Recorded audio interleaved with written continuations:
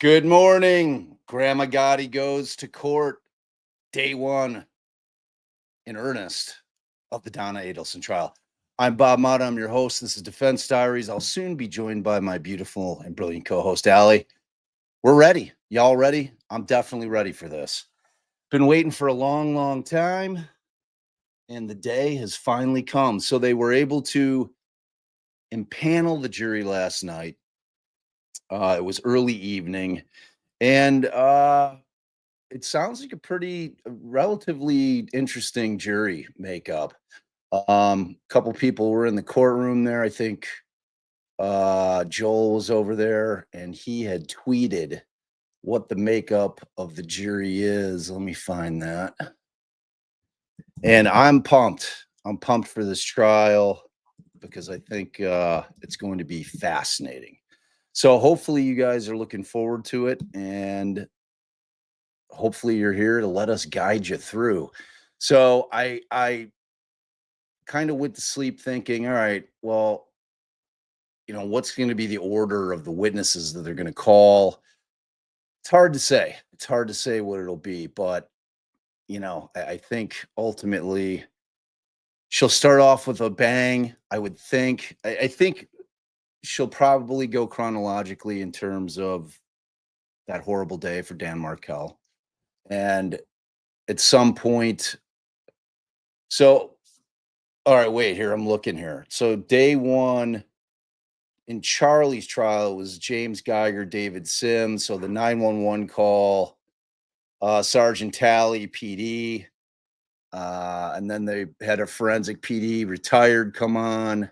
Anthony Clark was a medic, and then a Fed, and then Wendi. Those were the first six in Charlie's.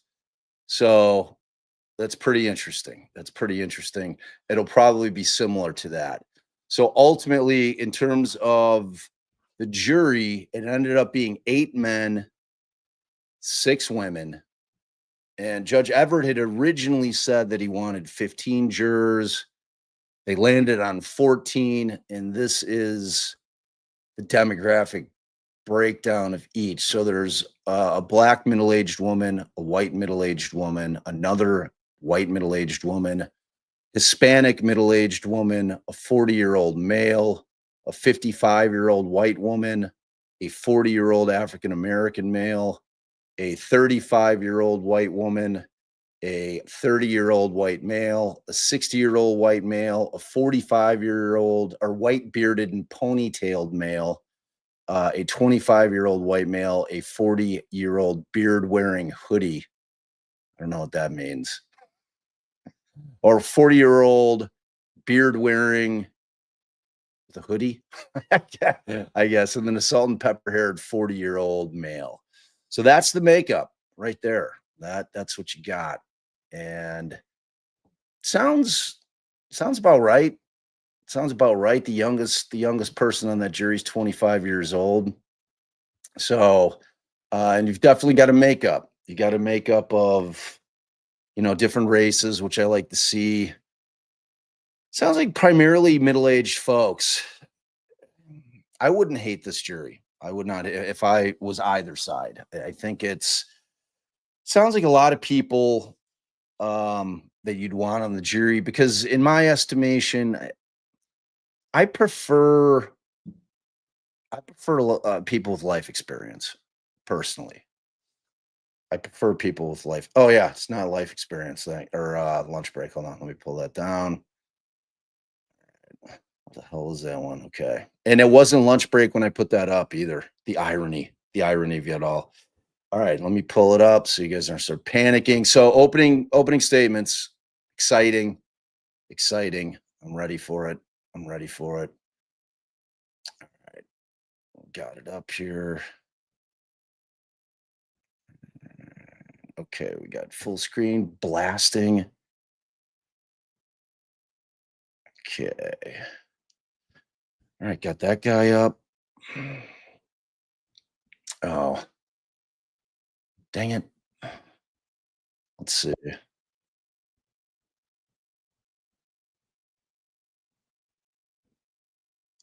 Get 2 times up. Captions. All right.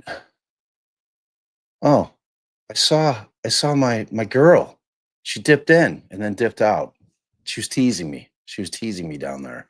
So yeah, I do. I like the jury makeup. I think people with life experience and common sense, which sometimes is born out of life experience, right? I mean, you gain common sense and wisdom as you grow older. So, yeah, I think we all think she's guilty as fuck. I think this is a case where Bugapoo. I think we're all going to be in agreement that Donna's in deep shit here, and she's probably going to prison for a long time for the rest of her life. That's the guy. Oh, hi. There's my beautiful and brilliant co-host. What's up, girl? Hey, babe. Hey, all. Well, Hi, I'm going to babe. leave an open mind during trial because, the presumption of innocence and all. Yeah, well, here's the thing, babe. Obviously I agree with that sentiment deeply, but we've seen all the evidence here. Like I know what they're bringing. Like this isn't a case where they haven't tried, multiple other people and we haven't heard all the evidence. The defense might have perfectly logical explanations for those emails and for a whole bunch of things. Her dipping to Vietnam, the wet I mean, money, how do we know she doesn't the go to bombs. Vietnam once a year? Well, I'm because we just know saying. that we know that she doesn't go to Vietnam once a year. She's been there. She said it was lovely. She found it to be very serene and peaceful. That's why she wanted to go back. One-way After the ticket, after the very tragic conviction of her son, she was So what devastated. about this? What if, and I'm just playing devil's advocate, so Yeah, all no you're out shit. there don't, Rejected. But what if she believes her son's story, right? Mhm.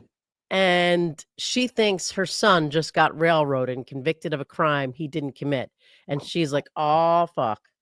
They're coming for me next, and I'm sure as hell not going to prison for a crime I didn't commit." Hypothetically. Yeah, hypothetically, that's essentially what she was saying. She's like, "Oh, they didn't tell me I couldn't leave the country. There was no warrant for my arrest. Like I was free to move about the cabin, and that's what I did. Or at least I tried to, but they got me at the airport before I could get out of town. So yeah, I mean, look, your point's But well those taken. emails, Look, in all sincerity, those emails to me are like, all right, this is a woman who would have stopped controlling, at nothing and was definitely manipulative, controlling, the iron the fist, ruling with the iron fist. Yeah, the matriarch. she is the matriarch, Grandma Gotti, as Jay will like to call her. So I asked Jay because Mandy made a thumbnail, and I'm 99% like certain that Jay coined Grandma Gotti.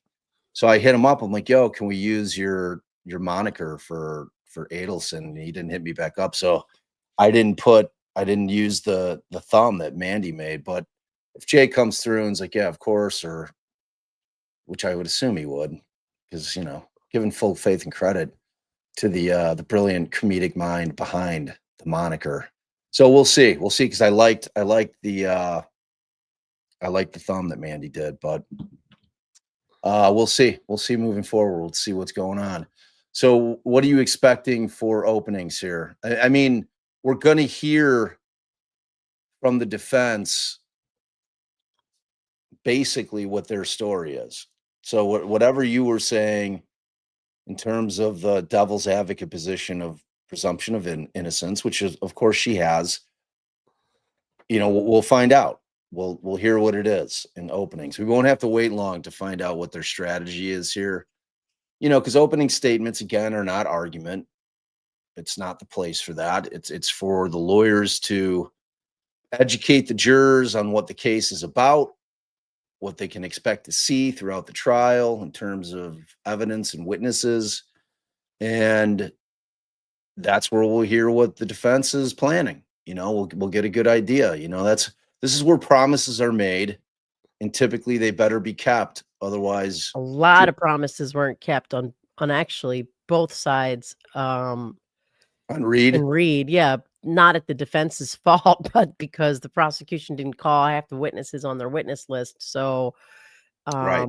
but mostly promises from the prosecution, and it did come back and bite them in the ass. Yeah. I mean, And that amongst other, obviously, you know. yeah, because I mean, Alan definitely got into the third party culprit people in his opening, but like you said, going into that, and we heard it from David Unetti, they don't know who they're going to call. You know, he didn't know until, you know, the day before when he'd give him a courtesy, like, this is who I'm calling, and they started to realize that they're not calling any of them. All right, so we are rocking and rolling here. Are we double timed on the sound? Yes, closed captioning on. Perfect. We need I wish Mandy were back here to block the Everyone see. can be seated. All right, Let me check the. we're up and rolling. Good morning, members of the jury. Thank you. There you go. Everyone recalled. You're welcome. Good job. Juror number Thanks, one, babe. how did I do on the snacks? Snack time. You're welcome. Before we get started this morning, I'm going to give you some preliminary instructions as to how the trial will take place and also an instruction on note taking. Does everyone have a pen and notepad? If you can hold those up for me so I can see. For the record, each juror has a pen and notepad. After I've given you these two instructions, at that point, the parties will have their opportunities to give their opening statements, and the state will proceed with its case. Once again, throughout this trial process, I will be reading to you quite a bit. Again, it's not that I just do not wish to speak to you in a normal fashion, but the instruction that you are to receive from the court concerning the law during this case is to be specific, and it is to be uniform. Ladies and gentlemen of the jury, you have been selected and sworn as the jury to try the case of the state of Florida versus Donna Adelson. This is a criminal case. Donna Adelson is charged with first-degree murder, conspiracy to commit first-degree murder, and solicitation to commit first-degree murder. The definition of these offenses will be explained to you later in this trial. The state's charging document, which is called an indictment, is not evidence, and it is not to be considered by you as any proof of guilt. It is my responsibility to explain the law to you. It is your solemn responsibility to determine if the state proved its accusations beyond a reasonable doubt against Donna Adelson in accordance with the law that I will provide to you. Thus, the province of the jury and the province of the court are well defined, and they do not overlap. This is one of the fundamental principles of our system of justice. Before proceeding further, it will be helpful if you understand how a trial is conducted.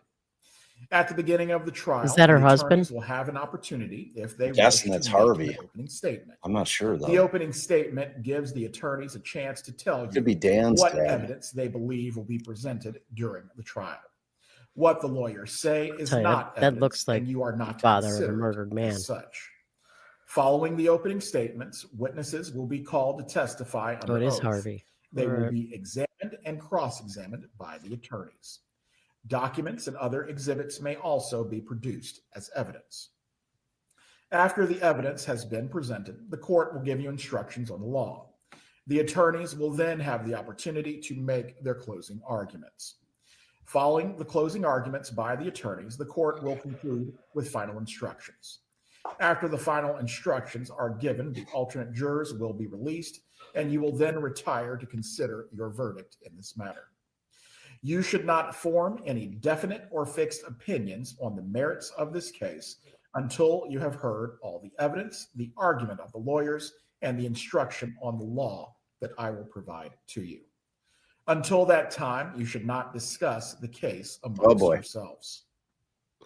Your verdict must be based solely on the evidence or lack of evidence and the law. I now instruct you not to communicate with anyone, including your fellow jurors, about this case. No communication includes no emailing, text messaging, tweeting, blogging, or any other form of communication. You cannot do any research about the case or look up any information about the case. If you become aware of any violation of these rules at all, please notify my courtroom personnel concerning the violation. During the course of the trial, the court may take recesses or breaks, and you will be permitted to separate and go about your affairs, or you'll be returned to the jury room. During these recesses or breaks, you must not discuss the case with anyone, nor permit anyone to say anything to you or in your presence about this case.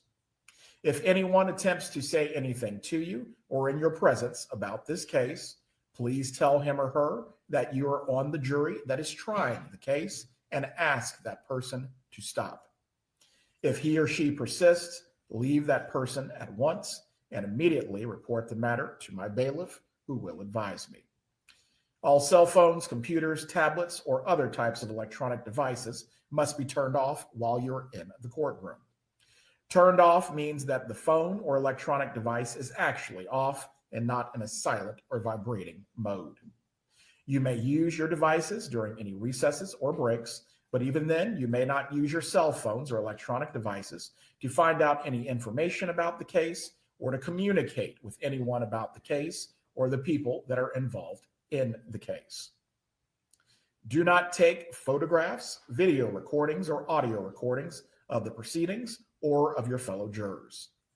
After each recess or break, please double check to make sure your cell phone or electronic device is turned off. At the end of the case, while you are deliberating, you must not communicate with anyone outside of the jury room. You cannot have in the jury room any cell phones, computers, or other electronic devices. If someone needs to contact you in an emergency, the court can receive messages and they will be delivered to you without delay. A contact phone number will be provided to you for this very purpose. The case must be tried by you only on the evidence presented during the trial in your presence and in the presence of the defendant, the attorneys, and myself. Jurors must not conduct any investigation of their own. This would include reading newspapers, watching television, using a computer, cell phone, the internet, any electronic device, or any other means at all to get information related to this case or the people and places that are involved in this case. This instruction is going to apply to you whether you're in the courthouse, at home, or any other location until the trial has concluded. You must not visit places that are mentioned in the trial or use the internet to look at maps or pictures to see any place that is discussed during the trial. Jurors must not have discussions of any sort with friends or family members about the case or the people and places involved. So do not let even the closest of family members make comments to you or ask questions about this trial. In this age of electronic communication, I want to stress again that just as you must not talk about this case face to face, you must not talk about this case by using an electronic device. You must not use phones, computers, or other electronic devices to communicate. Do not send or accept any messages that are related to this case or your jury service. Do not discuss this case or ask for advice by any means at all, including posting information on an internet website, chat room, or blog. What are the reasons for these rules? These rules are imposed because jurors must decide the case without distraction and only on the evidence presented in the courtroom. If you investigate, research, or make inquiries on your own, you have no way to make sure the information that you have obtained is actually proper and relevant to this case. The parties likewise have no opportunity to dispute or challenge the accuracy of what you may find. That is contrary to our judicial system, which assures every party the right to ask questions about and challenge the evidence being considered against it and to present argument with respect to that evidence. Any independent investigation. Oh, that was Dan's dad. Now, he looked so sweet. Parties from having the opportunity. Your mic's high. System promises. Any juror who violates these restrictions jeopardizes the fairness of the proceedings and a mistrial could result that would require the entire Is that trial better? process to start over. Yeah. A mistrial is a tremendous expense and inconvenience to the parties, the court, and all taxpayers. If you violate these rules, you may be held in contempt of court and face sanctions such as serving time in jail, paying a fine, or potentially both. In every criminal proceeding, a defendant has the absolute right to remain silent.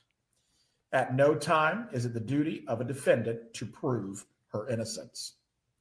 From the exercise of a defendant's right to remain silent, a jury is not permitted to draw any inference of guilt, and the fact that a defendant did not take the witness stand must not influence your verdict in any manner whatsoever. Just a grandma. The attorneys are trained in the rules of Rat's evidence nest. and trial procedure, and it is their duty to make all objections they believe are proper. When an objection is made, you must not speculate on the reason why it has been made. Likewise, when an objection is sustained or upheld by me, you must not speculate on what might have occurred had the objection not been sustained, nor what a witness might have said had he or she been permitted to answer that question. During the trial, it may be necessary for me to confer with the attorneys out of your hearing to discuss matters that require my consideration alone. It is impossible to predict when such a conference may be required, or But for often. how long such a conference And may frequent. last. When such conferences occur, they will be conducted so as to consume as little of your time as is necessary for a fair and orderly trial of this case. If you would like to take notes during the trial, you may do so. On the other hand, of course, you are not required to take notes if you choose not to. This is going to be an individual choice for each juror. You have been provided with a notepad and pen for your use if you do wish to take notes. Any notes that you take will be for your personal use. However, you are not to remove your notepads from the courtroom. During any recess or break, you are to leave your notepads in your seats. When the trial reconvenes, you will have access to your notepads once again. After you've completed your deliberations in this matter, my bailiff will deliver your notepads to me. From there, your notepads will be destroyed. No one will ever read your notes. If you choose to take notes during this trial, please do not get so involved in note-taking that you've become distracted from the actual proceedings. Your notes should only be used as an aid to your memory. Is the state prepared to give its opening statement at this time? You may proceed. Let's fucking go. Let's fucking go. I'm ready.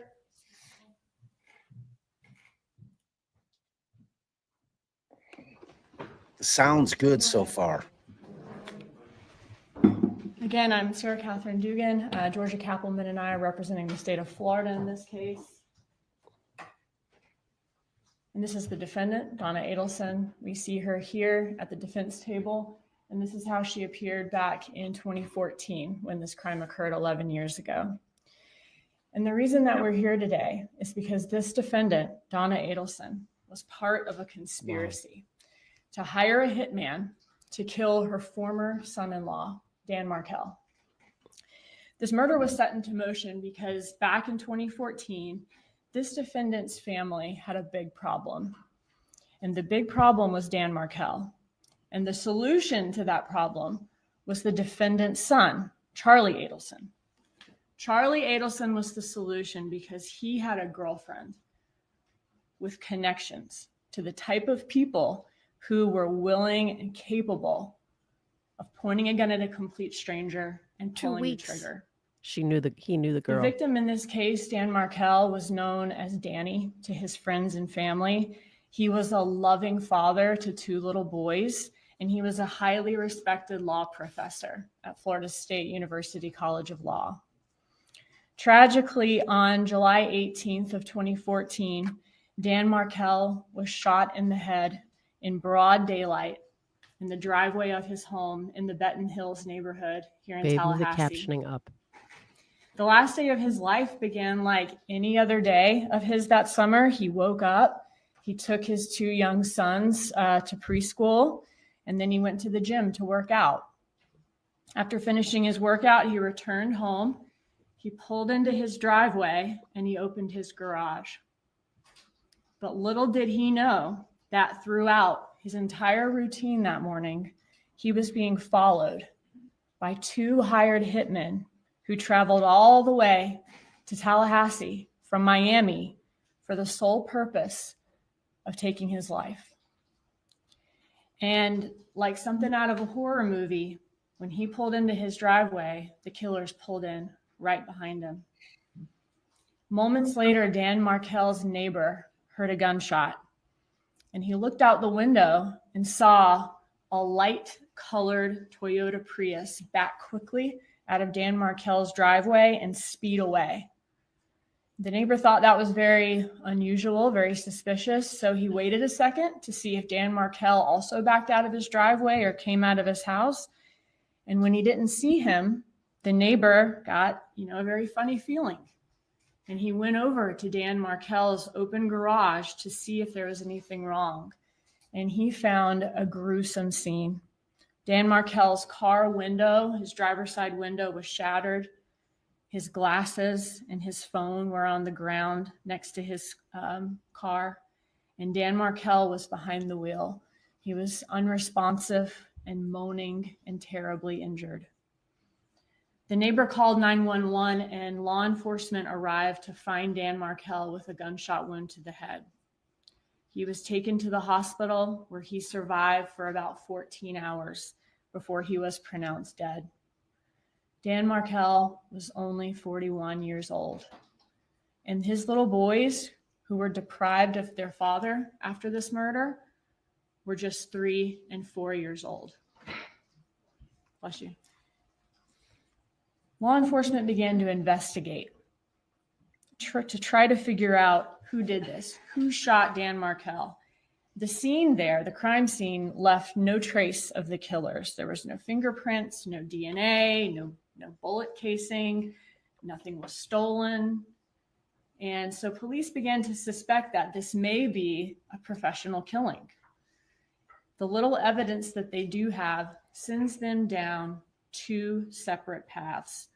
One path is to track down that light-colored Prius that the neighbor saw fleeing from the scene. And the other is to identify who was inside that Prius. And the other path relates to motive.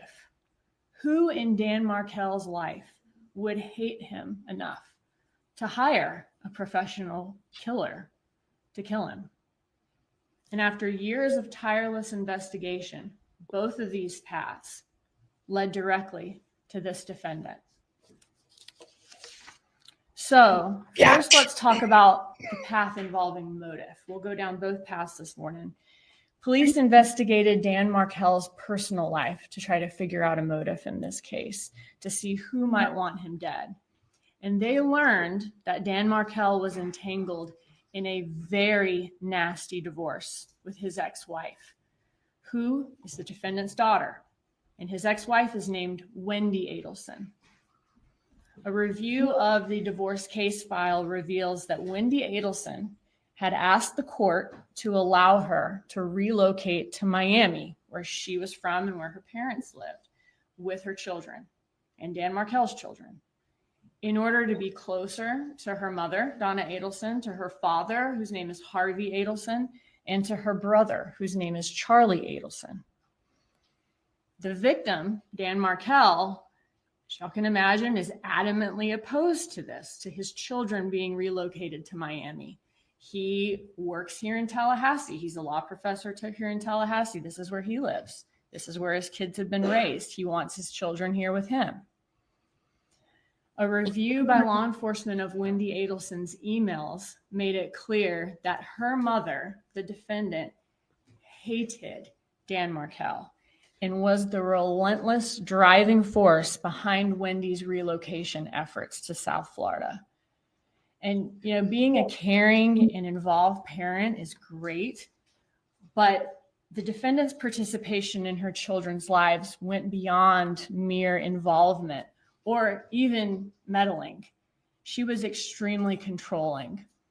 She had very strong opinions about all the decisions in Wendi Adelson's life, whether it be about her career, her relationships, or even purchasing a home. And if Wendi Adelson would not do as the defendant wanted her to do, the defendant often then enlisted Charlie Adelson, her son, Wendi's brother, to solve the problem by getting him to kind of go to Wendi and persuade Wendi until Wendi ultimately agreed to do what the defendant wanted her to do. And while the defendant had always been controlling of her children's lives, the emails uncovered by law enforcement showed that this defendant was desperate to find a way for Wendi and Dan Markel's children, her grandchildren, to be able to relocate to Miami. The defendant told Wendi that she deserved more than just a life teaching in Tallahassee without her family, and that Dan Markel was essentially holding her hostage in Tallahassee because of his job. During the divorce and custody battle, the defendant's email showed that she was heavily involved in Wendi's court case, even going so far as to draft and edit the documents that Wendi and her attorney were filing in court, and emailing Wendi instructions for her attorney on arguments her attorney should make and what her attorney should do. The defendant would guilt trip Wendi Adelson about how much time she and her husband, Harvey Adelson, were having to spend away from their dental practice to visit Wendi and the grandkids in Tallahassee, and complain about how the family was losing income, losing patients because of their constant absences from the practice. And the defendant instructed Wendi Adelson that relocation to Miami was the most important priority in this divorce. And if it had to be her non-negotiable in the divorce. In June of 2013, the judge in the divorce case ended up ruling in Dan Markel's favor. And not only did the judge deny Wendi's relocation motion, but the judge dismissed it in a way that prevented Wendi Adelson from requesting the relocation again. So Wendi would not be permitted to move to Miami to be close to the defendant and her husband with the children at that time or ever, unless of course something happened to Dan Markel. After the judge denied the relocation motion, after that was denied, the defendant told Wendi Adelson in emails that Dan Markel has not beaten the Adelson family yet. She let Wendi know that the Adelson family is a team and they are trying to win. Donna Adelson suggested in her emails several bribes to get Dan Markel to agree to relocation, like plane tickets, paying for her grandson's education. And the defendant even suggested offering Dan Markel a $1 million bribe to allow the relocation, to let Wendi move to Miami with the boys. And if the bribes didn't work, the defendant also suggested several ways that Wendi could threaten or bully Dan Markel into submission. The defendant told Wendi to aggravate Dan Markel like he aggravates you. And the defendant set out a plan of action that the defendant told Wendi would make Dan Markel absolutely miserable. And she's detailing all of these in her emails. So, for the plan of action, the defendant knew that Dan Markel was devoutly Jewish. So she came up with the idea for Wendi to pose Dan Markel's sons for pictures in front of a Catholic church, and then post the pictures to social media and even announced on social media she was getting the children baptized just to make it appear to Dan Markel that she was changing their religion. The defendant assured Wendi Adelson that this would all be an act to get Dan Markel to agree to let her move to Miami, but told Wendi Adelson that in order to pull off this stunt, she had to put on the acting performance of her life.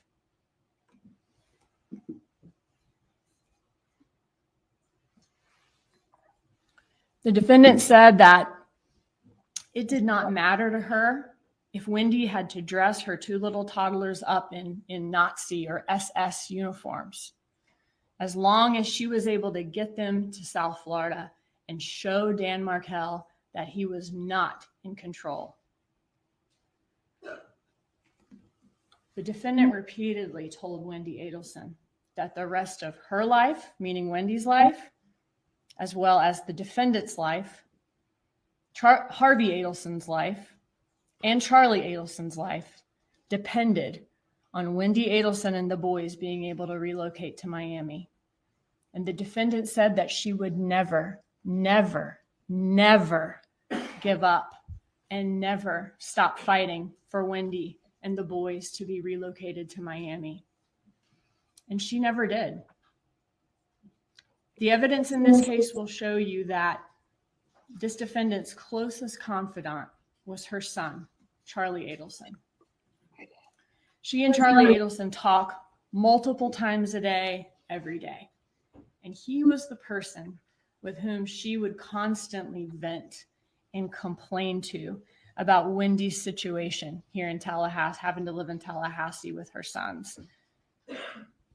And she would often, the defendant would use very dramatic life and death terms to describe it. The defendant portrayed Dan Markel to Charlie Adelson as a crazy person who was impossible to deal with and was causing an extreme amount of stress to Donna Adelson and her husband, Harvey Adelson. And Charlie Adelson was also the person that Donna Adelson relied on to solve her problems. And her daughter and grandsons having to live 8 hours away in Tallahassee was a big, big problem for this defendant. And this defendant made it Charlie Adelson's problem to solve. And although the divorce between Wendi and Dan Markel was final a year before the murder, throughout that year, litigation is still ongoing, to say the least. Each side is continuing to routinely file violations of the custody agreement, violations of the settlement agreement, and that continued right up until Dan Markel's death in 2014. A few months before the murder in 2014, Dan Markel alleged that the defendant, Donna Adelson, was disparaging him to his children. He was very worried about her trying to alienate him from his children. She was doing this by calling him stupid in front of the boys and telling the boys that Dan Markel was trying to take them away from her. Dan Markel asked the court to prevent this defendant from having unsupervised contact with her grandchildren. And this motion was still pending in court when Dan Markel was killed. And the murder of Dan Markel ensured that not having access to her grandchildren would never be a problem for this defendant. And what do you know? About 48 hours after Dan Markel was killed, after the shooting happened, Wendi Adelson and the little boys relocated to Miami, moved into the defendant's home with her, and the boys started school down the street. And just like that, their father was effectively erased from their lives, and the Adelsons' big problem had been solved. You'll hear during this trial that the Adelson family is a very tight-knit family. The defendant, her son Charlie Adelson, and her husband Harvey Adelson actually all worked together at their family's dental practice. The defendant, Harvey Adelson and Charlie Adelson are dentists there, and the defendant managed their accounts at the office. She was the details person. And this defendant, though, she managed much more than just the office for the Adelson family. She was the matriarch, and a domineering one at that. She ran the office, the home, and the lives of the Adelson family members. After Dan Markel was killed, law enforcement interviewed Wendi Adelson. Wendi Adelson told police, and the police confirmed this, that she was at home having her TV fixed, at her home in Tallahassee, having her TV fixed at the time of Dan Markel's murder. And when police asked her, well, do you know anyone who would have a motive to kill Dan Markel? Wendi Adelson acknowledged that her family had a motive to want Dan Markel dead, and said that her parents had more reason to dislike Dan Markel than anybody else. At one point in the interview, police allowed Wendi Adelson to make a phone call to her parents to let them know that Dan Markel had been shot. And after she got off the phone with her mother, the defendant, Wendi Adelson said to police, well, they acted surprised, so that's a relief. And when asked by law enforcement if anyone could have killed Dan Markel on her behalf, she also told the police about her brother, Charlie Adelson.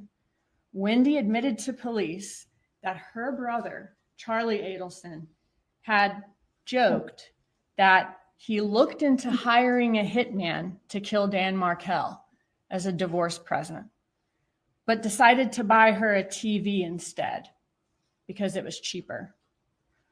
And what do you know?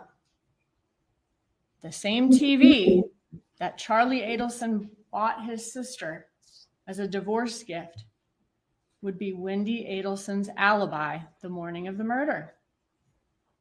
An alibi, the TV repair appointment that was set up by her parents, Harvey Adelson and Donna Adelson, the defendant. So this path of looking into Dan Markel's personal life to see who would have motive to kill him leads law enforcement to the Adelsons, including this defendant, a woman who vowed to never, never, never, never give up on getting her daughter and grandsons to Miami, and her son, Charlie Adelson, who told his family that he'd looked into hiring a hitman to kill Dan Markel, as Wendi said, was just a joke. But if Charlie Adelson was just joking about hiring a hitman, that joke, that stopped being funny when Dan Markel was actually killed by a hitman. Coincidence? While the police are trying to investigate motive, they are simultaneously following that second path of the investigation by tracking down that light-colored Prius the neighbor saw fleeing from the scene. When law enforcement retraced Dan Markel's steps on the morning of his murder, they uncovered some very chilling surveillance video of that light-colored Prius fitting the description given by the neighbor, following Dan Markel into the Premier Gym parking lot and waiting for an hour while he was inside, and then following him home from Premier Gym back to Benton Hills. And these surveillance images, coupled with a massive amount of phone and SunPass records gathered in this case, help police track down the exact car used to commit this crime. But police still had to figure out, okay, we got the car, but who was in this car? And why did that person kill Dan Markel? So law enforcement did a painstaking review of digital evidence in this case. And when I say painstaking, finding this Prius and finding evidence in these phone records was not an easy task. And it took much longer than your average investigation of a shooting, as you'll hear. But law enforcement eventually found that needle in the haystack. They found a number that communicated with the cell tower that services Premier Gym at the exact time when the Prius was there. And it was a number with a Miami area code. And that number belonged to a man named Sigfredo Garcia. Law enforcement examined Garcia's call logs, and they saw that he was in frequent contact with another number that was present at Premier Gym that day. And that number belonged to a man named Luis Rivera, who is a longtime friend of Garcia, and he's also from Miami. They both are. Police then looked at Garcia and Rivera's phone records, which showed that their phones left Miami 2 days before the murder, so July 16th. They came to Tallahassee, and on the day of the murder, on the 18th, they followed Markel to Premier Gym. The phone data shows that these men turned their phones off just minutes before the murder took place, and their phones then stayed off for about an hour or so after the murder until they were well southbound to Miami. I think around the Gainesville area, the phones turned back on. And then once they got back to Miami, a bank's ATM camera caught them in the light colored Prius at a bank drive-through and caught both of the men in the Prius. So police figured out the identity of the two men responsible for following and killing Dan Markel. But they continued to look for evidence to explain why these seemingly random men came all the way to Miami. Came all the way to Tallahassee to kill a man that they'd never met. What or who is the connection between the killers and the victims? Jesus. The defendant in her emails Put it back where you had it. Demonstrated ample motive to want Dan Below her Markel chin. dead, but how do we get It was on top of the those two picture. random and hired killers to her? Well, those phone records that I talked about, they revealed that one of the shooter, Garcia's, most frequent contacts was a woman named Katherine Magbanua. She goes by Katie. The shooter and Magbanua have a long history of an on-again, off-again relationship, and they share 2 kids in common. This is Garcia and Magbanua. And lo and behold, these 2 paths of the shooter's car and the motive, they converge when law enforcement sees that Katherine Magbanua is also one of the most frequent contacts in the phone records of Charlie Adelson, the defendant's son. As a juror. The same son that she had been nagging to death about his sister being stuck in Tallahassee. That'd be it. Law enforcement also learned that at the time of this murder, Katherine Magbanua was dating Charlie Adelson. So Dan Markel was a problem the defendant needed to solve. The defendant's son, Charlie Adelson, was looking to hire a hitman to kill Dan Markel. Dan Markel is killed by a hitman. And who ended up being the hitman? The hitman that killed Dan Markel? Someone with a close relationship to Charlie Adelson's girlfriend, the father of her children. So you can see how both paths, followed by investigators, charted the way to this defendant. Not only by looking into the motive, led law enforcement to the defendant because of her hatred of Dan Markel and her son's apparent efforts to hire someone to kill him, but also looking into that car fleeing the scene led law enforcement to the defendant through her son's girlfriend at the time. So 2 investigations, 1 conclusion.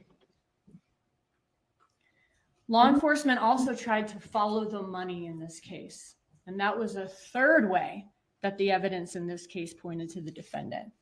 Law enforcement reviewed bank records, employment records, DHS-MV records of all the suspects, and saw that in the months after the homicide, Garcia, Rivera, and Magbanua all acquired some big ticket items. Rivera and Garcia both bought motorcycles and cars. Magbanua got a breast augmentation surgery and later received a black Lexus sedan whose previous owner was Harvey Adelson.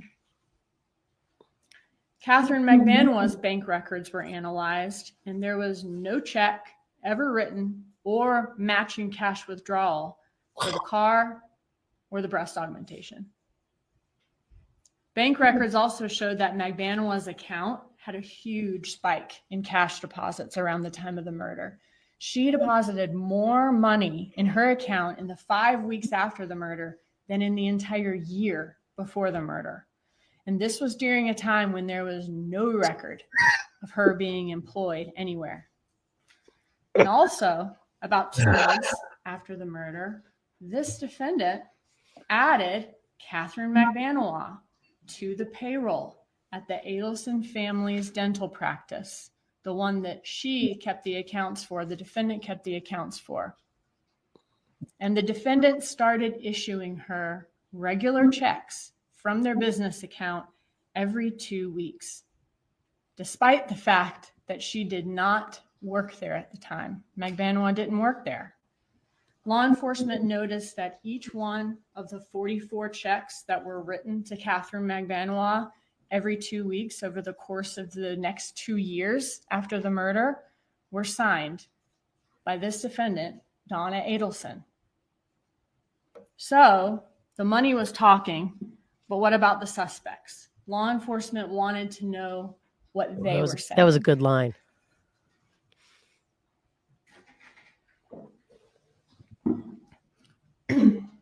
In examining the phone records in this case, law enforcement noticed a distinct pattern of communication surrounding important events or dates in this case. The phone calls always went from this defendant to her son, Charlie Adelson, and then from her son, Charlie Adelson, to his girlfriend, Katherine Magbanua, and then from his girlfriend, Katherine Magbanua, to the shooter, Garcia, and then back the other way, like train cars. They only seem to touch the car directly in front and directly behind them. The defendant never calls her son's girlfriend, Katherine Magbanua, or the shooter, or vice versa. Charlie Adelson never calls the shooter, or vice versa.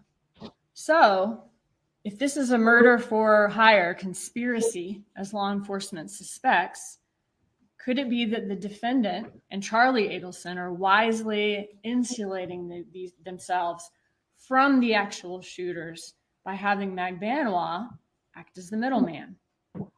Law enforcement decided to launch an undercover operation designed to clarify who are the members of this conspiracy and how information was traveling within the conspiracy. Bump.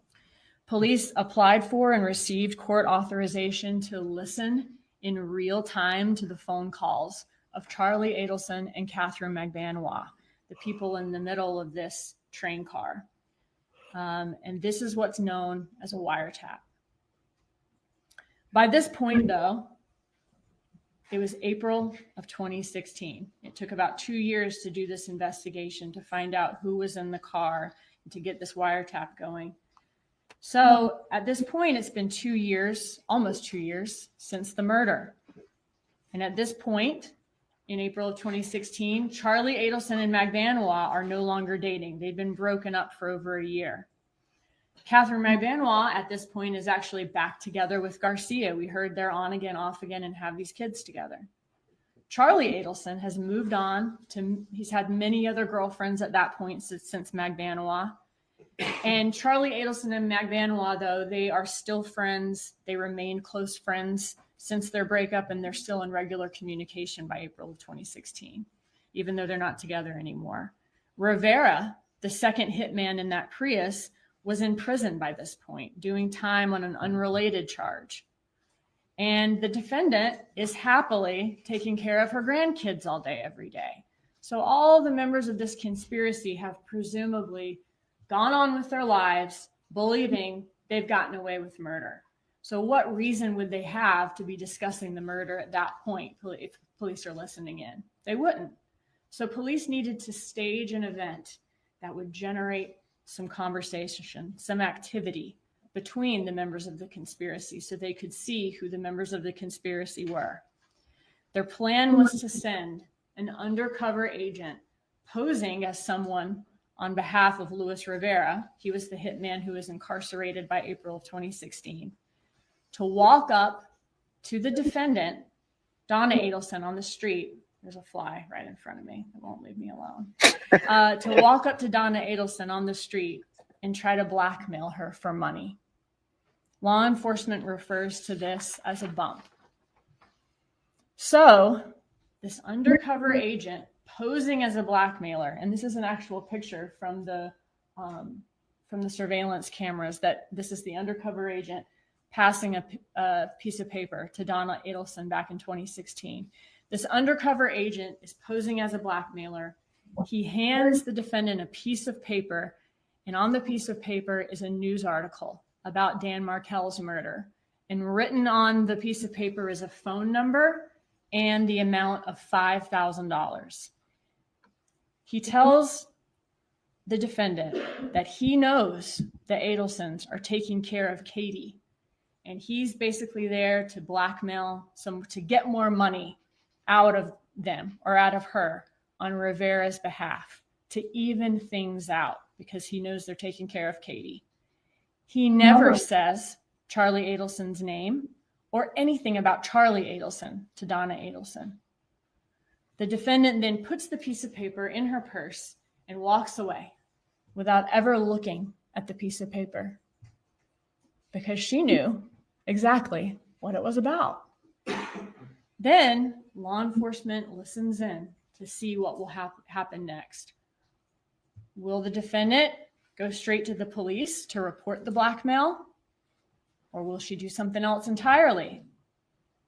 And as suspected, based on the previously observed communication pattern, the first person that this defendant calls is Charlie Adelson, despite the fact that the blackmailer never mentioned Charlie Adelson to her.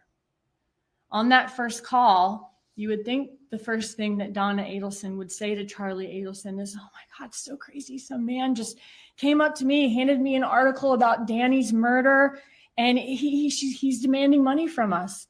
But she never says any of that. In fact, the defendant never says Dan Markel's name at all. Instead, she tells Charlie Adelson that she needs to talk to him in person about some paperwork that was just delivered to her. She said that it involves the two of us, and that he should know what she's talking about. The defendant and Charlie Adelson continue talking, and she says that he should bring cash to their meeting. And she says, the TV is probably about 5.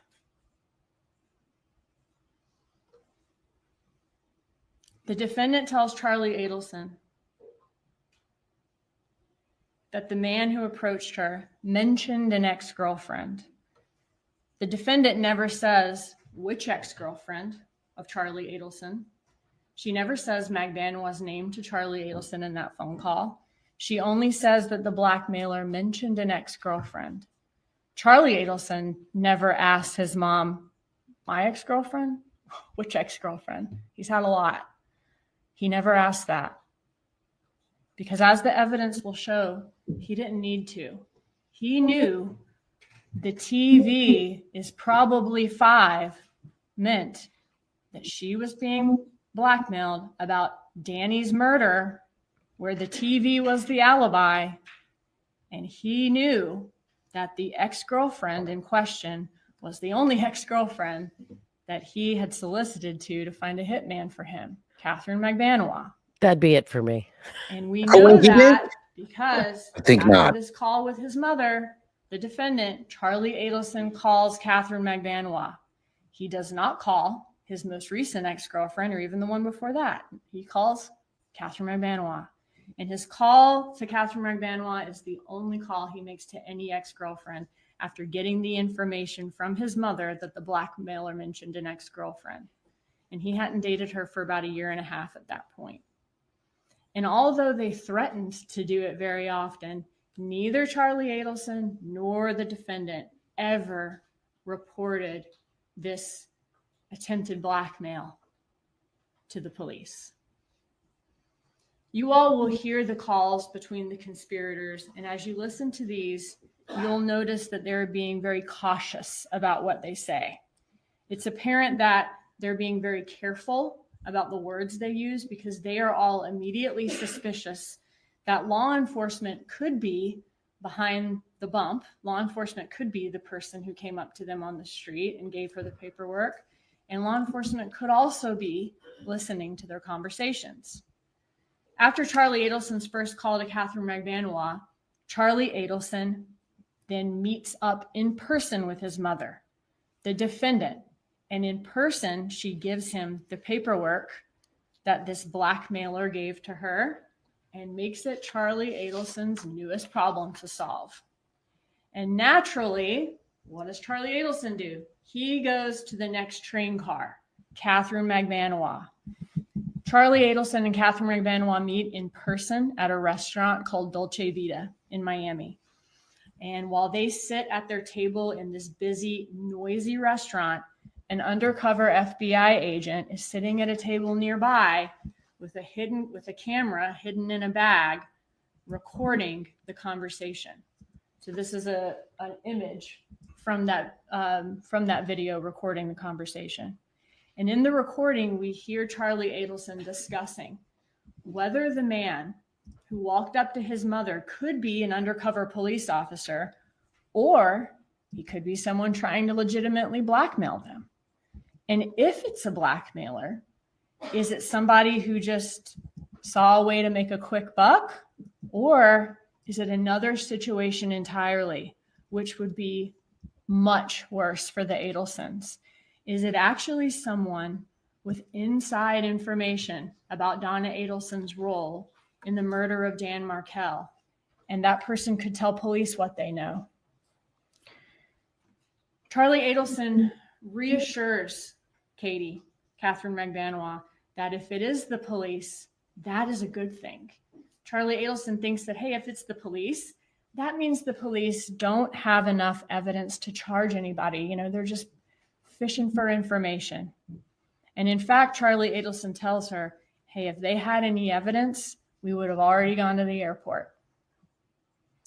It's important to note that at the time of this conversation at Dolce Vita, no arrests had been made in this case.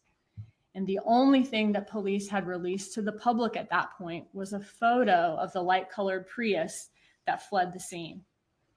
Police knew at that point that it was Garcia and Rivera who were in the Prius, but the public didn't know that yet. How annoying. So that fact is interesting in light of some of the things that Charlie Adelson started saying to Magbanua. He starts giving her several analogies involving rental cars being used to commit crimes. He reassures her that the police can't prove a person committed a crime just from someone's DNA being in a car that was used in a crime. In order to prove someone committed a crime, you have to be able to put the person at the scene of the crime at the time it was committed. So he's trying to reassure her that even if they identify who rented that car that fled the scene, they still would not have enough evidence to hold anybody responsible for this murder. Charlie Adelson also says that crimes are tough to prove unless someone actually witnessed the suspect commit the crime, or the suspect confesses to the crime, or a suspect is caught on a wire talking about the crime. Which we're doing right now. He's trying to reassure her about the lack of evidence in this case, about no witnesses, and trying to let her know that, hey, as long as we all stay quiet and nobody confesses or gets caught talking on a wire, then we don't have anything to worry about. And he begins educating Katherine Magbanua about how blackmail works. He tells her that, hey, if this is a guy who knows information, there's two ways of dealing with this guy. You know, we could call the police, but then the guy blackmailing us could be charged, and then that blackmailer is going to start talking, and the police are going to be asking questions about what happened. The other option is to pay the blackmailer, but let him know that this is just a one-time thing. And we'll try to scare him off by saying, if you come around again, we'll go to the police. Charlie Adelson gives Magbanua very precise instructions on how to deal with the blackmailer. He tells her to call the blackmailer and tell her that my friends, meaning the Adelson family, have no idea what you're talking about. And I'm just going to give you this money as charity, but don't contact these people again or they'll go to the police. And Charlie Adelson said he would give Magbanua the $5,000 to pay off the blackmailer who approached his mother, except that he's concerned that this guy won't go away. He'll get that $5,000 and then he'll just keep coming back for more money. We'll see him as an easy target. Of course. And so Charlie Adelson then offers that the best solution might be to have the blackmailer killed and that he's willing to pay whatever it takes. He says, so help me God, if they F with my family, it's going to be Nazi shit because this will be done. I mean, Katie, I don't care what I spend. And after hearing that Charlie Adelson wants someone killed and is willing to pay whatever it takes to get it done, Magbanua then asks Charlie Adelson to help her out. And Charlie Adelson reassures her she'll be taken care of and reminds her she's on salary at the parents' dental practice. After Charlie Adelson finishes this meeting, where he's getting Magbanua to then solve the problem of the blackmailer, he gives her they say goodbye. He gives her a big hug that's captured on camera outside by the FBI. Seems like a small hug. Charlie Adelson immediately calls the defendant to let her know everything's fine and he has handled the situation. He does this using some pretty obvious code words that you'll often hear these conspirators use to mask the meaning of what they're talking about in case law enforcement's listening. Well, just because Magbanua then, also using code words, calls Garcia, and she tasks him with calling the number on their paperwork and finding the identity of the blackmailer. And in the series of recorded calls that y'all are going to hear later this week, you'll hear these conspirators talking and using words like TV, relationship advice, false leads, listings, patients, properties, clients, rap songs, CDs, pigs, all these terms that are obviously normal words, but they're used in context that, if you're listening to the conversation, don't make sense. So after that undercover operation was over in 2016, Luis Rivera and Sigfredo Garcia are arrested, and they're charged with the same charges before y'all in this trial. Luis Rivera, who was the second person in that Prius, cut a deal with the state and told law enforcement the truth about the murder of Dan Markel and the people responsible for it. He told police that he was hired by his longtime friend Garcia to help kill Dan Markel. Rivera described how Garcia told him that this was a job that Magbanua was able to get for them, and it was in Tallahassee, and it paid $100,000, and that Rivera was going to get a third of the money.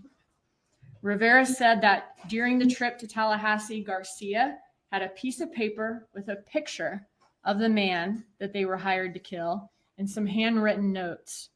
And during that trip, Rivera said that the first call that either of them made after the homicide was from Garcia to Magbanua, where Garcia told her that the job was done and Magbanua assured them they would get their money the next day, which they did.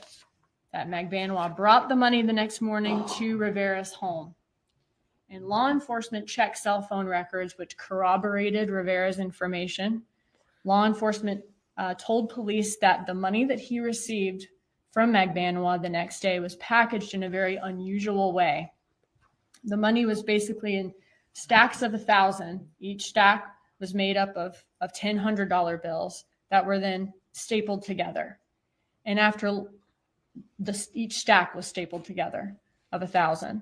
And after learning this from Rivera, Magbanua was arrested, and that was in October of 2016.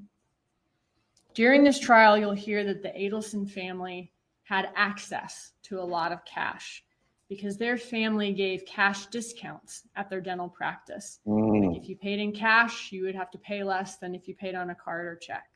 And they kept the cash that they received in stacks, and they stored it in a safe. Law enforcement also learned from Charlie Adelson's friends that Charlie Adelson had a very unusual practice of keeping his money in these $1,000 stacks that were stapled together, just like the money Rivera received.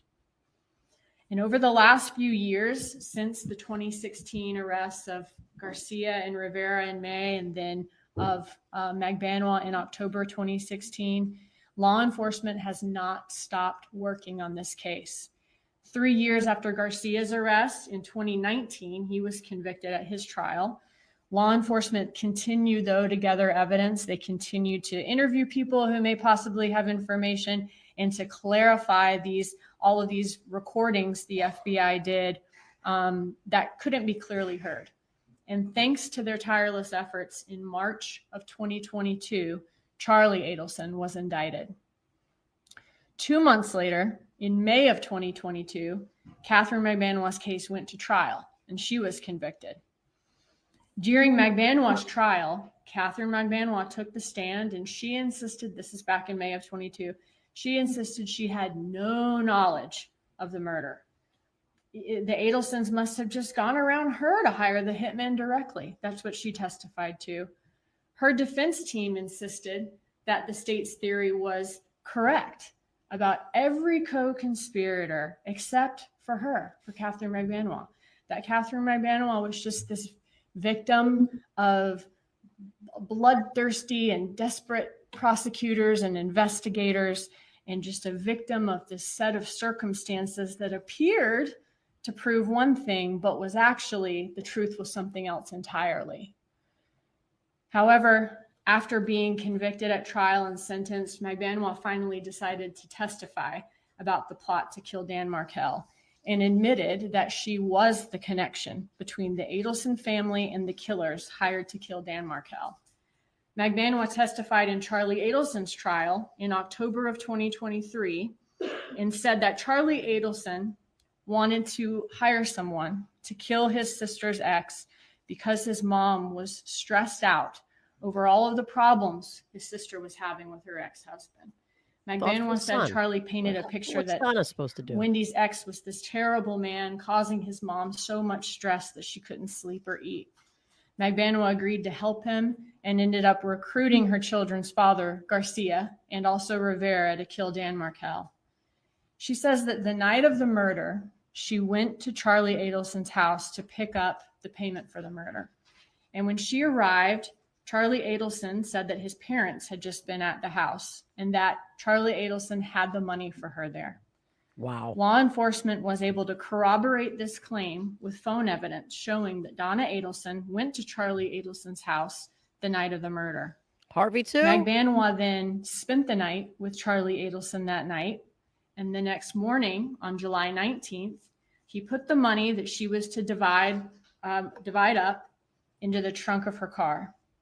Magbanua says several things about the money stood out to her. She said it was stapled together in stacks of $100 bills and that it was damp like wet. She then delivered the money to Garcia and Rivera afterwards. When Katherine Magbanua said that when she asked Charlie Adelson about the money being damp, he said that his mother the defendant had actually washed the money, and that she and Charlie Adelson kind of laughed about the fact that the defendant had literally washed the money so it couldn't be traced. In Charlie Adelson's trial, Charlie Adelson took the stand. Wow. And he testified that Magbanua, Garcia, and Rivera were all in on this crime together, but that the Adelsons had nothing to do with it. They were the innocent ones.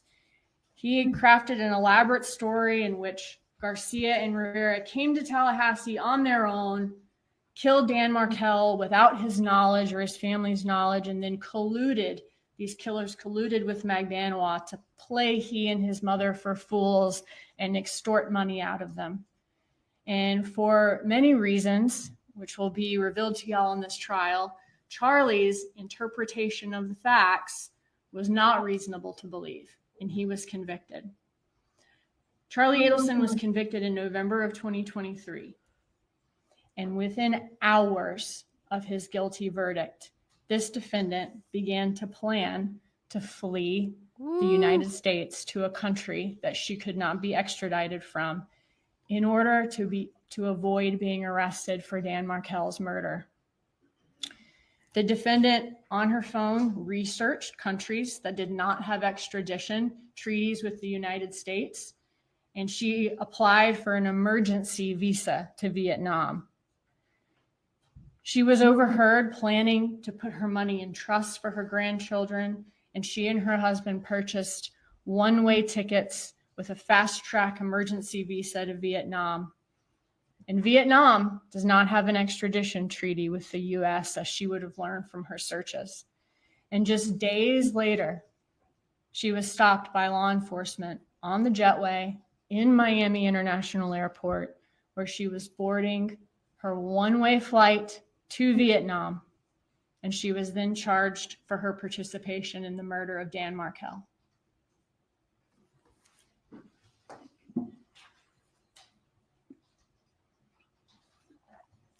After the defendant was charged,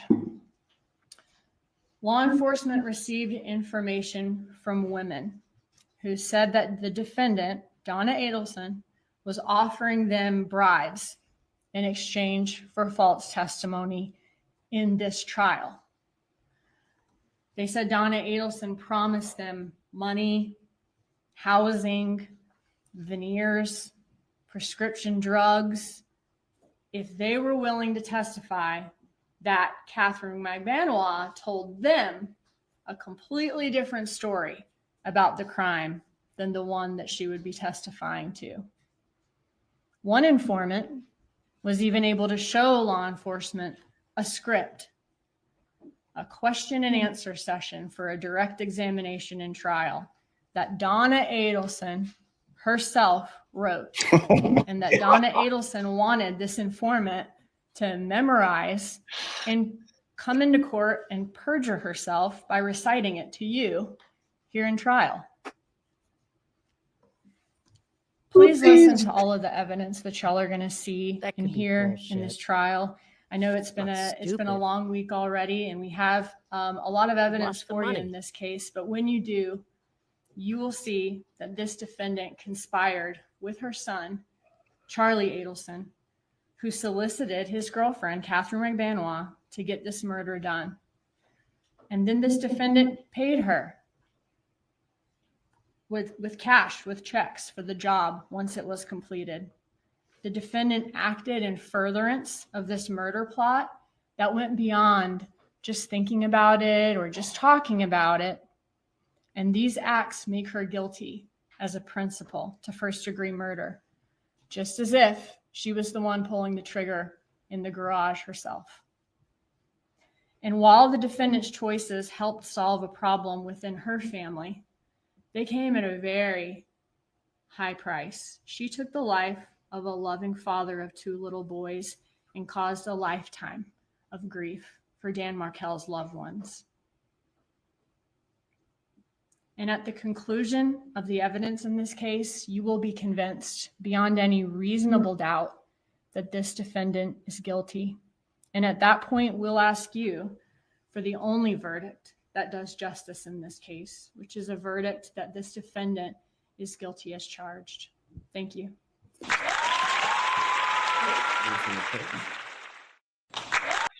That was fabulous. Yeah. That was fabulous. Most captivating as far as her. It was fabulous. But it was it took an incredibly complex fact pattern and made it super very clear. easy. Yeah. Super clear. I mean, because there are so many moving parts in this case. There's so many players. She crushed that. If I'm on the jury, I'm like, this bitch is done. I mean, Even I'm keeping this open mind, but yeah, that sounds pretty bad. I So saw her a couple washing the comments. money her Yeah. being I've providing told the you money about her before literally the hit. washing the money. I've told you that like multiple times that she literally Mm, took the money and washed it. but I didn't Wa- know it Yeah. was delivered Yeah. the day of, Yeah. right, she left right before. So how are our mics, by the way? Who's good, who's not I good? turned mine down. I turned mine People said down I was too. Now I loud. feel like I'm screaming to hear in my own headphones. So I don't know. Yeah, mine, But but yeah, wait, let me tell you the other things that too late. Before the defense gives its opening statement, we are going to take a brief break. The bailiff will take you to the jury room. The use of the TV wording right after the bump, and like, because even if you like, let's just pretend she thinks they're being blackmailed. That's what just like she said, that's what you're saying on the phone. You're not afraid to say these blackmailers who are these blackmail scammers called. You know what I mean? mhm. And I Yeah, forget what else. I saw a couple of comments in the chat. They're like, "Oh, I thought you were a defense channel." I'm like, like you However, already or got the this gal observers like need to use the 95%. restroom, please do so at this They're point, coming so back that way when the guilty. defense is ready, we can continue moving on seamlessly. We'll resume again at 10:20. Okay, so 6-minute break. Yeah, But I didn't think. here's the difference in this case. We've seen this. We've seen the evidence. This is the fourth trial. Well, this is actually the fifth trial. Because they tried Katie twice. So we've seen all the evidence. This isn't a situation with, yeah, get over it. Jay's done with true crime. He's never coming back. We've tried. We've tried desperately. People were tweeting at him. This was his case. If he's not coming back for Donna Adelson's case, he's never coming back to true crime. So yeah, but you know, in a typical scenario, when you've got a defendant and it's the first trial, you haven't heard any of the evidence. This just isn't the case here. We know all the evidence, and we know, more importantly, that an opening statement that they're going to be able to produce everything that she said that they were going to produce in the opening. So, what the interesting thing for me in this case is what the defense is going to try to put forth in terms of how to defend her. How would you try to defend her? I mean, there's some bad facts. Yeah, I don't know. I've because they said that this money came before the hit. She washed the money and dropped the money off at the house before the murder, right? The day of or the night before, whatever the case may be. So uh, there's almost no set of circumstances that support what Charlie Adelson said. I mean, I guess I'll have to see what the defense says, but Well, I don't think that they're going to employ Charlie's defense. They were blackmailing us in order, with the threat that if we don't pay them, they're gonna pin it on us right. But how type does shit. that happen? How do you wash the money and drop it off before the murder? You So don't. before the blackmail, You don't. right? I mean, that's the defense. That defense didn't work. So I'm assuming that they're not going to try to employ it again. I mean, I guess this is a poke holes. There's a reasonable explanation for all of this type That's shit. what I'm waiting to hear. Let's hear it. Let's hear it. But it's like, it's yeah, I mean, I know Charlie's going to testify, but that doesn't necessarily mean that Donna's defense has to adopt it. And I'm really interested to see what Charlie's testimony is going to be, because he's got his appeal pending. So, we know he's going to double down on the fact that he didn't do anything with respect to the death of Dan Markel, that he has no culpability. I mean, he's definitely going to get on the stand and lie his ass off. He can't do anything that's going to, in any way, shape, or form, damage his appeal. Well, You so know, and MS Wildside says, my son was being extorted. I gave him money to save his life. Those awful girls he dated are criminals. So, okay, but again, how the hell do you wash and drop off the money before he's being extorted, before it even happens? I mean, did Charlie try to say that they were like, I'm going to kill and pin it on you? No, he said they killed and then said, I'm going to pin on you, right? right. And did Wendi show up to this? I thought Wendi said she was at the time of the murder, she was on her way to some event that she had stopped to get alcohol for. But the prosecution just said that she initially told them, I was at Home Depot, or not Home Depot, Best Buy, getting my TV fixed. Is that Well, the no, timing? they have her located. She drove by the scene like Right, right but after Dan was shot did she actually go en to a route Best to Buy? en route to a liquor store to buy booze for this event that she was going to. But didn't So she actually go to a Best I Buy don't though? fucking know. I honestly don't fucking know if she went to a Best Buy. What I could tell you is that they have her GPS located and a cop who saw her drive by right after Dan was shot. So the timing is suspicious to say the So least. I guess they're gonna have to say that Katie is lying about Charlie saying my parents just left and my mom washed the money. I'll be the judge says Best Buy came to Wendy's home the morning of the hit. What? That's what happened? Yeah, it was a TV repairman situation. The Geek Squad went to her house. Yeah. So that clears that up. But So wouldn't they have you records could from take that? that off your list. Like What? either the TV was broken or the TV wasn't broken. Well, I I don't mean, know. There's no explanation for why you're mentioning a TV after the bump. That there's no reasonable explanation for mentioning a TV after the bump. yeah, that's for sure. I mean, she's fucked. Jeez. I mean, you're trying to make sense of the nonsensical, and there is no doing it. I mean, they're fucked. They were terrible criminals. They got nailed. Like they have all the evidence they need. I mean, look, they weren't stupid enough to ever put the word murder in text messages. The level It's of like our their that's about the level of their sophistication with It's it. like our drug dealing clients when they say stuff like, "How many pants do you have? I need Yeah. these pants. Are Did they you good get the pants?" cabbage? Is it snowing yet?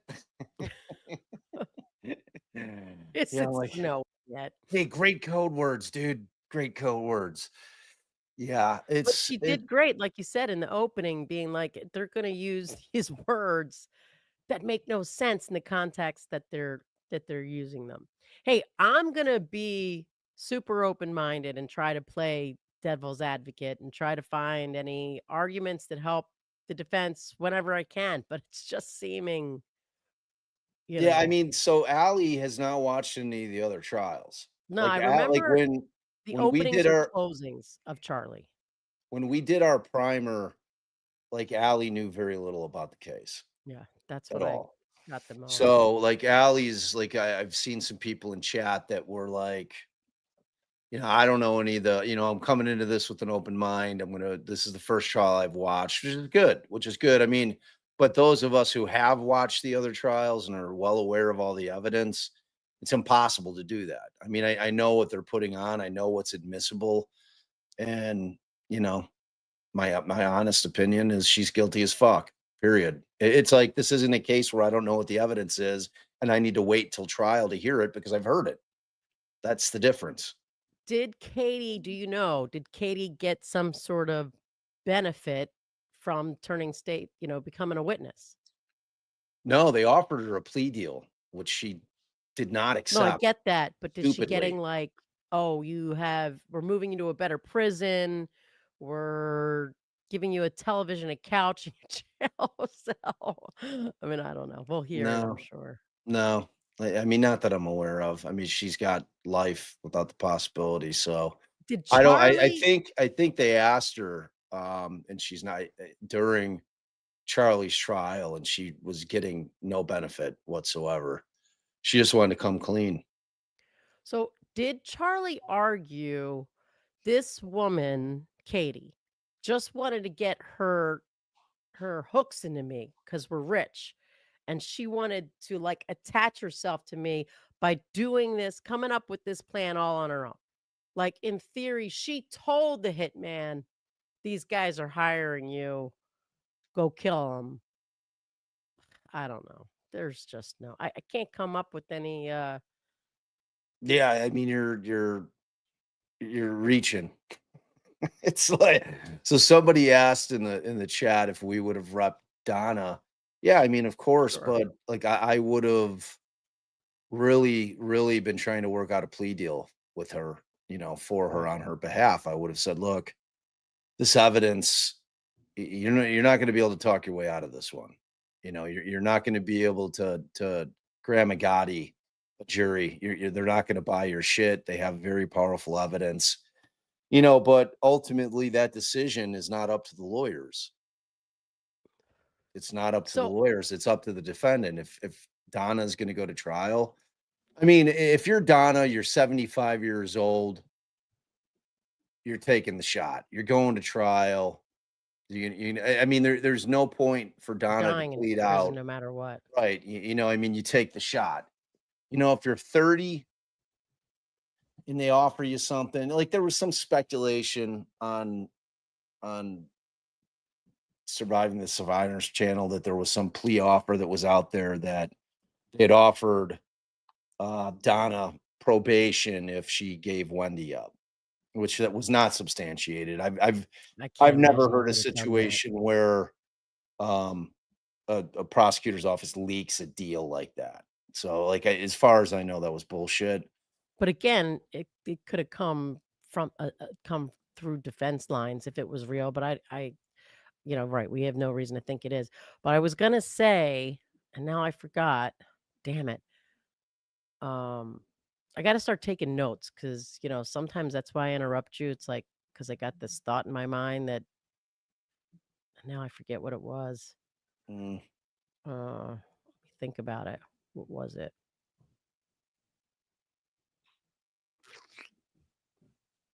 I'm waiting so that as soon as I start talking, I'll remember it and you'll interrupt me. Like I just know Mhm. how that'll work. What were we talking about? What was I We saying? were talking about if we would defend Donna if like she walked in, and the answer is yes. Yeah, no, it But, was like something. that concept of trying to have your client understand the concept that they have very powerful evidence. It's going to likely end up very, very badly. But like I'm saying, for Donna, there's no reason not to give it a shot and go to trial. There's no downside for her. You know what I mean? This isn't a death penalty case, and she's 75 years old. Whatever sentence she gets, which is obviously life without the possibility, she's dying in prison. Right. So, and she's in the later years of her life. So, I mean, All right, I for her, remembered. she's like, fuck it, let's go to trial. I I'll try to remembered. explain it. Yes. Okay.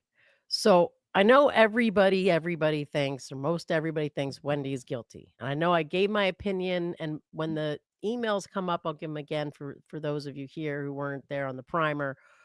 But why? Okay. If Wendy is guilty, she knows they're going to do this. Is Now, the defense set Wendy up at is this point? a lawyer. All Why right. is she Is any mentioning their further names as clarification needed possibilities in about her what was interview? discussed at sidebar? I don't Very know. good. I know that's an unpopular opinion, but I'm not so convinced. But they're coming right back I in, don't. so it's probably going to be some I mean, I've pop always goes been the in the weasel position they musical don't have chairs, the whatever evidence to your get her. variation is of that. It's like they keep like they have to keep knocking these dominoes down in the hope that they get enough to be able to charge her. Because I mean, I could believe that there's a world in which Donna did this unbeknownst to Wendy because she's just that psychotic And Donna's going to get what Donna wants. Right, And they she don't wanted think her they- grandchildren near her. Because I can also see a world in which Wendi didn't want to move anywhere near her fucking mother because she's tired of being under her thumb. But she You moved know what I there mean? immediately after the murders. Yeah, murder. it's like That poor family. That poor family. That I dad mean, looks so sweet. the Adelsons, man. Is the mom sitting next to the dad? They never show the woman sitting next to him's face. Yeah, Ruth. You've seen Ruth. Yeah, I mean, Wait, so the part Dan's of mom it, is the blonde? you gotta point it out to me when they're on camera. I don't know. She's not sitting. That person that they keep showing is not sitting next to the dad. Let's see what you people in the chat are saying. Harvey's by himself. Well, I meant Dan's dad. He looks sweet. Oh yeah, I don't think that Ruth and Dan's father are still together. Okay. Yeah, Ruth is always there. Ruth has been Dan's absolute biggest advocate. All right, everyone in chat is agreeing with you. She is the blonde. They are separated. They're divorced. So The thing about the short-sightedness of this in terms of, when you think about it and just how selfish Donna is that, she claims that she wanted her grandchildren to be close to her so she could spend all the time, but is so short-sighted that she doesn't realize that killing their father destroys their lives. Right. 14 people. In her mind, Found it Will with be their the next name. trial. The Adelson name has been destroyed. These kids have to go ahead and live a life with this shit. It's just so fucked up. It's so fucked up. the part that That's why makes me, she's just the worst to me. the part She's that, the worst. that makes me question Wendi is like, how could she deny the kids access to his parents? Like, their father is dead, and at least that's what I've heard from you guys all, is that she refused to allow the kids to see their grandparents. Yeah, the Markels. Yeah. Well, Ruth fought and took care of that, but it was a fight, and then That's not a crazy. loving, caring mother. It's crazy.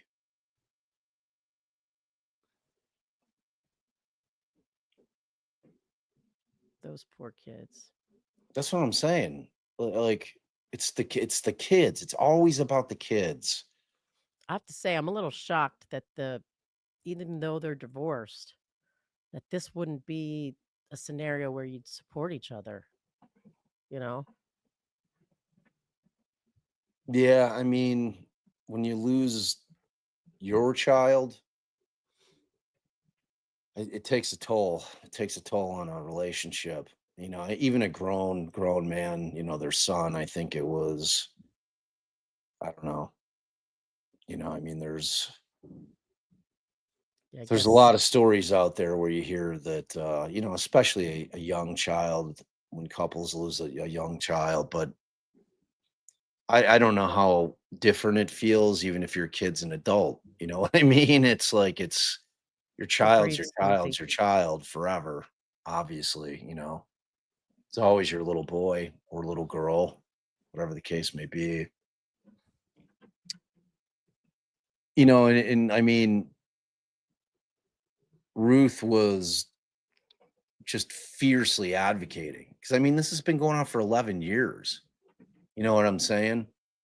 And I mean, who knows what's going on in that relationship, but if there's conversations like we have to try to move on, we have to try to live our lives. We can't live in that horrible you know what I mean? And it's like they just can never connect on that. And yeah, I mean, who knows? It's all speculation, but it's awful. It's awful that anybody has to go through it. It's like when you think about somebody's like life arc, just how much this shit changes like everything. your entire life has changed. Like you know what I mean? Like in such a dramatic, horrible way. Everything's different. I know that like husbands choose murder over divorce all the time, but for So do Donna wives. to So do wives these days. all right, so do wives. No, I mean, but like I had that conversation. Like seriously, because that's what I said. Like I literally said that. I forget who I was talking to. And somebody came back and they were like, yeah, but like wives do too. And I'm like, it's true. When you think about how many cases are out now about wives killing their husbands, there's a lot of them. Yeah. There's a lot of them. Like both sides are unhinged with that shit. But for the grandma, you know, like who's super detached from the relationship and all that carries, to be like, you know what, murder. Is the defense prepared Perfectly to good give its option. opening statement at this time? Yes, Judge. You may proceed. Oh, good. I wanted to hear her. Your Honor. Where's he going? Good morning. My name's Oh, to Jackie operate Fulton, there. and I, along with Mr. Zellman, represent Mrs. Adelson, and I don't think you've heard my voice yet. Well, I'm going to try and talk slow because if I don't, the court reporter is going to scream at me. I just want to start by saying this. Remember, during the course of the proceedings, that the state always gets to go first, but the defense has a right to be heard too. So please keep an open mind until you hear from us as well. You just sat through an opening statement. The presentation was pretty cool. I'm old fashioned, so I don't use that kind of stuff, but for an hour you heard about this killing. And we're going to talk about that in a minute. And you heard an awful lot about why they think Donna Adelson has the motive to kill Danny Markel. And you heard an awful lot about what other people did in this case. But not a single piece of evidence was discussed that shows that Donna Adelson planned this, hired anybody to do this, or intended that this happen. And I just want you to be mindful that when we're at the end of the case and the judge gives you the instructions, and he gives them, I won't do that. When he gives you the instructions, he's not going to give you an instruction that says the state has to prove motive. He's going to give you elements of each offense, and he's going to say that each element of each offense has to have actual evidence to prove that. Not motive, actual evidence that those things happened. We're going to have a long trial, and I know you all are kind of prepared for that, at least in your mind. You know it's going to happen, and it's going to be long, and we're going to have days. And you're going to hear a lot of evidence and phone calls and text messages and emails. But I want to ask you to never, ever stop thinking for the 2 weeks or 2.5 weeks that we're here about why it is we are really here. Not just because Donna Adelson is on trial, but because 2 men killed Danny Markel. Don't forget Danny. He was an amazing professor. He was very well educated. He had 2 degrees, I think, from Harvard, one of them from law school there. He was a professor. He had students. He was very well respected by his peers, his colleagues. He traveled all over the place. He was a father. To talk at conferences. They wanted him there for him to come and speak. Very, very intelligent man. And I know, I can't say I know because I never met him. I wish I had. But I know he had to be proud of all that he had achieved. It was his career was important to him. Him continuing to educate himself so that he could get tenure at the law school as a professor. He worked very hard. He earned a lot.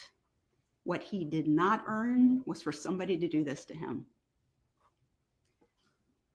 You're going to hear that Wendi Adelson, the daughter of my client, was married to Danny. And I'm not trying to be informal when I say that.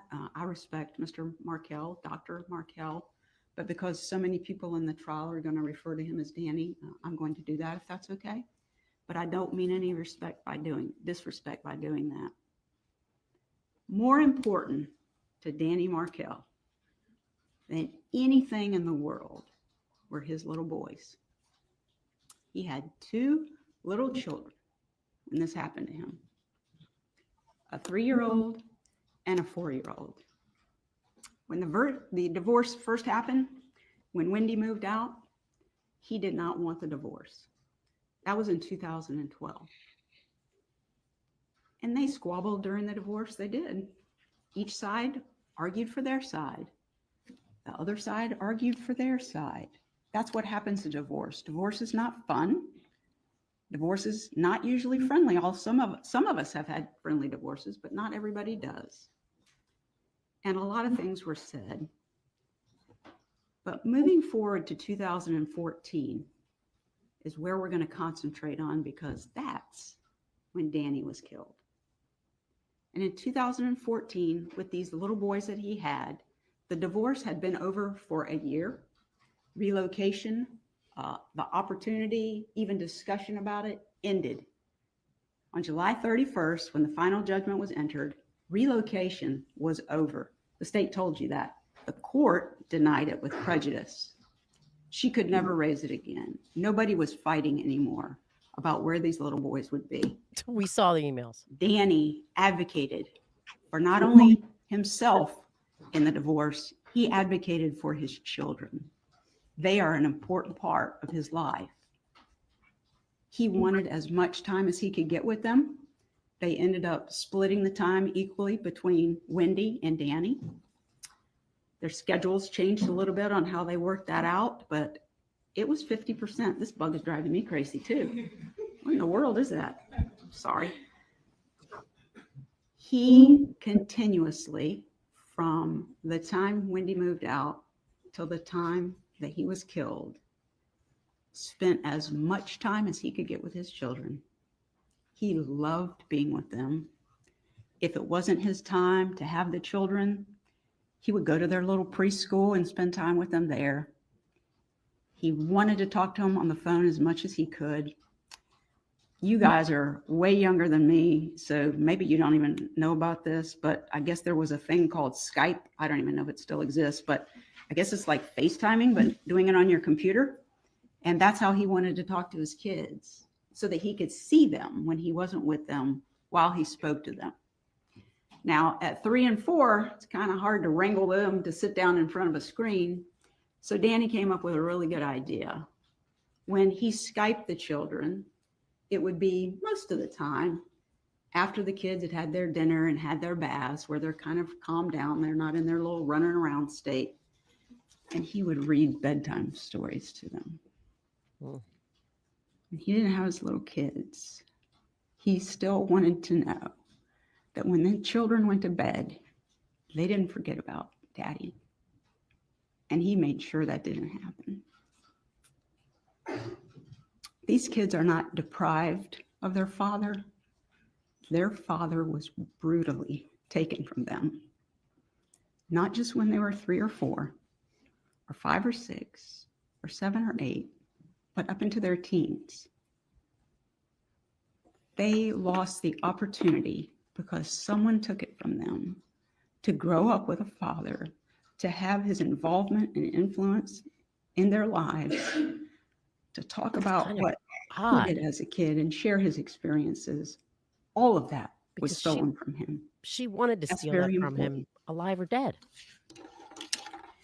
This Skyping that he did with his kids, Mrs. Adelson, when she had the little boys, actually arranged so she could do that with him. And she would keep the kids in front of the screen while he talked to his children. It's probably court ordered. You've heard a lot about how she hated him. She said some ugly things during the divorce. Foul things, actually. But you're going to learn through the evidence why that was occurring and how she was actually interacting with Danny. They're two very different things. I want to talk to you now about my client, Donna Adelson. She is a normal person, just like all of us. At the time that this happened, she was 64 years old, Well, married to her husband, Dr. Adelson, a dentist. Now they've been married 54 years. It was somewhere in the 40-year range when this happened 11 years ago. And she got up in the morning and went to work, not at her and Harvey's business, like you were just told. She went to the business owned by her son. Every morning they got up and they went to work. She did the books. She kept the books. She greeted patients. She got charts out. At 7:30 every morning, she was there and organized and had everybody ready to go because they had a little staff meeting. So everybody could know what to expect, what patients they were going to see, what they were going to take care of. She was there working, sometimes late into the evening, just like all of us. She's a normal person. well, People who know Donna will tell you that she is not the person that the state is portraying her to be. She's kind, caring, loving. She cares more about people than she does about herself. Just a mom and grandma, normal mom and grandma. sweet Now, what granny. happened on July the 18th of 2014? You've heard the state describe it, but I want to talk about it for a minute.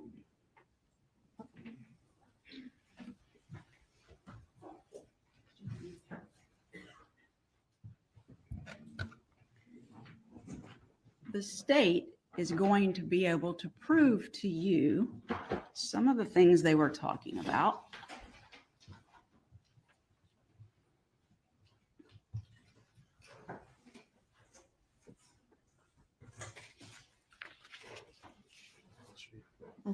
Can everybody see it okay? No? Oh, Raise your hand to the easel. Please raise your hands and everyone can see the easel. Clearly. Thank you. thank you. Thank you. So the state told you that he got up every day, just like he normally did, on July the 18th of 2014. And I just want to say this also. Throughout the trial, you may hear me say that he was murdered on that date. Somehow he survived for another 11 hours. But in my opinion, all the evidence is going to show that what killed him took place on the 18th, and he was just able to survive long enough into the next day. So on that date, July 18th of 2014, these two men, Sigfredo Garcia and Luis Rivera, followed Danny all over town. Started at his house, followed him to the school where the little children were going to school, the preschool where he dropped them off, watched him drop those kids off, followed him to the gym, waited outside the gym for him, followed him to his house, pulled up in the driveway. Mr. Markel is talking on the telephone to someone, and he notices someone's coming into his driveway. And while he's talking on the phone and says something about needing to see who this is, he turns and looks in the direction. And this man, Sigfredo Garcia, is holding a revolver. And he points it at him. And you may hear testimony that there's some evidence that maybe he tried to, you know what you do in defense when somebody's going to hit you or whatever, you put your hands up. He saw this man pointing a gun similar to this at him. And in that instant, I cannot fathom how terrified he must have been when this man shot him. Not one time, but twice. One of the shots is almost right between the eyes. He was brutally murdered by this man. This man, Luis Rivera, who you've heard them mention in the state's opening, traveled with this car. This is an actual picture of the car, and the state's going to show it to you. This is the Prius that they were traveling in. This is surveillance photo that the investigators were able to find to know that it was a Prius that they were looking for. This man supplied the gun and drove the car following Danny, drove it up into the driveway less than 3 feet away from Mr. Markel, whose engine is still running, and he's on the phone, and he waits while this man kills him. He hears the shots. This guy, Mr. Garcia, runs back to the car where Mr. Rivera is in the driver's seat, and he's the getaway driver. Supplies the gun, knows what they're going there to do, kill him, and drive off. They drive off. The state can prove that about Sigfredo Garcia and Luis Rivera. But they're not on trial here, right? You heard they've already been on trial. Then you're going to hear, as the state said, that they can prove that, everybody can see okay? They can prove that Katie Magbanua, her name's Katherine, some people call her Katie, they can prove that she's the one who set it up. This is the father of Katie's children. This is his buddy that was recruited to go along on this trip to kill Danny. They can prove that she arranged these guys to do it and that she's the one who paid them the money that was in stacks, stapled, $100 bills, all $100, well, there may have been something other than $100 bills, but each stack was $1,000, stapled together. And you're going to hear testimony that that's exactly what he did with his money. He kept it and saved it for a long time. And you're probably going to hear testimony that this happens on July 18th, and on July the 19th, Mr. Adelson, Charlie Adelson, which is her son, gave approximately between $130,000 and $138,000 that he had in his safe that he collected and stapled together. His money went to her, not Miss Adelson. They can prove and have that he paid her to get them to kill Danny Markel. Oh, That's what they can prove. And they've done it 1, 2, 3, 4 times. so no, not sticking with his theory, like you said, babe. No, Just that sound you just This heard was case is really was the Charlie all getting run right over by the about boss. theory and motive, Boom, boom, and not evidence. The state has a theory, and for the past 9 to 11 years, in fairness, probably 9 years, they have told the whole world that Mrs. Adelson was the reason that this happened. Mrs. Adelson was the reason that this happened. They've told this story, and it's outrageous. It gets people's attention. It's made a lot of money for the media, interviews, specials. Some people in jury selection said they had watched these specials. Lawyers on there, investigators on there. They made a lot of money for the media, and it got big attention because this is outrageous, what happened. It is truly outrageous. But what's more outrageous is, without any evidence, only motive and theory, they put her at the top of this pyramid. She's the matriarch. She's the matriarch mastermind behind Danny being killed, and they don't have evidence of that. That's what's outrageous.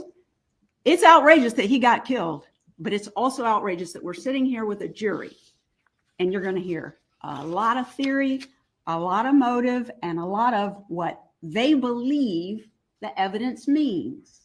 They don't get to decide that. The evidence is what the evidence is, and I ask you to patiently sit here and really pay attention to all of the evidence that you hear, every witness that they put on, every piece of evidence that they present to you, all of it. Don't, for 1 second, I'm not asking you to ignore any of that. Please listen to all of it closely. look for what they actually have as evidence that Mrs. Adelson planned. She planned Danny Markel's murder, that she engaged these men to kill him, and that she gave the money to her son to give to Katie to pay them. You won't find evidence of that. The evidence about the $3,000 a month, I have that here on this board, $3,000 a month. Charlie Adelson gave $2,000 a month, and he instructed his mother, for reasons you're going to learn in the trial, out of his business account to put her on payroll. She worked for him and she paid that money. It's this man's money, not Donna Adelson. Wow. At the end of listening to all of the evidence, we're going to have an opportunity to make closing arguments. And the judge is then going to give you, well, he's going to give it before, he's going to give you all of the instructions on what it is that you have to decide. Did the state charge and then prove that Mrs. Adelson committed a conspiracy? Not one of the elements, all of the elements, proven by evidence, not theory, not motive. For each count, then solicitation, all the elements. So while you're listening to the evidence, you don't know what those elements are, but think about what each thing it is that the state has alleged. She planned it. She got people to do it. She intended that he die. That this woman wanted to take away the father of her grandchildren for the rest of their life because of relocation that happened a year ago and was done and over. And at the end of the case, because there's not going to be evidence that she did this. This is it. Keep an open mind. Listen to all of it. We're going to ask you to find her not guilty of every single count. Thank you. Wow. Thank you. Wow. Mr. Wilford. Fucking Charlie just got Take down the easels. runt over. Is the state prepared to call its first witness? Wow. Pause it a sec because we got to discuss, and it's great to have blooping time. All right, we'll take a second. Crazy. So she I was doesn't. not anticipating that. I was, I see the the mindset, but like, you can't sit there saying like he was the best father. He was such a great father, such a great father. She wouldn't deny him of their kids for the rest of their life. She was actively attempting to deny him access to the kids while he was alive, saying how horrible he was. So that's bizarre. I mean, I understand they wanted to connect emotionally, and why would a grandmother It was take fucking weird. I've never seen a defense opening like that. It's one thing to show respect and like appeal to the jury with respect to Dan Markel losing his life, but I've never seen anything like that. I mean, if you were to have just turned this on, not knowing anything about the case, not know who was up talking, you absolutely would have thought that was the prosecutor. Like Yeah, 100%. If you had turned it on during that point of the opening, you never would have guessed that was the defense attorney ever. agreed. But in a vacuum, I can appreciate that argument. Again, in a vacuum.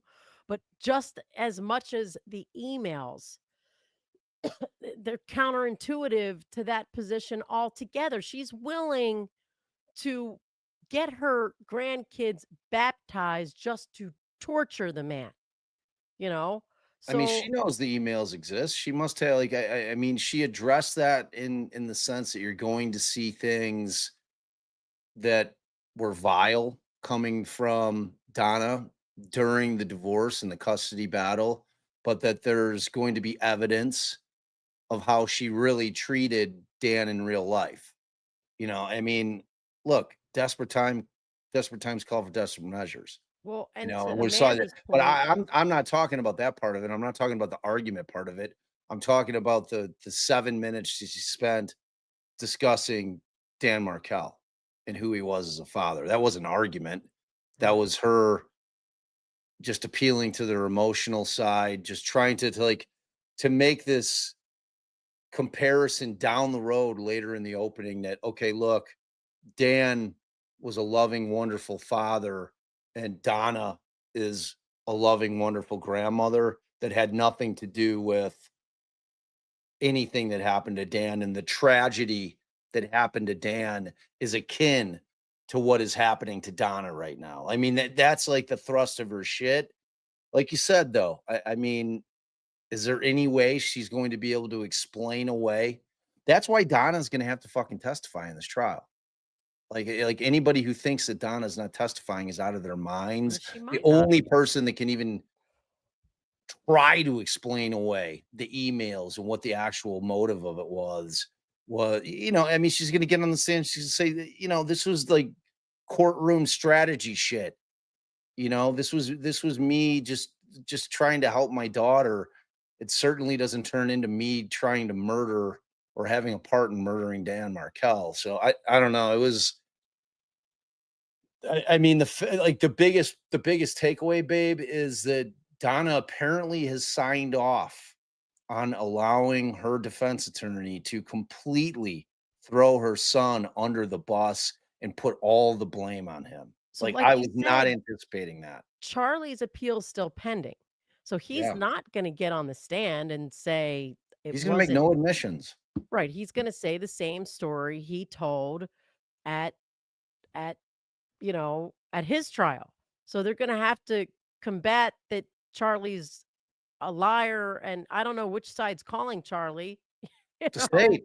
The state's the calling him. state. All right. So, but they also painted her as like detail oriented. She's running the office. As Amanda mentions, no one's believing she is just writing checks for someone who she's not seeing in that office all the time and not questioning it. Like that's not something that anyone believes. Although obviously that's not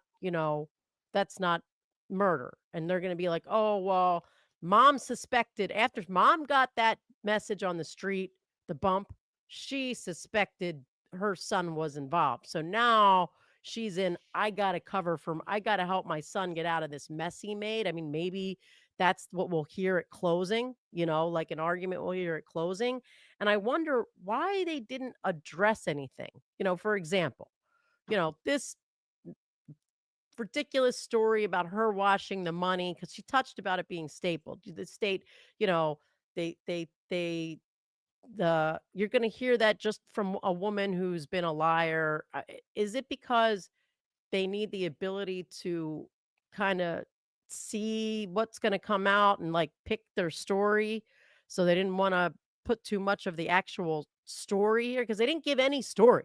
They didn't give anything about what you're going to hear from the evidence that raises reasonable doubt, you Well, know? I think the approach is that she's trying to distance her client from anything. Like her point was that they're not going to have any evidence. They're going to have all kinds of evidence. They're going to prove many, many things during the course of this trial. But what they're not going to prove is that Donna had a hand in any of it, and whether or not they're able to sell that in light of the emails, in light of her absconding to Vietnam or trying to, in light of the fact that she shows up at Charlie's house and coincidentally a bag of cash, wet cash shows up there.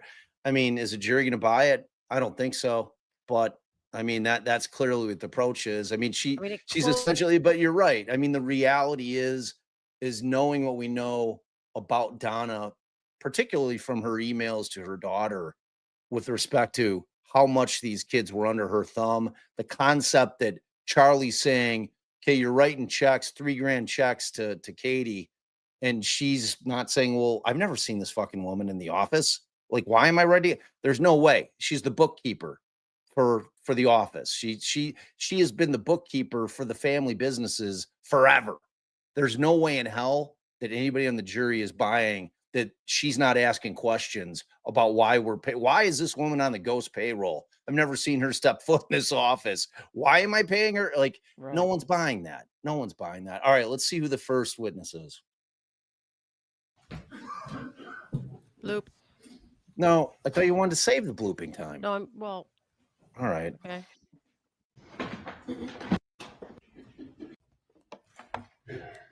Harvey. No. Oh no, who is that? Who's That's that just- guy? Oh, Is that Dan's dad? yeah, Dan's dad. Is?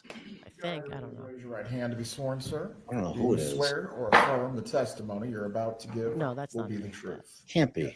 You may take your seat. Please speak loudly and clearly for the jurors. No, it's not the same guy. Well, we'll find out.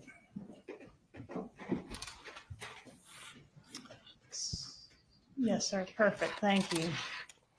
Please say your name and spell your name. Neighbor. My name is James Guyger, Geiger. Sir, where do you live? I live at 2122 Trescott. How long have you lived at that residence? It's getting pretty close to 50 years now, I think 48 or 49. All right. I want to take you back to July 18th of 2024. Now I've got an ad on me. Do you recall something unusual that happened that day? I'm sorry, I said 2024, 2014, sir. You know what case we're here about. Do you remember what happened on that date? Yes, I do. All right. Could you please tell our jurors how something unusual first got your attention? It was a Friday morning, about 10:30. My wife and I were sitting in our living room looking out towards Trescott Drive out to the street. And as we were sitting there, we were doing something with our iPads, and we heard a noise, a popping, loud sound, bang sound. And we immediately got up and walked to the front. We have a big picture window, walked up to see if we could determine what had happened and where it had come from. We weren't sure it was to the right or to the left. And All right, let me pause you right there and show you a couple photographs that I have as marked as states 1, 2, and 3.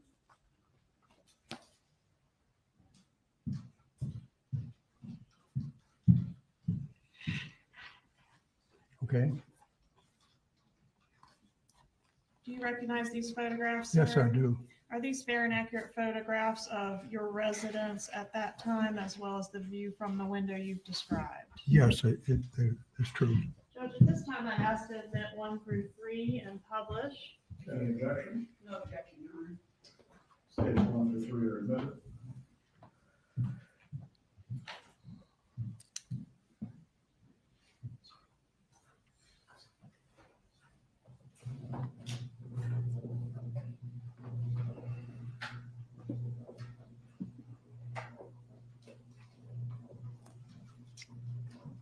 If we could publish states 1, please.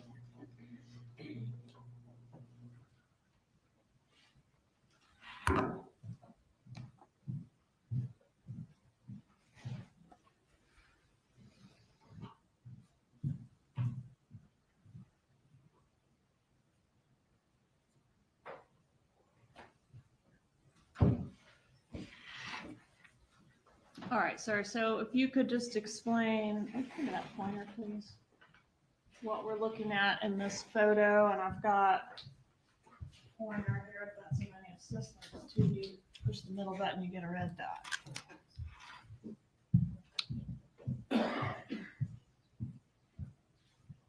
You don't have to use it. Oh, if you are going to use it, though, use it on the big screen, please, sir. All right, so just describe what we're looking at in this photo, states 1.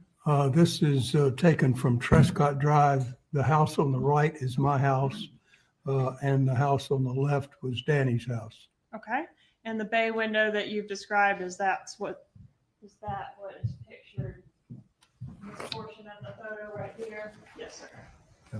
That's correct. Publish states 2, please. It's them walking across the floor. heels walking across the floor. That's the Sir, is bouncing this the noise. view from that window? Yes, All this right. is what I saw as I looked out. Okay, and the driveway that we can see there on the right side of the window, is that Dan Markel's driveway? Yes, it is. All right, so you've described that something got your attention. Can we have states 3, please?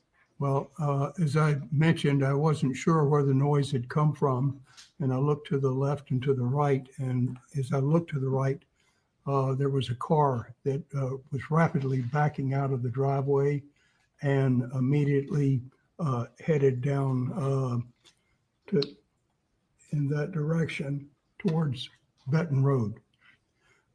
It caught my attention because it seemed to be going so fast.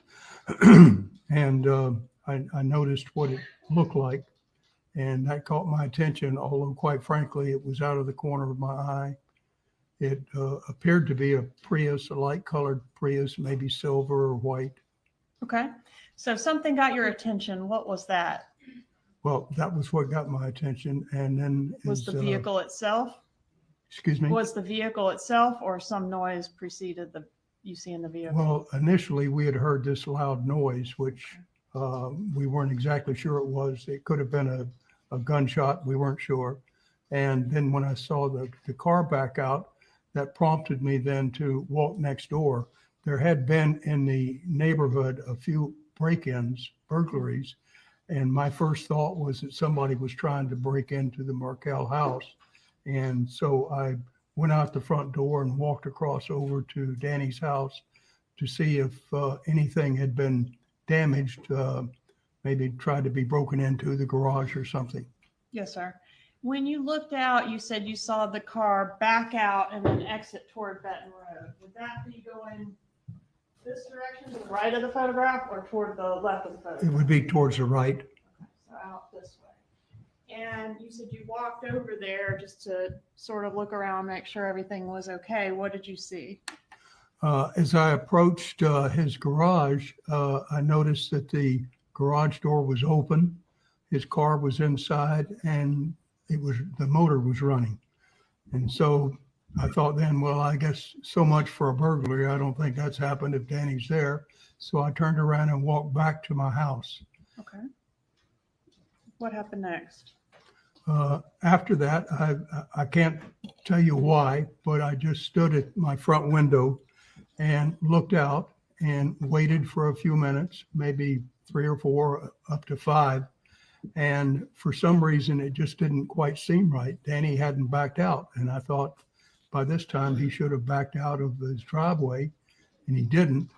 And so I said to my wife, I think something just seems wrong. I'm going to walk back over. And so I did that. All right. And what did you see when you got over there? Excuse me? What did you see when you got over there the second time? Well, when I went back the second time, I noticed that the garage door was still up. The car was still running. And this time I thought, maybe I better walk on into the garage. He's probably in the driver's seat. He's probably on the cell phone talking, but I just wanted to make sure everything was okay. Yes, And sir. so I walked into the actual driveway then, and I saw that the window, the driver's side window, had been shattered, and I stepped on glass at that same time. As I looked inside, I saw a bloody head, and the head was slowly moving back and forth, rolling back and forth, left to right. And I hollered immediately, "Danny, what happened?" And I didn't get any response other than the head rolling. And so I hollered again, Danny, what's happened? Still nothing. And at that point, I knew that I had to get the emergency medical team there as quickly as I could. I reached into my pocket to pull out my cell phone, which is where I normally keep it. And it wasn't there. And I thought, gee, I've left it back on the couch at the house. So I quickly dashed back to the house, got the phone, and called 911. How many minutes do you estimate elapsed between the time you saw the Prius backing out, or really I should say the time you heard the loud bang, to the time that you were able to reach 911? less than 10 minutes, more than 5 minutes, somewhere in there, I would say.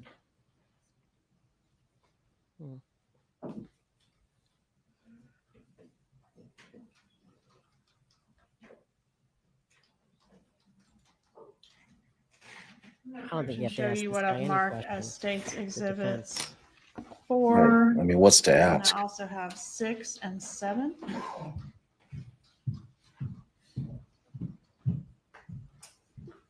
This is number 4. And I'll draw your attention to some initials on number 4. And then also 6 and 7. Mhm. Do you recognize these photos? Yes, I do. All right, Judge, at this time, I'd ask to move into evidence 6 and 7. Any objection? No objection. States 6 and 7 are admitted. Publish state 6, please. You may.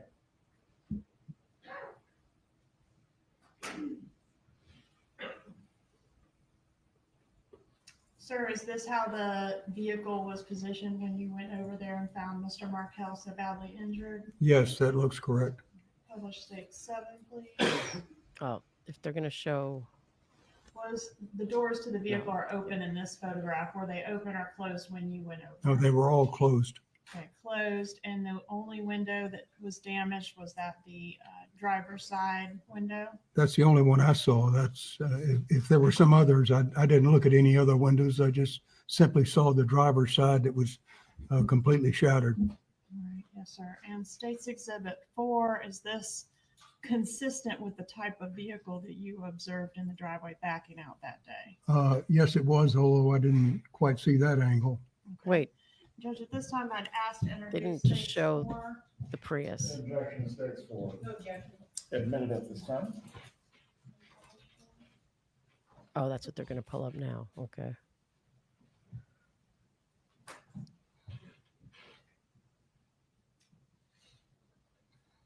All right, and you described it as a light colored Prius. You weren't exactly sure of the color, maybe white, maybe silver, right? Yeah, silver came to mind first, I guess, but certainly a light colored vehicle. I'm gonna approach and show you State's Exhibit 5. Recognize State's 5? Yes, Is that Mr. Markel? yes, it is. May I introduce State's 5, Your Honor? No objection. States 5 is admitted. Publishing State's 5. What did you know about Mr. Markel? Well, this occurred in 2014, and Danny and Wendi were newlyweds and had moved in about 5 years earlier than that. They moved next door. We were not particularly close to either one. We would see them occasionally out on the street. The memorable thing, and the other neighbors would tell you, is that when they first moved in, they had a housewarming event and they invited all the neighbors in, and we attended it. That was our first time to see them and visit them. They seemed like a nice young couple, and but after that, we weren't particularly close. Did they have a couple little children living there? Well, when they first moved there, they didn't, but after a year or two, they had a first child and then later a second child. All right, and at the time that Mr. Markel was shot, had his wife, Wendi, moved out? Had they separated? Yeah, we had understood that they were going through a divorce, and Wendi had left, and after that, we rarely saw Danny, and I don't think we ever saw the kids either, but Were you familiar with Mr. Markel's profession? yes, I knew that he was an attorney. Both of them were, and they were connected with the FSU Law School, I believe, but I didn't know their exact positions there. Yes, sir. Publish 4 again, please. Are you able to tell the jurors anything about the occupants of this vehicle on that day? No, I only saw it just briefly, and to notice what kind of car it was. I couldn't tell you who was inside. The windows were dark as far as I could see. I didn't even know if it was 2-door or 4-door. I just didn't see anything like that. During the time that you were present at the scene of the shooting, did Mr. Markel ever regain consciousness or ever say anything that you heard? No, I never heard him say anything. The only notion was that his head kept rolling back and forth during the 911 call, which it took forever. to try to get the emergency vehicle there, the emergency medical team. They would occasionally ask if he was still breathing. And I would walk back up into the garage and his head was moving still. And I said, well, his head's moving. So I assume he's still breathing. Yes, sir. Have you had an opportunity to review that recorded call that you made to 911 that day? Yes, I have. All right. And was it a fair and accurate recording of that call? Yes. All right, Judge, at this time, I'd ask to move into evidence states 88. Any objection? Objection. States 88 is admitted. May I publish? Thanks, I'll be the judge.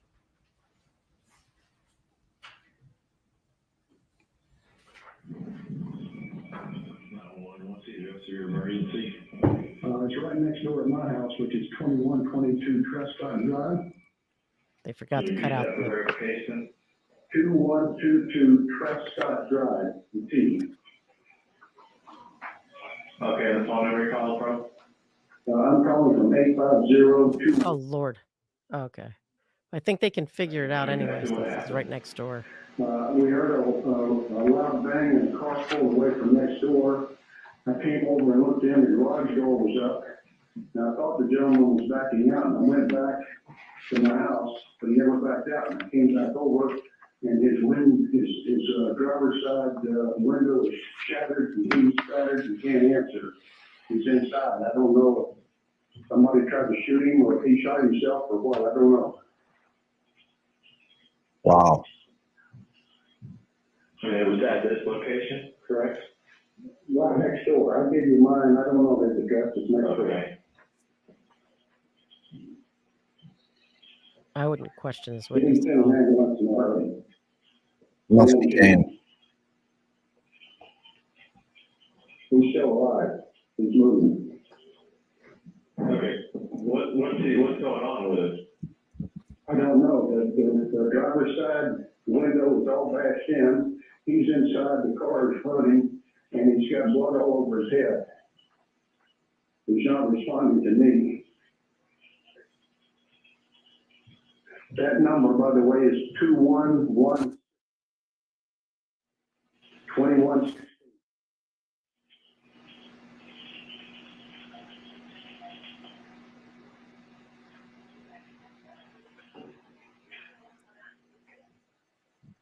All right, that's the first few minutes of a 14-minute call. Is that how long it took them to get somebody to you? Seemed to me a lot longer, Seemed like 14 hours, didn't it?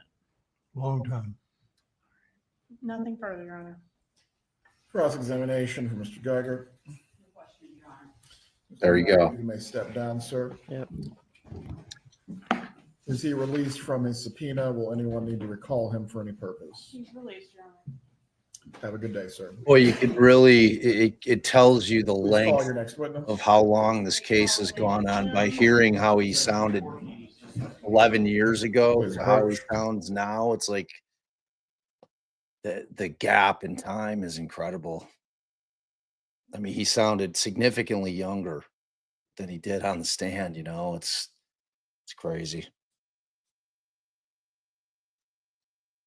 I was curious. I would have liked to have heard during the 911 call if he was actually able to point out that it was a Prius. You know, because it was a big tip. You know, they ran with that Prius thing. The Prius is what really got him to Sigfredo and Luis. But they also saw then saw surveillance at his of a Yeah. Prius following him in video. Right. But that substantiates it, though, you know? Yeah. Well, they knew what to look for at that point. Yep. And even in the surveillance. Please raise your right hand to be sworn. Do you swear or affirm the testimony you're about to give will be the truth? I do. You may take your seat. Please speak loudly and clearly for the jurors. Sir, please introduce yourself and spell your name. David Sims, SIMS, How are you? Go ahead. retired sergeant from Tallahassee Police Department, How long were you with Tallahassee Police Department? 28 years. Okay. And were you employed with them back in 2014? Yes. Did you respond to a scene in response to a 911 call 2116 Trescott Drive on July 18th of 2014? Yes, I did. Is that location in Leon County? Yes, it is.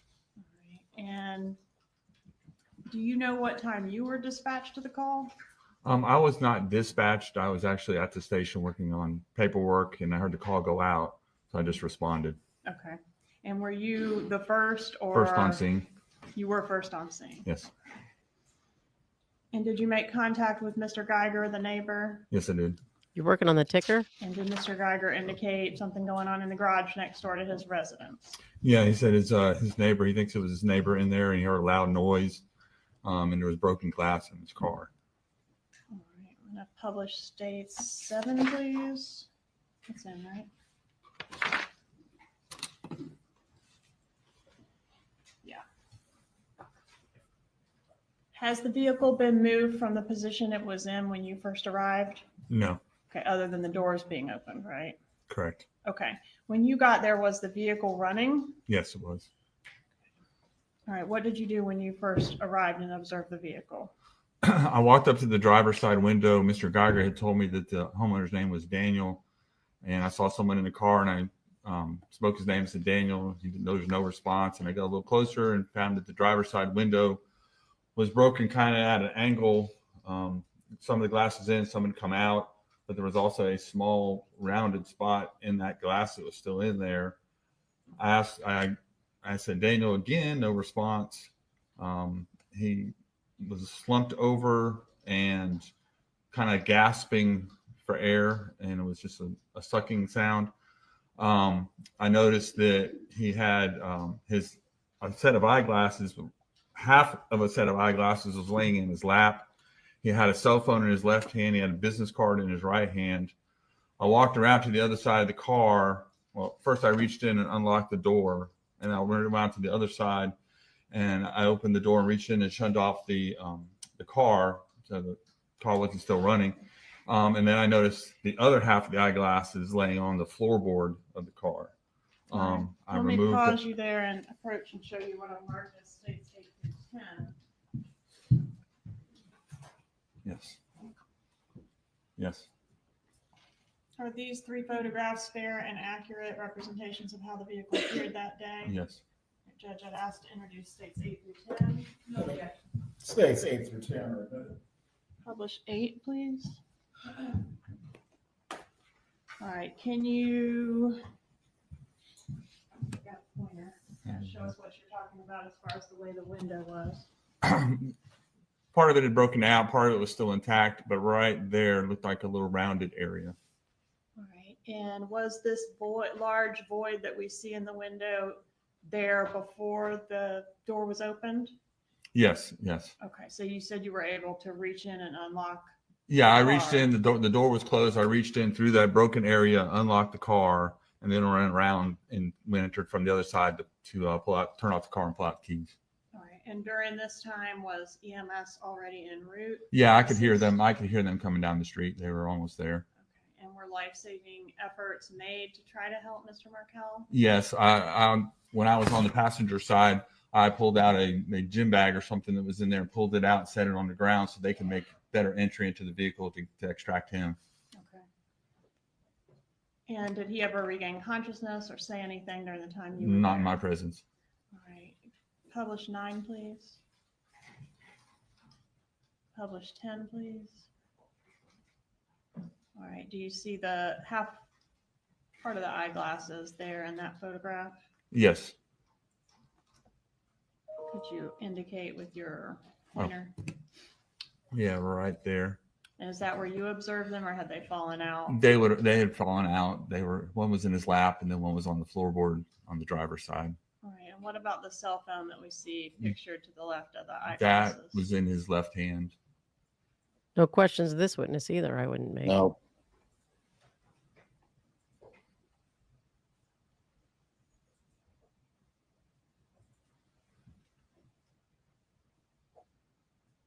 Was there a safety search done of the house? Yes, after EMS was removing him, then myself and a couple other officers, we took the keys that were in the car, the person door from the garage into the house was locked. We unlocked that, did a search of the house, found no one, nothing amiss.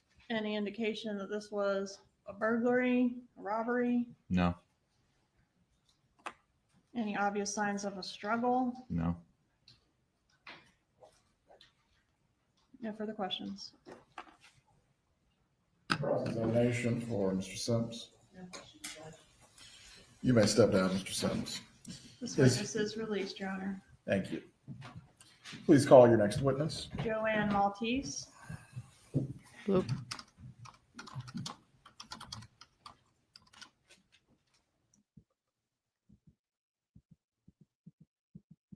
Little blooping. Bloop, bloop. You swear or affirm the testimony you're about to give will be the truth. Joanne You may take your seat. Maltese. Please speak loudly and clearly for the jurors. Please introduce yourself and spell your name. My name is Joanne Maltese. Joanne, Joanne, and Maltese, Maltese. Are you employed, ma'am? Yes, I am. Are you employed as law enforcement, in law No, enforcement? I am retired Tallahassee Police Forensic Specialist. How long have you been retired from, it's Tallahassee Police Department, right? Yes, a little over 8 years. What were your duties when you were employed there? Duties as a forensic specialist is the documentation, collection, and preservation of evidence at a crime scene. How long did you do that type of work? Done that work for probably 15 years. Okay. And were you doing it back on July 18th of 2014? Yes. As part of your job, did you respond to 2116 Trescott Drive on that date? Yes, I did. Right. And what was your job once you arrived at that particular scene? That particular day, I was called to document and collect evidence at a crime scene. Publish 10, please.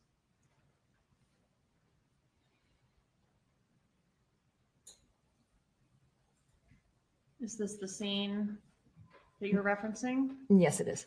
All right, I'm going to approach and show you states 11 through 17 as well.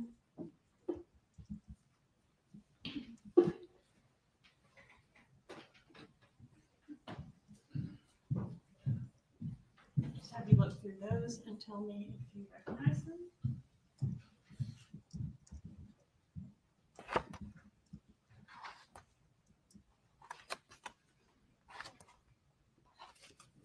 Yes, I do. How do you recognize them? I took these photographs at the scene. All right, Judge, at this time, I'd ask to move into evidence states 11 through 17. 11 through 17 are admitted. Publish 11, please. Publish 12, please.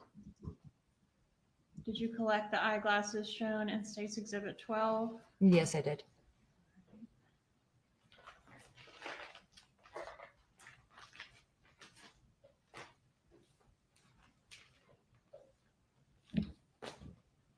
That appears to be half of a pair of eyeglasses. Did you collect both halves? Yes, I did. I'll show you what I've marked as states 121 and 122. Do you recognize those? Yes, I do. Are those the two halves of eyeglasses collected from this crime scene? Yes, they are. Judge, at this time, I'd ask to move in evidence states 122 and 123. Any objection? States 122 and 123 are admitted.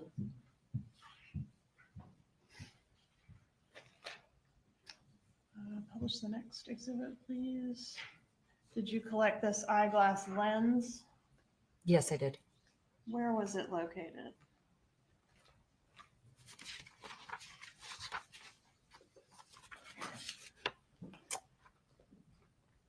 I believe that one was the floorboard of the driver's area. Was there another piece of eyeglass lens also collected by Yes, you there that was. day? Yes, there was. Okay, where was that piece found? That was the other optical was on the driveway, or I'm sorry, the garage floor right below the driver's area. Showing you 123 and 124. Are these the two pieces of lens that you collected that day?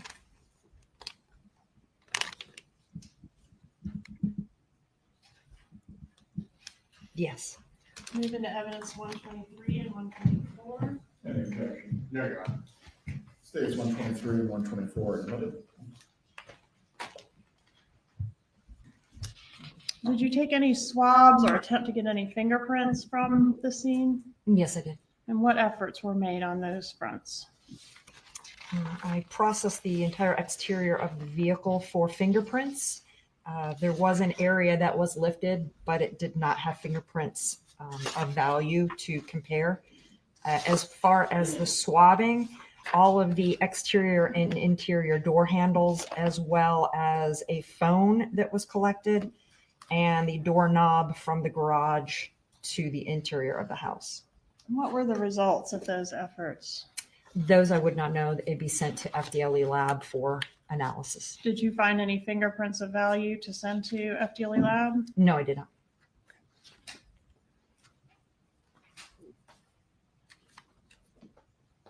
Publish states 14, please.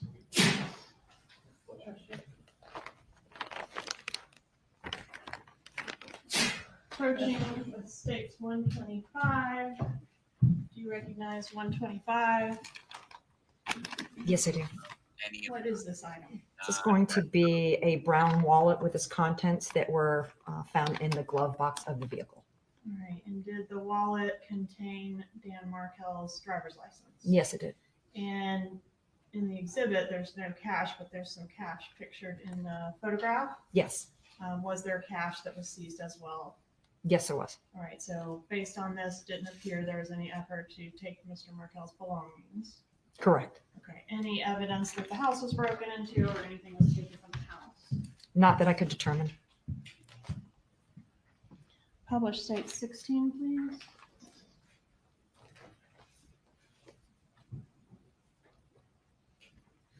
And 17. And then back to 16, if you would. What efforts were made to document this? What is it that we're looking at?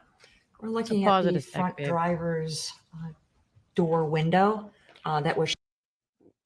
I wonder if they didn't stipulate to the admission of these just because they want to go through the process of not cross-examining so many witnesses to highlight the ones that they do. Or because, generally people like, defense lawyers, like, you don't stipulate to anything, make them prove their case. This is not that kind of case when it comes to this type of evidence. So they could have just stipulated to the admission, and the defense could have put those in with whomever instead of having to call her, like maybe the other guy. So do you think that might be why? Potentially. I mean, I probably would have agreed to stipulate because, like you said, like none of this is the smoking gun evidence. These are just merely building the story, showing, what happened to Dan and when it happened and what it looked like when it happened. Which also doesn't mean the state wants to stipulate. Sometimes they want to call so many people just so, sort of like we saw in voir dire. So the jurors are left with, they put all this money and all these different people and all these different minds, and they've landed on Donna. But what I was asking Bob is it possible the defense doesn't want to stipulate, so they have all these witnesses that they don't bother cross-examining? I mean, they're probably going to save the time because they're not crossing them. You know what I mean? It's like, so it's 6 of one, half dozen of the other, I guess. Shattered with a hole in it. What is it that we're looking at? We're looking at the front driver's door window that was shattered with a hole in it. Okay. And what did you do to try to document this? The glass was very fragile because it was broken. So prior to doing anything to it, besides fingerprinting, I would have put clear tape on both sides, the interior and the exterior, just to hold it in place for transportation and collection. I'm approaching with what I've marked as states 126. Is this the glass that you were able to remove from the vehicle? Yes. Is it in the same or substantially the same condition as when you seized it? Yes. Move into evidence, states 126. There you go. States 126 is admitted. Publish. Right. And the The glass evidence, is that consistent with the gunshot? Yes, it is.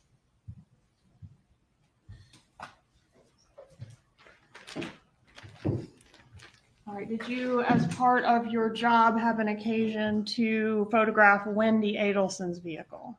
Yes, I did. Was that done the same day that you collected this other evidence? Yes, it was.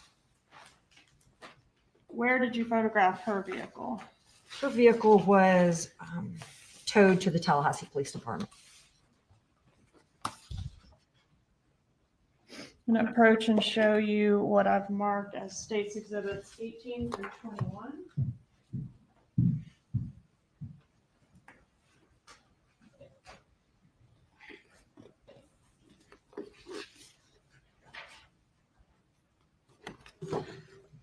Do you recognize 18 through 21? Yes, I do. Are those the photos you took of Ms. Adelson's vehicle? Yes. Move into evidence 18 through 21. Any objection? No, Your Honor. States 18 through 21 is admitted. Published States 18, please.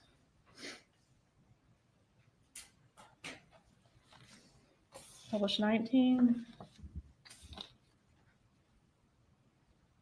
Published 20. What is this item? This was on the front passenger seat of the vehicle, and it is a bottle of alcohol and a receipt. All right, and did you take a closer photo of the receipt? States 21, please. Yes. And what does that show about when the alcohol was purchased?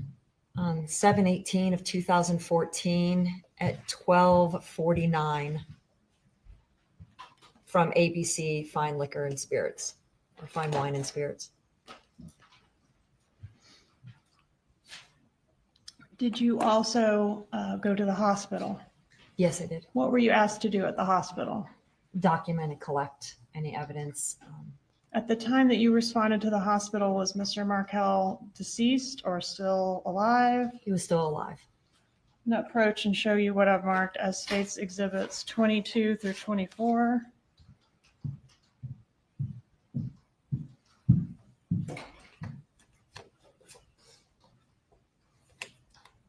Do you recognize these exhibits? Yes, I do. How do you recognize them? I took those photographs at the hospital. Are they fair and accurate photos of how Mr. Markel looked that day? Yes.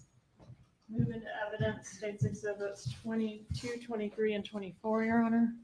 Any objection? No, Your Honor. States 22, 23, and 24 are admitted. Publish 22, please. This is how Mr. Markel appeared, Yes. and this was done on the 18th. Yes. Wow.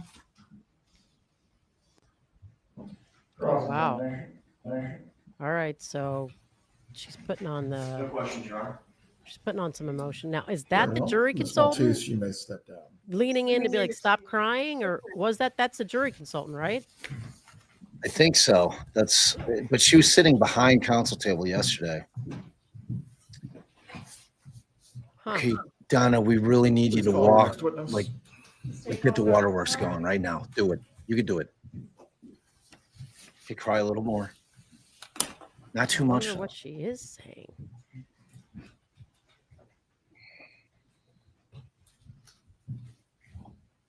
She's showing how empathetic she is, Allie. No, but I on. wonder what the jury consultant is saying. Like if she's saying like you keep going, or stop. Cry a little more. Dr. Clark, please raise your right hand, sir. Here's a tissue. Do you Just swear a little or nose affirm blow. the testimony you're about to provide will be the truth? Yes, I do. You may take your seat. Thank you. Please speak loudly and clearly.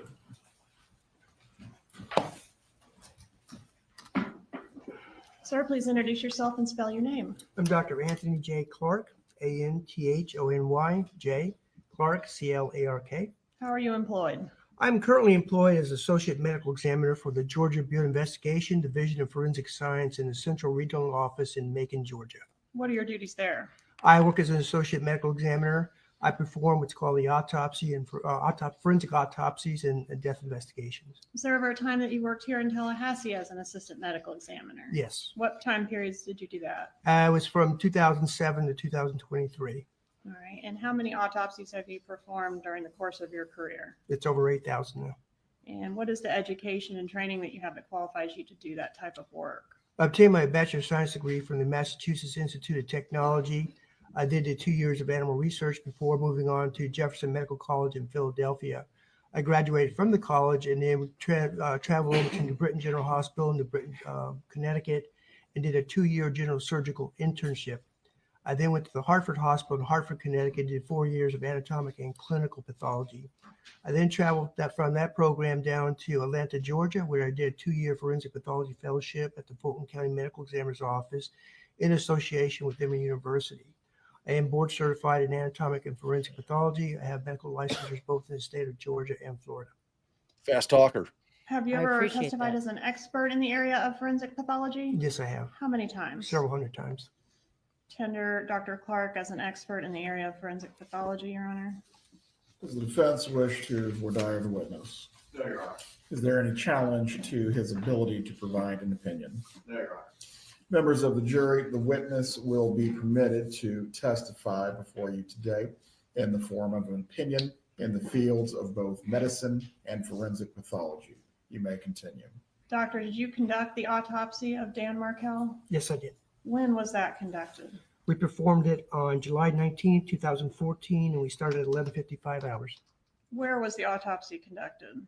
At that time, we were in the Tallahassee Memorial Hospital morgue. Did you take photos as part of your autopsy? Oh, Yes, I here's did. going to Would come use some more of those crying. photos assist you in your testimony? Yes, they would. Would they assist the jury in understanding your testimony? Yes, they would. Original states 25 through 34. Take a moment to look through those and let me know if you recognize them.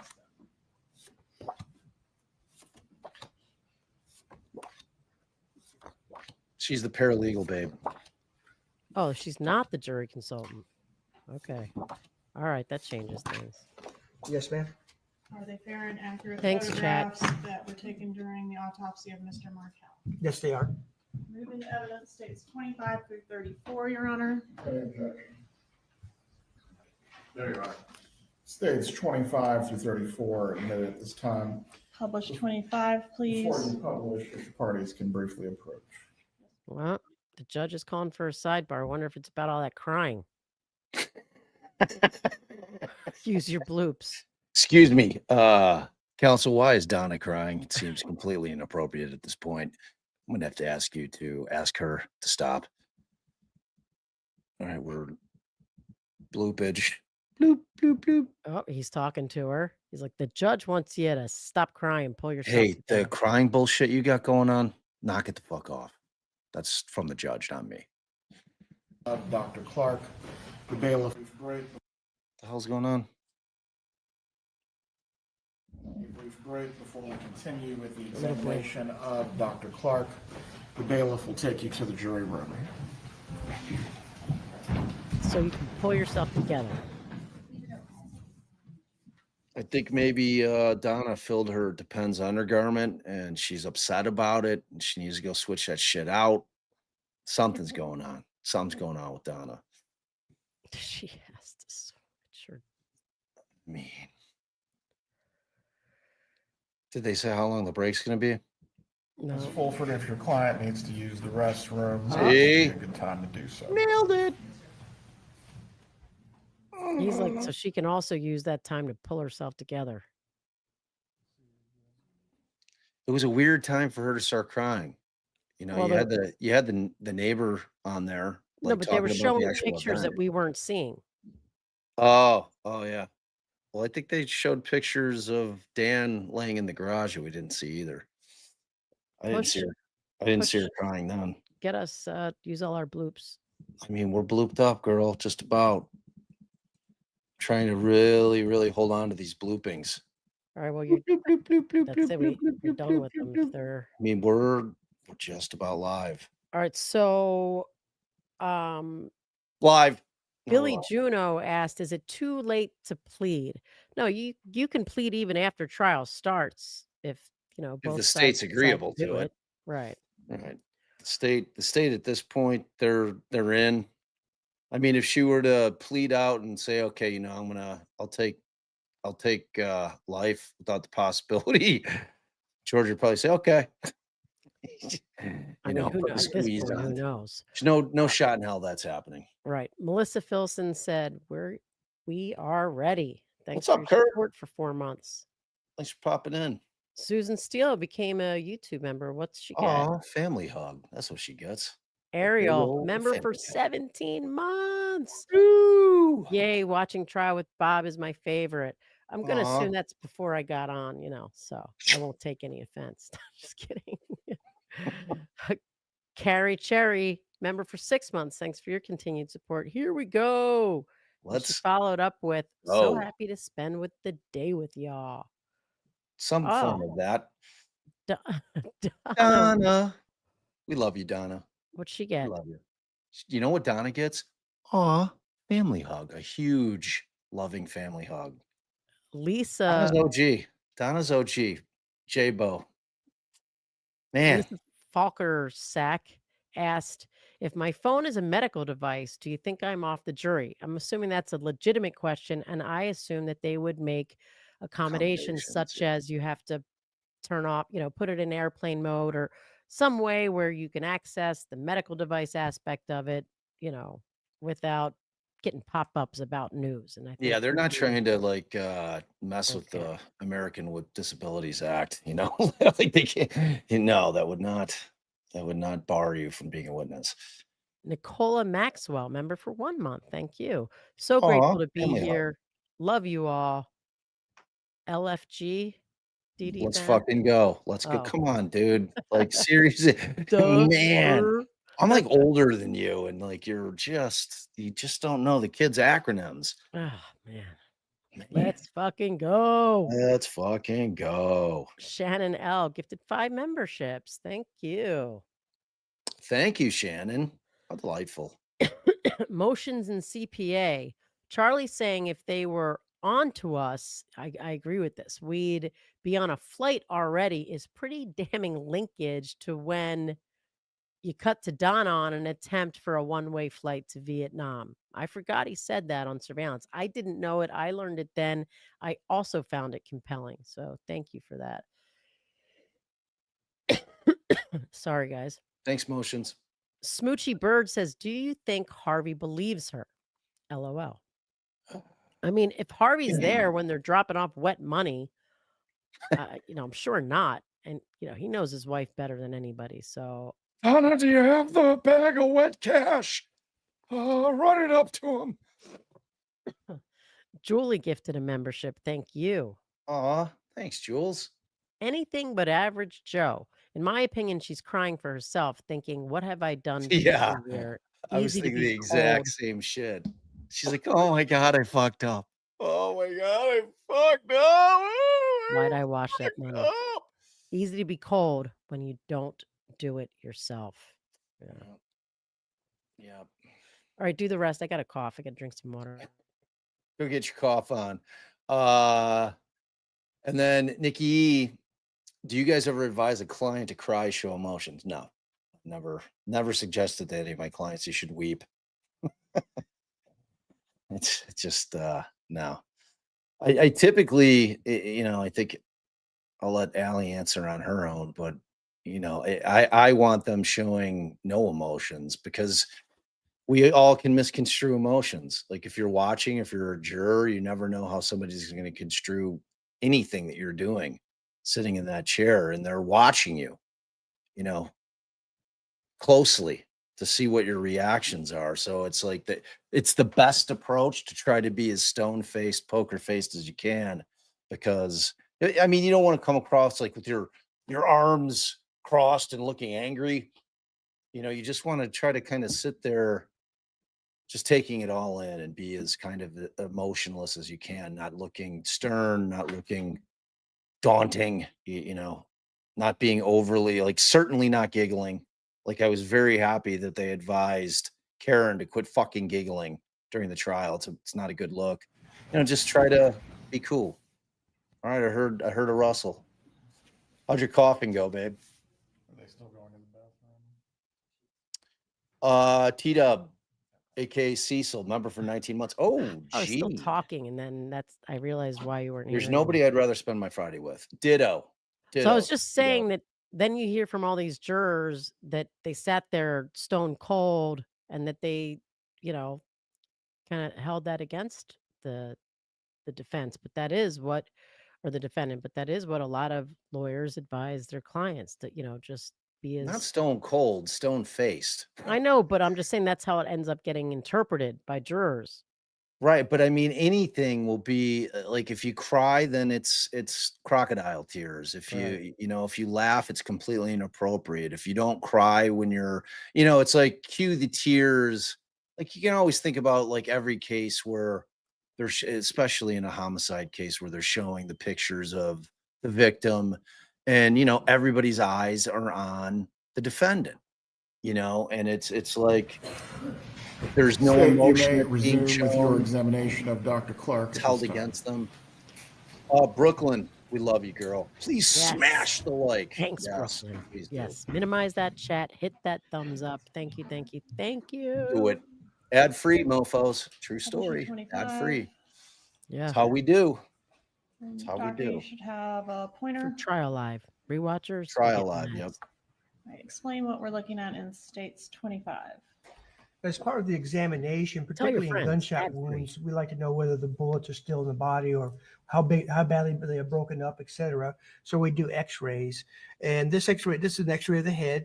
You can see the top of the head here, the jaw, right side, left side, and these really bright spots here and here are the bullets that we recovered from this individual. They come out because they're very dense. The X-rays bounce off and turn them white here, just like bone. It's fairly dense. These are the bullets here, here, and here.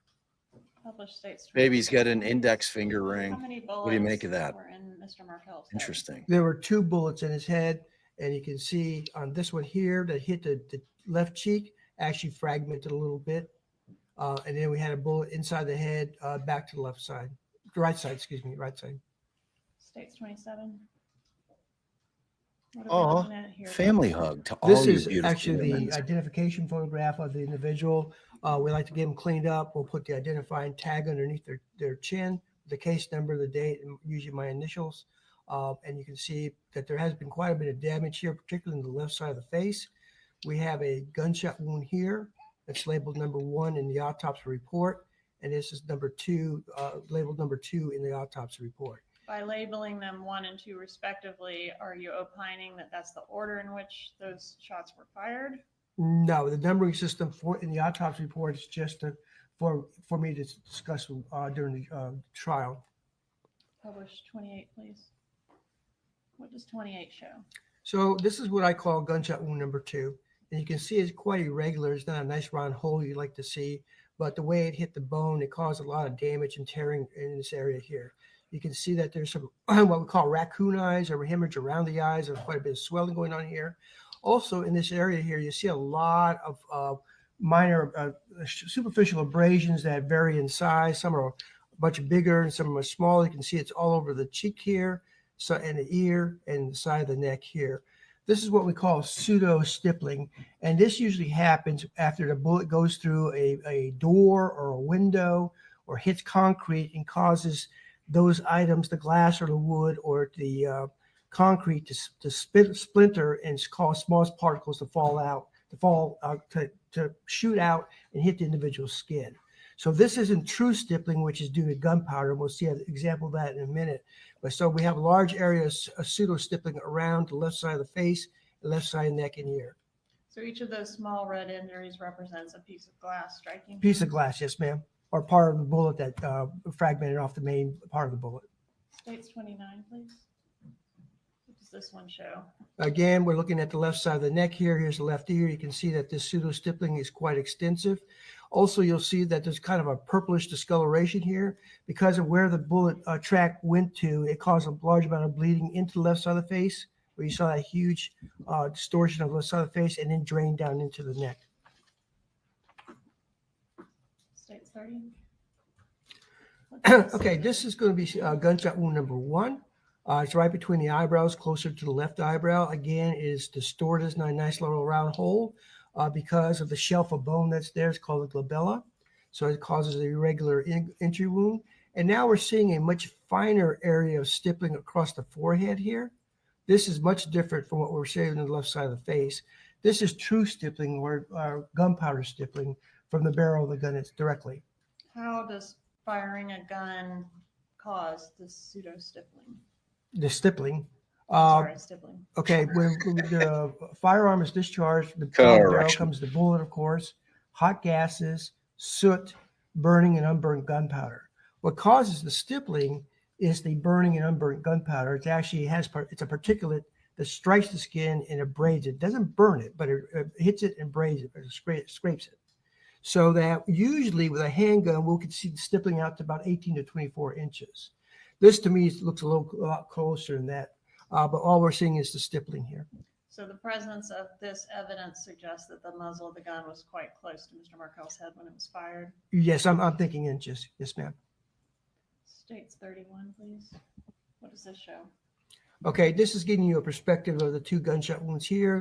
What I call labels 1, what is label 2, the pseudo stippling on the nose, the fine stippling on the forehead, the hemorrhage around the left eye, part of the raccoon eye pattern. States Exhibit 32. This is the left forearm, and what you see here is kind of a ring of soot, partial ring of soot here, and some stippling on the forearm here too. What is that consistent with? That to me is suggested that that arm was up near the gun when it was discharged. That's at one point in time. And most likely the one gunshot wound that went to the center of the head here, that arm was up in a defensive type thing or a reaction type thing. And the soot, the stippling is actually not from the barrel, but when you're talking about a revolver, you have a cylinder where the bullets are. You have a space between the cylinder and the barrel. It's called a cylinder gap. And soot and gunpowder can come out of the cylinder gap and cause this kind of pattern. So again, consistent with the firearm being very close to the victim? That's correct. And also, is it consistent with the victim at least having enough wherewithal of the impending danger to raise his arm in defense? In my opinion, yes, ma'am. All right. And you said that the number that you order the shots for purposes of your reports does not necessarily mean that's the order of the shots that were fired in this case. Do you have an opinion as to which shots were fired in what order? Yes, after discussions with the investigators and looking at the scene photographs, the first shot went through the closed car window. So the first shot would have been to the left cheek area, which traveled from the left cheek just before the left ear, hitting soft tissues, fracturing the jaw, fracturing the left cheekbone. Again, this is maybe slightly incapacitating, maybe stunned him, but would not immediately put his lights out. Okay, so that is where all the pseudo stippling is coming from that glass shattering. Glass is not there anymore. The second shot is to the forehead, where the actual gunpowder can strike the skin, and the hand was raised somehow into the vicinity of that cylinder gap. And that's the second shot is the one that was not survivable? That's correct. And was there any amount of medical attention that could have assisted Mr. Markel, say, if it had gotten there sooner? Well, these are pretty devastating injuries, particularly the gunshot wound in the brain.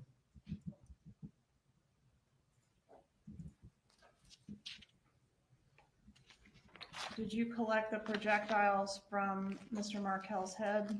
Yes, I did. I'm going to show you States Exhibit 127 and 128. If you will publish 33, please.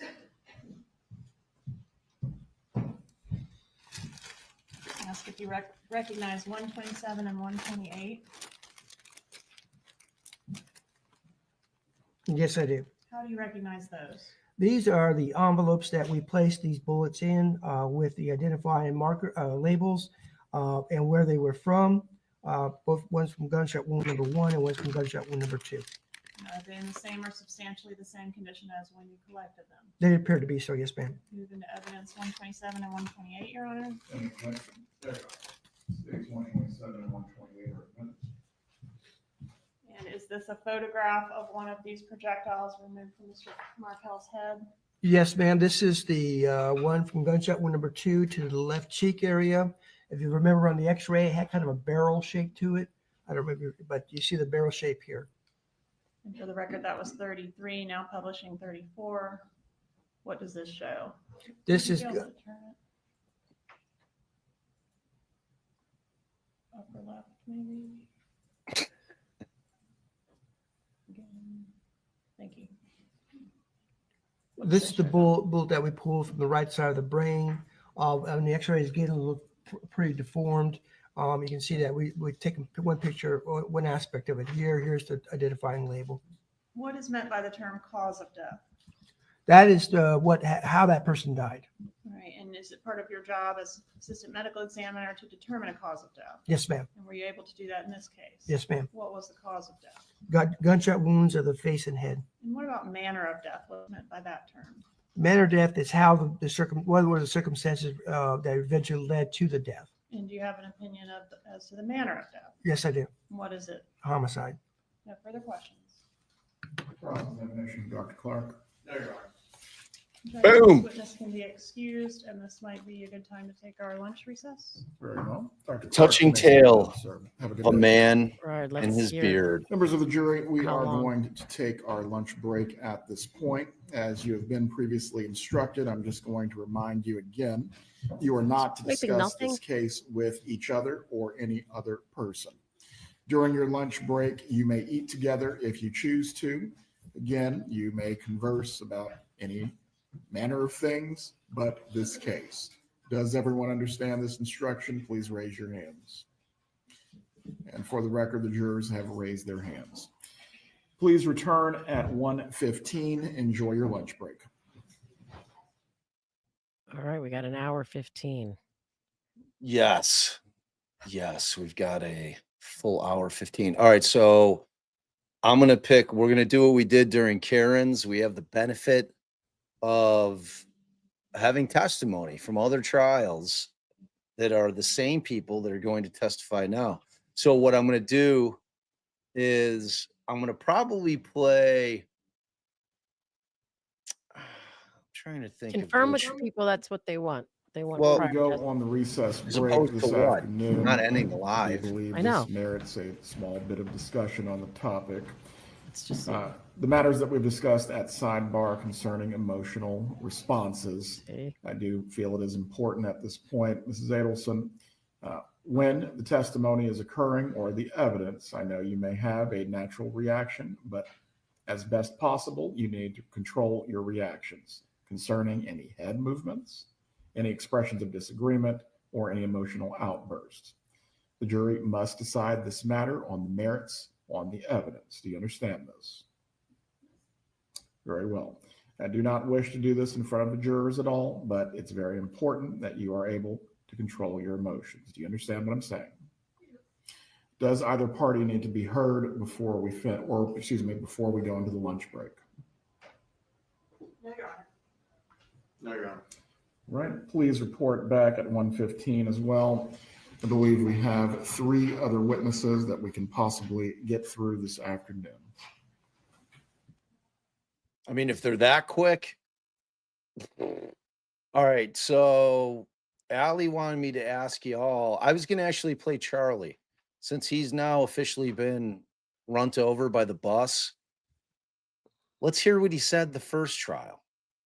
So while you're hearing what people say, Show Your Teeth says, Happy Friday, y'all. Nothing better than a trial watch on Friday with Allie and Bob. Thoughts on missing gotta tell baby me you're coming Emmanuel in. and the Come on, BS Bob. interview with mom. I haven't seen it. Maybe if there's a new interview, maybe Bob can play that before we break for lunch. What? Which thing? Is there a new interview with the mom on the missing baby? Are you talking about Rebecca Harrow with Emmanuel Harrow? Is there a new interview? No. Oh, Yesterday, not that I'm aware of. Did somebody say there was? the comments right there. I just read it. Oh, thoughts on missing baby Emmanuel and the BS. I'm assuming that's the first one. Yeah. I mean, I think we did. I talked about it a bit. I mean, it's a sad case. You know, they stood 7 days in. They still haven't located the baby. I've got no opinion one way or the other that it was. I mean, the parents. look, I just don't know enough. What?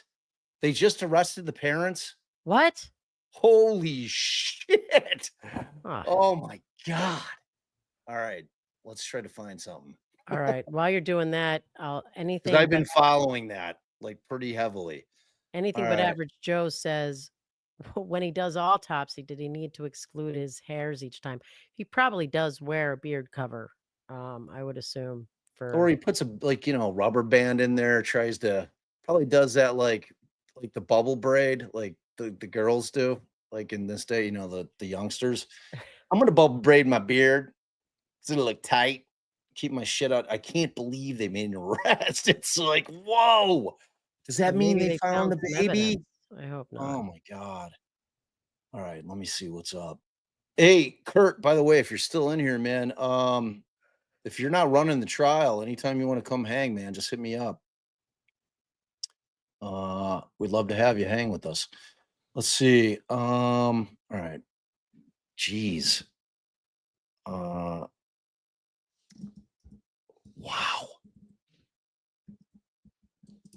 Because there was some bullshit yesterday that somebody had a sighting. There was a sighting of the baby. Wow. Wait, that's not right.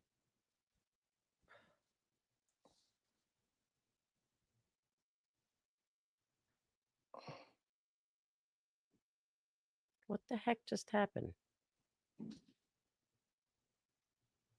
Okay, let's see.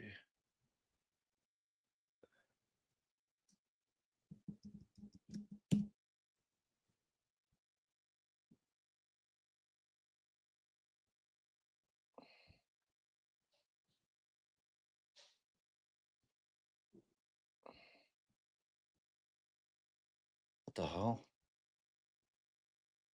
Let me see. All right, I'm just gonna Google it just to get out of the tubes.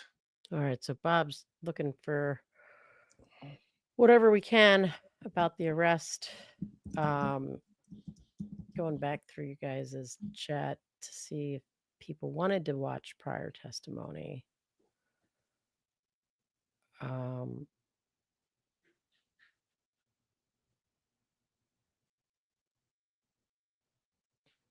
I think everyone was talking about the arrest. I'm trying to. I see. Okay, so TMZ's reporting it. Parents receiving death threat. There. I mean. Okay, so at 9:02 a.m., TMZ. Here, I'll pull it up. Is reporting. I like TMZ. Really? Jesus. I mean, I guess they're as good as anybody these days. Later. I mean, instead of playing sound bites, y'all could help me. How about them apples? All right, let's see what the fuck they're saying here. All right, I said so oh my text. God, I'm getting That help? Walmart ads on TMZ. Pop up. All right, the mystery surrounding the disappearance of 7-month-old Emmanuel Harrow had just got a major update. The California baby's parents, Jake and Rebecca Harrow, have been arrested. TMZ has learned. Law enforcement tells us the couple who previously claimed their baby had been kidnapped in the parking lot are now facing charges after being arrested in their home on Friday morning. The update comes over a week after the pair's initial claims, which were later scrutinized due to inconsistencies in the mother, Rebecca's story. Remember, at the time, Rebecca claimed she was attacked in the parking lot while changing Emmanuel's diaper. She claimed she heard some "hola" before she was punched, resulting in a loss of consciousness. However, investigators, so that's all they've got. Like, oh man, what the hell? I need more than that. Scorpion says, oh, okay. wait, Mandy's saying, look at your emails. My emails? I mean, your Okay. texts. I don't remember, but someone just said. Okay, I pulled that up, Mandy. Thanks. That's the one I just found. Okay. Okay, they've been taken into custody. Wait. Do they What? have an actual video up there? Yeah, there you go. Okay. On Thursday, it'll be a week since the child's mother claimed she was Blow it up. attacked in a parking lot while changing his diaper and her child was stolen. Expand it. However, over the weekend, investigators began to say there were inconsistencies in her story. And tonight we're learning the vehicle belonging to the child's father, Jake Haro, was seized by San Bernardino County investigators in connection with this case. His attorney issuing a statement tonight saying Jake Haro is fully cooperating with law enforcement and investigators. All of this happening tonight as a big fire broke out at a home on the same block. All right, that seems like the wrong one. All right, so Well, that was about it. He just talked about it. well, I mean, I think there's a more up to date. There's got to be a more up to date. Okay, let me see. NBC News 7 LA. Okay. All right, so this is. Oh my God. She's like, See, this is what you get for going to mainstream media. Depends on like what. Okay, it's from a Chicago ad nonetheless. Okay. National headlines. Where is baby Emmanuel? On Thursday, it'll be a week since the child's It's the mother same claimed she shit. was attacked in a parking lot while changing his diaper and her child was stolen. However, over the weekend, investigators began to say there were inconsistencies in her story. yeah, And tonight same we're thing. learning the vehicle belonging to the shit. child's father, Jake Haro, was seized by San Bernardino.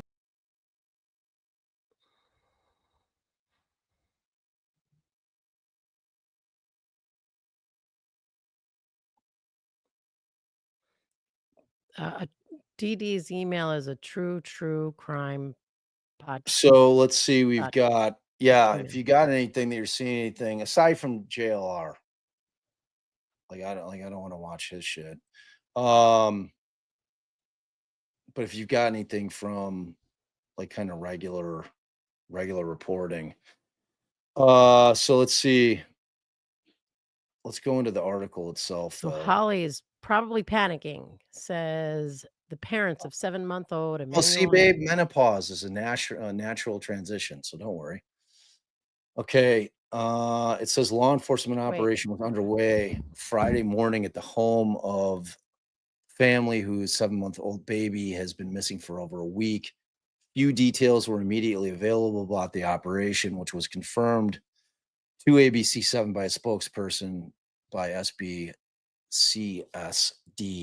The spokesperson did not specify which agency or agencies were involved in law enforcement activity at the home on Friday as the search for young Emmanuel Haro continued.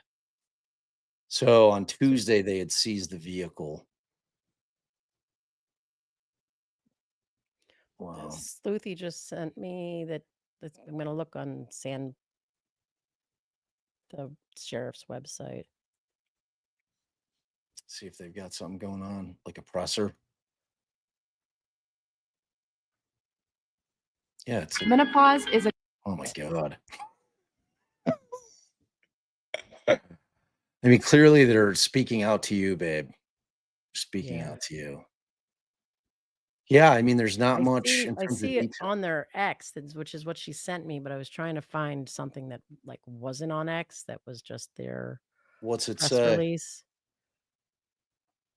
It says, update. This morning, detectives from Sheriff's Homicide Detail and Specialized Enforcement Division arrested Jake and Rebecca Haro at their residence in Cabazon for probable cause of murder. Investigators will continue their search for 7-month-old Emmanuel Haro. Yeah. So that's that. So I mean, at that point, people would be better off, instead of making it the huge scene in a place with cameras and making it public, to just say nothing to anyone. Yeah, it's wild. Well, I mean, I wonder if they found the baby. No, it says they are going to continue to search. Wow. Huh. I mean, they charged him with 187 murder. So, all right. Well, we'll keep an eye on that. Dang.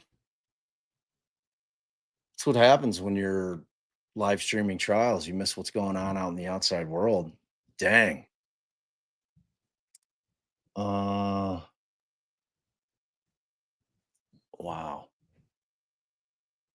That's wild. All right, so I'll keep looking during the lunch, but what we're gonna do in the interim, let's do Charlie's testimony. I think it's pretty good. Pretty good way to start. Pretty good.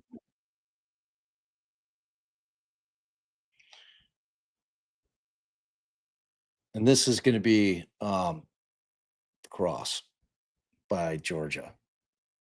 This is fun. You guys will enjoy this if you haven't seen this from. Well, they're not going to have time to Charlie's. hear it all. I'm going to do it at 1.25. You won't have time to hear it all. What time are we coming back, babe?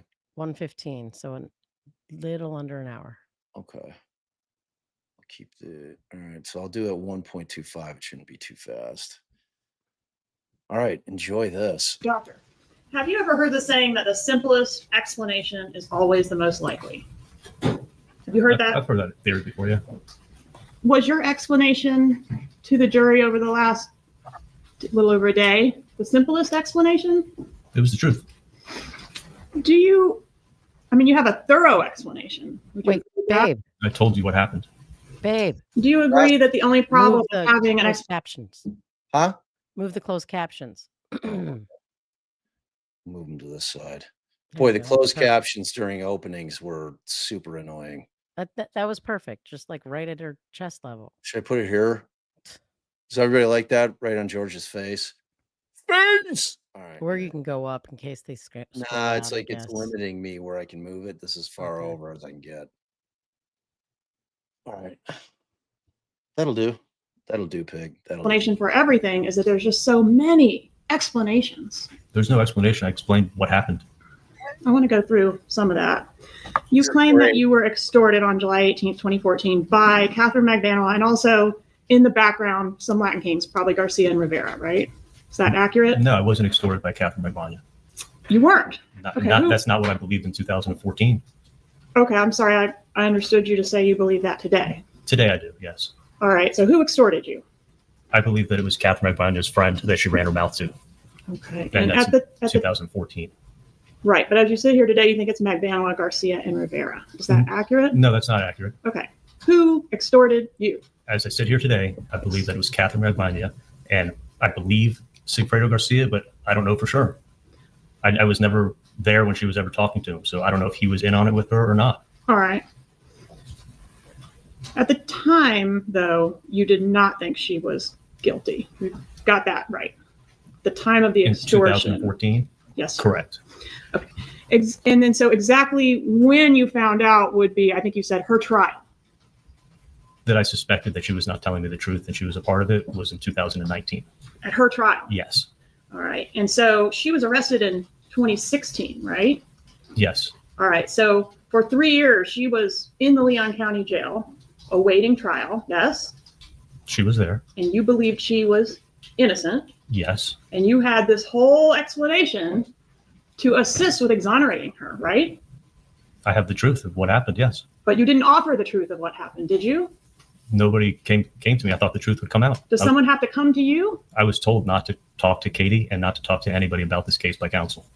Okay. So you strike that.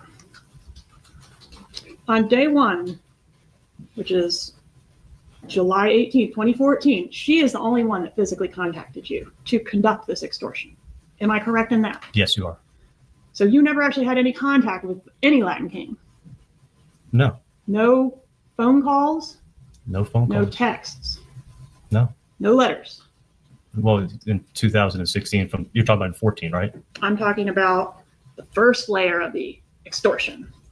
Did you have any contact with the thugs that were getting your money for 2 years? No. Did anybody put a gun to your head? I was told that I would be killed in 48 hours if I didn't pay up. I heard you say that, but my question is, did anyone put a gun to your head? You're asking me, did anyone pull a gun on me? That's why Is I that your asked you. question? No, Yeah. nobody pulled a firearm on me. All right. So when Katherine Magbanua came to you on July 18th and said, "Open the safe and give me all your money," she was not armed. She was not carrying a gun that day, And no. were you armed at that time? Did you have a weapon in your home? I had weapons in my safe, yes. Were you led to believe or told that the bad guys are outside, right outside your apartment or your residence? No, but I was led to believe what they did to Dan, they were going to do to me. I heard you say that, but my question is, did she say, like, the car's running, I'm going to take the money out there to him right now? No, she never told me that they were waiting for me outside my house. In fact, she stayed the night with you, didn't she? Yes, she did. And didn't exit your house with your $138,000 until the next day, right? Correct. And the money, the $138,000, was that stapled into $1,000 increments? Each packet was $1,000, and there had a staple in it. And stapling money's a little unusual. Would you agree with that? For me, it wasn't unusual. That's what I did. Right, but nobody else does it. That's why I'm suggesting it's unusual. I've never questioned people into how they keep their money, whether they keep it in the staple or a paper clip or an envelope. I just know what I do. Would you agree, doctor, that it's a compelling piece of evidence that the killers were paid in stapled money and came up with that information in this case? It's not compelling. The people who extorted me and got my money got it from my house, and it was stapled in my house. They had to have gotten it from you, right? Because it was stapled. If they got it from Katie, they got it from me. So it had to be some kind of, I paid, but I did it under duress, based on that piece of evidence, right? That had to be built into your defense. I was extorted, and I paid the money. All right, so Katie comes in and she's in a panic and she tells you what's happened. And I need all the money in your safe right now. Do you suspect that maybe she's working with the police at that point? Maybe she's trying to set you up? No, she didn't say I need all the money in their safe. That's not what she said. Did she take all the money in your safe? I cleaned out all the money in my safe and handed it to her.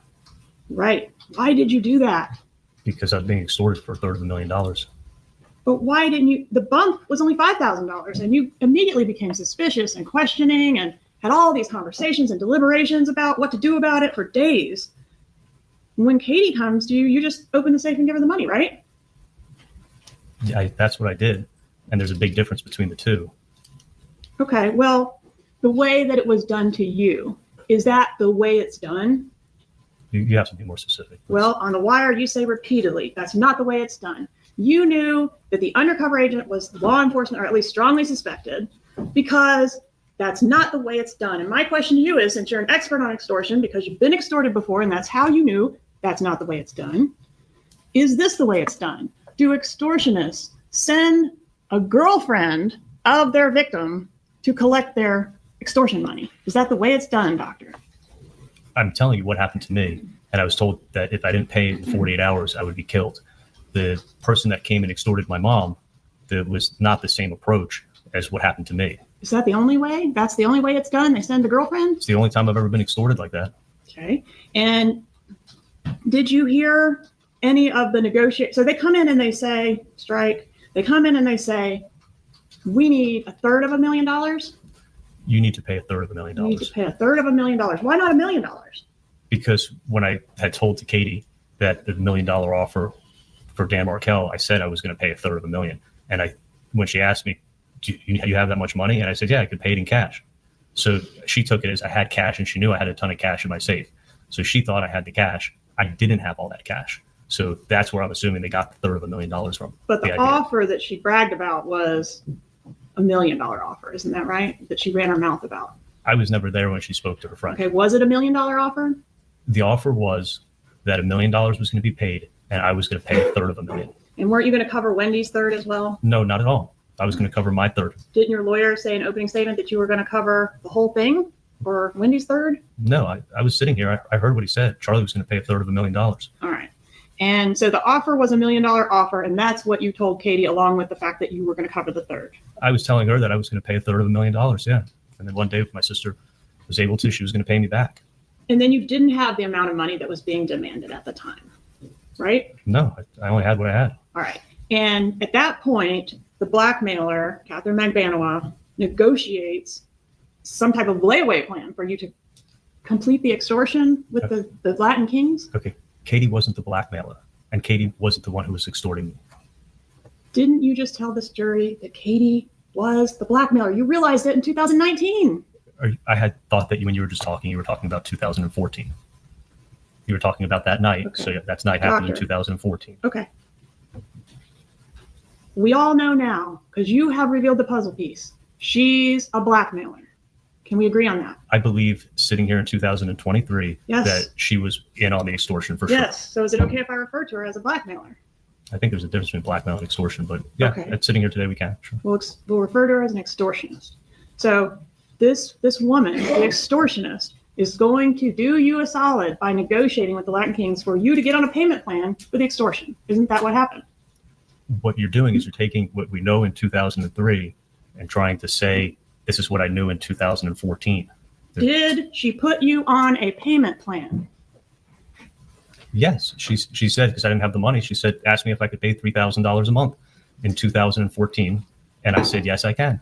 Did you hear any of the conversation where she was making these negotiations on your behalf? No, when she said, I'm going to go check with my friend and if that's okay with him, she took her purse, took her keys, took her cell phone. She walked out of my front door, closed the door behind her, and I sat in my living room. And she came back about 5 minutes later. You didn't want to talk to the guy yourself?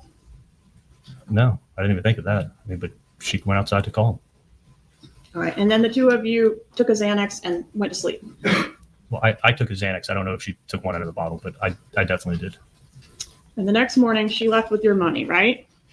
She left about 8:30 the next morning. That's July 19th, 2014.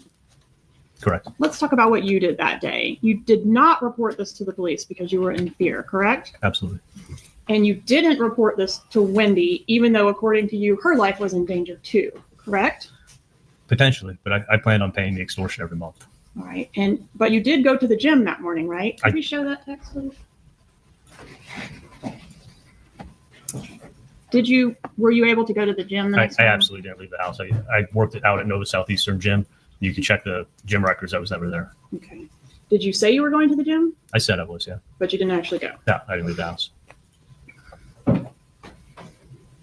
All right. So would you agree, Doctor, and we'll refresh your memory with them if we can, that the text messages that were exchanged between yourself and Katherine Magbanua on the morning after this exchange of money were inconsistent with your extortion theory? They were inconsistent with how I was feeling. They don't appear to look like you just gave her $138,000 under duress, do they? She told me the last thing she said to me before she left the house is, can we just pretend like this never even happened? So when I sent her that message, I was trying to show her, like, I'm trying to forget all about it. Yeah, you were just demonstrating to her that you would agree to pretend nothing happened, right? Absolutely. That's what she asked me to do, and that's what I tried to do. All right. So the text messages aren't what they appear to be. It's a beautiful day. I'm going to the pool. I'm going to the beach. I'm going to the gym. None of that is what it appears to be. It's something else. I absolutely did not go to the gym. I was trying to show her that I was, pretending like nothing ever happened and looking past it. And there's nothing on the wire. All those hours of you talking. There is nothing on the wire about the extortion, this layer 1 of extortion, because she told you not to talk about it, right? She told me to never talk about anything to anyone or her. She never wanted to hear about it again. And yesterday, in your testimony, between you and your attorney, you mentioned the word extortion 123 times. Would you take my word for that? I'm sure it came up a lot. Okay. But nowhere, even in the midst of this whole second extortion, it's happening again. It's an extension of the same thing. Do you mention anything about this layer 1 of the extortion? Do you? Yes, actually I did. Okay. If you pull up the video from Matsuri when I was sitting with my dad and I said it, and the funny thing is, that's what I whispered in his ear. Right, but we can't hear that. Right, because that's my point. I never wanted anybody to hear what had happened. I never wanted the police to come talk to me. But if you put up that video, you'll actually see me saying that it's my dad's ear, and that's why I went in and said it. And that's what we were talking about at the time. So At Matsuri, the only time you mention the extortion, it's in a whisper that is not picked up by the microphones, right? Intentionally, yes. Yes. And that was intentional at the time, but it sucks for your defense, right? Because that would be a huge piece of evidence for you to show this jury, wouldn't it? No, I think you'd come up with a reason why that I said it anyway. And there's nobody to corroborate this testimony? There is. Okay. And the Matsuri, you talked about it again out in the parking lot, right? Wasn't that your testimony? Yes, we spoke in the parking lot. Okay, so you did talk about the extortion. That's You just didn't do it in a way that it was captured on any of the recordings in this case. But we spoke when we had privacy. Well, you had privacy on the phone, right?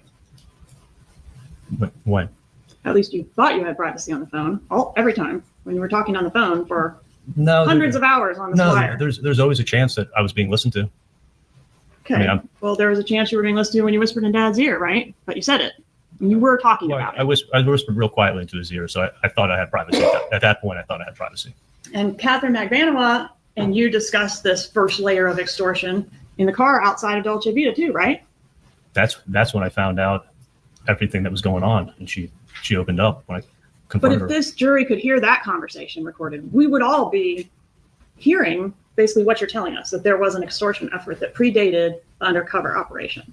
Wouldn't we? Because I was trying to see if Sigfredo was behind the extortion of my mom, because I knew he was behind. I always had a feeling he was behind what happened to me, and she was having this explosive fight with him, and it was going on the same exact time that my mom started getting extorted. So I thought that he was going after my mom. Don't you wish that that conversation in the car had been recorded? I don't know. Wouldn't it prove your theory? Yeah. You're talking about the If I prior think about extortion. it, then you know exactly what happened back then. But unfortunately, it wasn't recorded. And then everything that was recorded inside the restaurant, you don't mention it, right? I'm speaking very carefully. I mean, and I still, even when I was in the car with Katie, she was doing most of the talking. That was the first time she really opened up, and I think I caught her off guard. I was still, even when I spoke to her in the car, I was real careful. I said, was T behind what happened to me? Like, I wouldn't even say the words to her when I was in the car. Okay, was T behind what happened to me? Do you say anything anywhere on the wire about referencing what happened to me? Meaning what happened to me before? No, because that was the only time I ever confronted her. But I did actually when I would be on the wire with my mom, and I would say, it's not the same person. Like, that was in reference to what happened to me, and she What knew call that. do you say it's not the same person? Okay, you want to know what call? It was Tuesday, the 26th. And I said, it's at the end of the call. It was a 2-minute and something call. April 26th? April 26th, 2016. It was a 2-minute and something call. It was towards the very end. And I go, I know it's not done like this. It's 48 hours, just enough time. It's not the same person. So you can look it up. Okay, I'm with you. It's not the same person you were referencing as the person that blackmailed me years ago and has been blackmailing me for years. Yeah. That's what you meant. It's not the same person that's extorting me, correct? All right. So I want to go back to Wendi. Wendi is in the process of relocating from Tallahassee to South Florida, basically the day that this is going on, day after the money drop, right? They're packing up the car. They're coming back here. So she's going to be moving significantly closer to the killers that had threatened her life. This what I don't she wasn't planning. It wasn't a permanent move or anything that was planned. I think she took a suitcase with her. But she's your family member, yes. She's much closer to the one they've already killed than you, right? Say it again. She's much closer. She's got much deeper connections to the person they've already killed. That's Dan Markel than you do. Right. I mean, there's a reason to fear for her safety because these killers have come. They've just killed Dan. And now they're saying they're going to kill another one. It could be Wendi, right? She has no idea what's going on. Exactly. But you let her move from Tallahassee to Miami where you knew the killers were located. That's my point. Do you agree with that? The killers were able to find Dan Markel in Tallahassee. They have a car. They were. But would you rather live in Tallahassee or in Miami if the killers are in Miami? I think if these people want to find you, they'll find you. Okay. I mean, I don't think. I mean, looking at Luis Rivera, I don't think a distance would stop him. Okay. Where did Wendi and the boys live when she first moved to South Florida? When she first moved to South Florida, she moved in with my parents into a small apartment. They actually had to get another apartment because that one was too small. With your parents? She moved in with them, yeah. And I want to talk about the cameras. You bought cameras for the Adelson Institute in your home at Whale Harbor, right? Yes. The camera system, yeah. All right. And what about Wendy's? I guess she didn't have a place. So like wherever she was staying with your parents, were cameras installed there as well at that same time frame that you installed these cameras? No, I never told her what happened, but they lived in a very secure building. Isn't it true, Doctor, that you'd been planning to install those cameras for some time before the murder?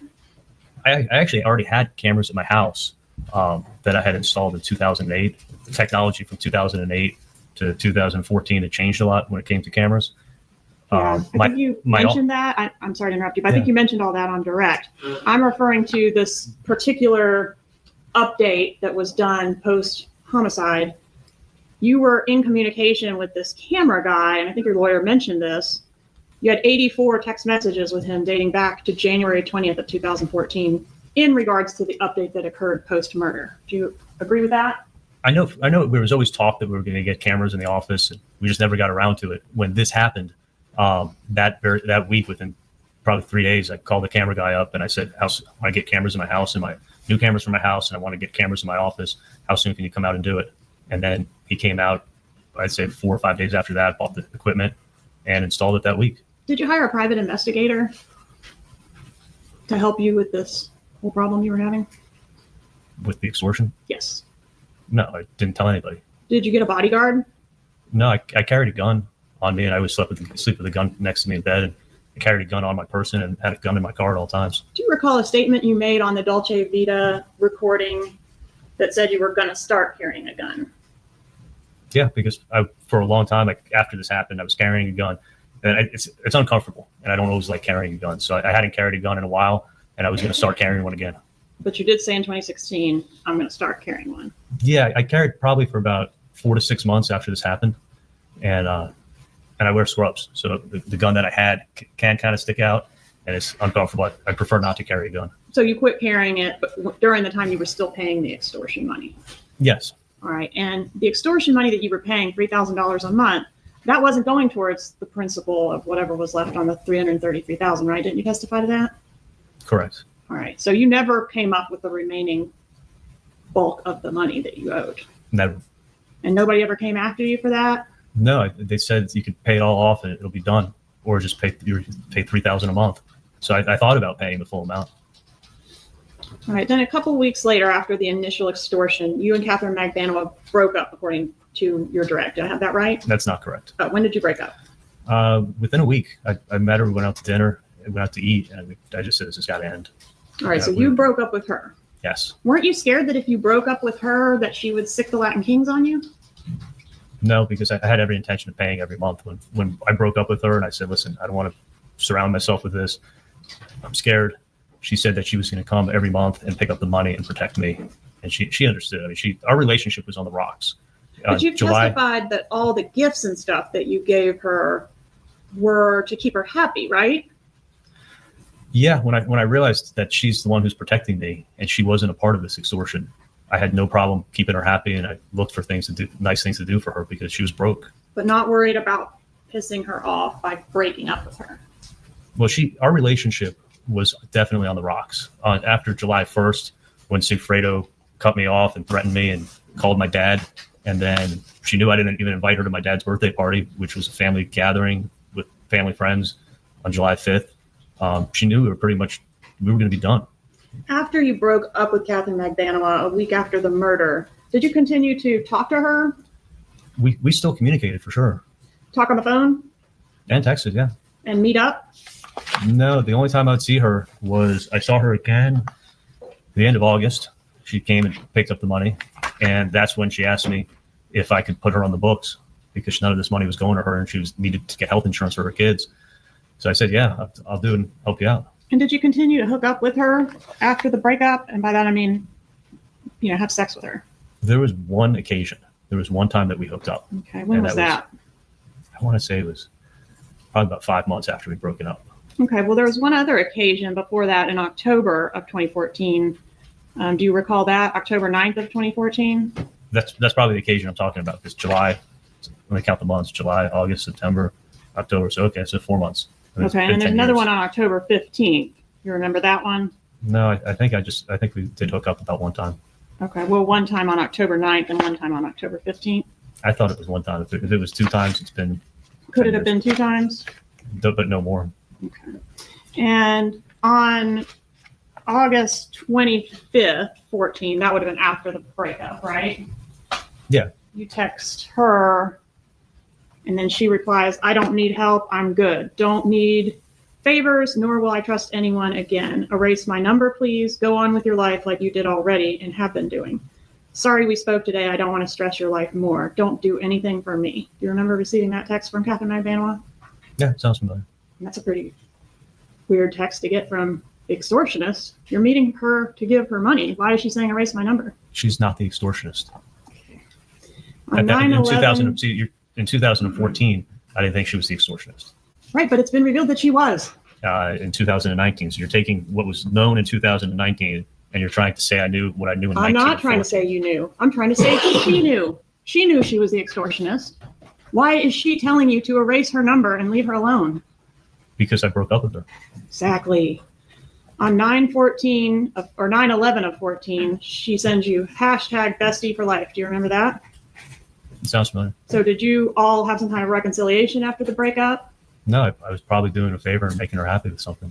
On 10/6 of 2014, I love you. It makes me feel good that you care about me. I'm lucky to have you as part of my life. Do you remember sending that to her?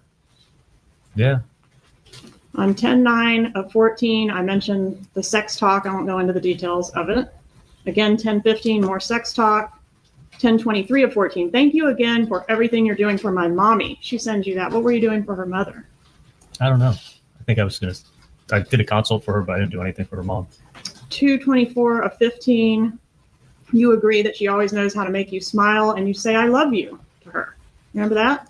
Yeah, I cared a lot about Katie, and I didn't think that she was a part of it. So I was always trying to keep her happy and make her happy. And I felt like she got dragged into something that she shouldn't have been dragged into. Okay, maybe, but she dragged you into it as well. I didn't see it like that at all. And our relationship actually got stronger.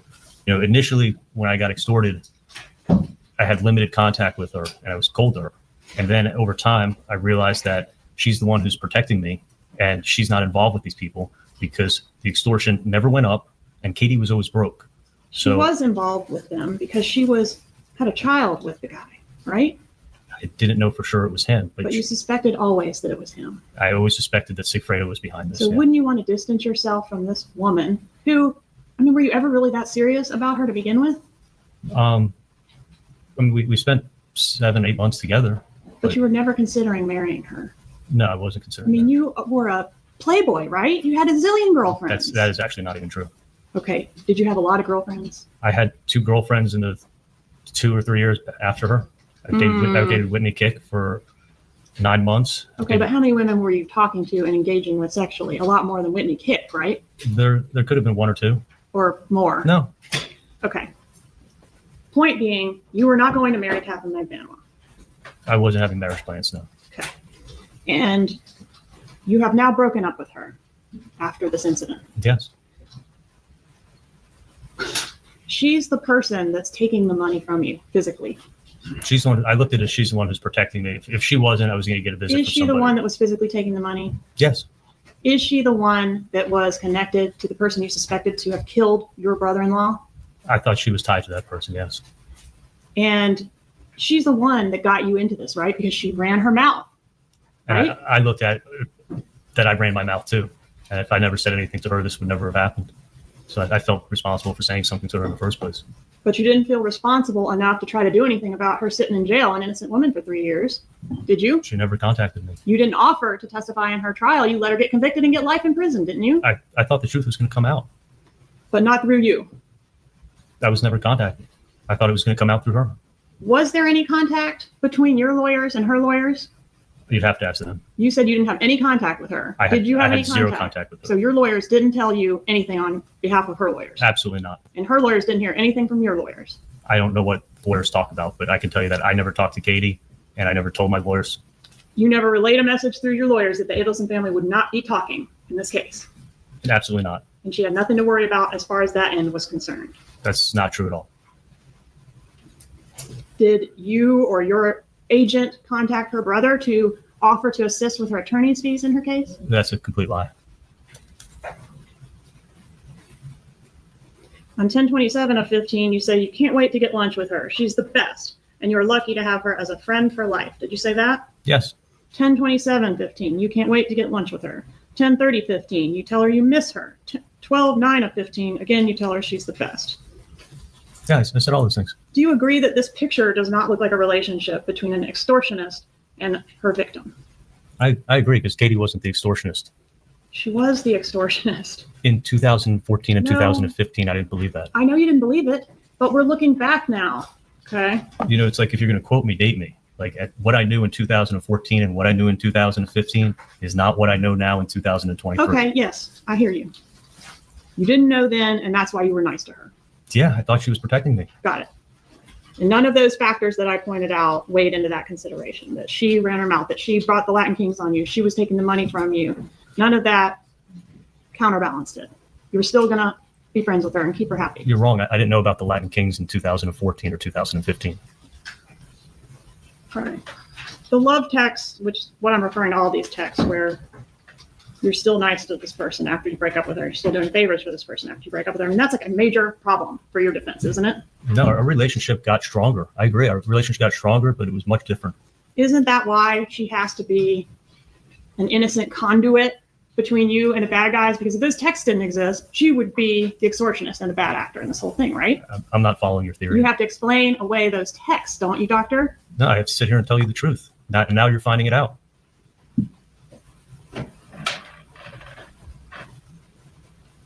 Most people don't send kissy faces to people that are extorting money out of them. I mean, she was taking your money. Again, Ms. Kappelman, she was not extorting me at the time. That's not how it's done, is it? I'm telling you how it was done.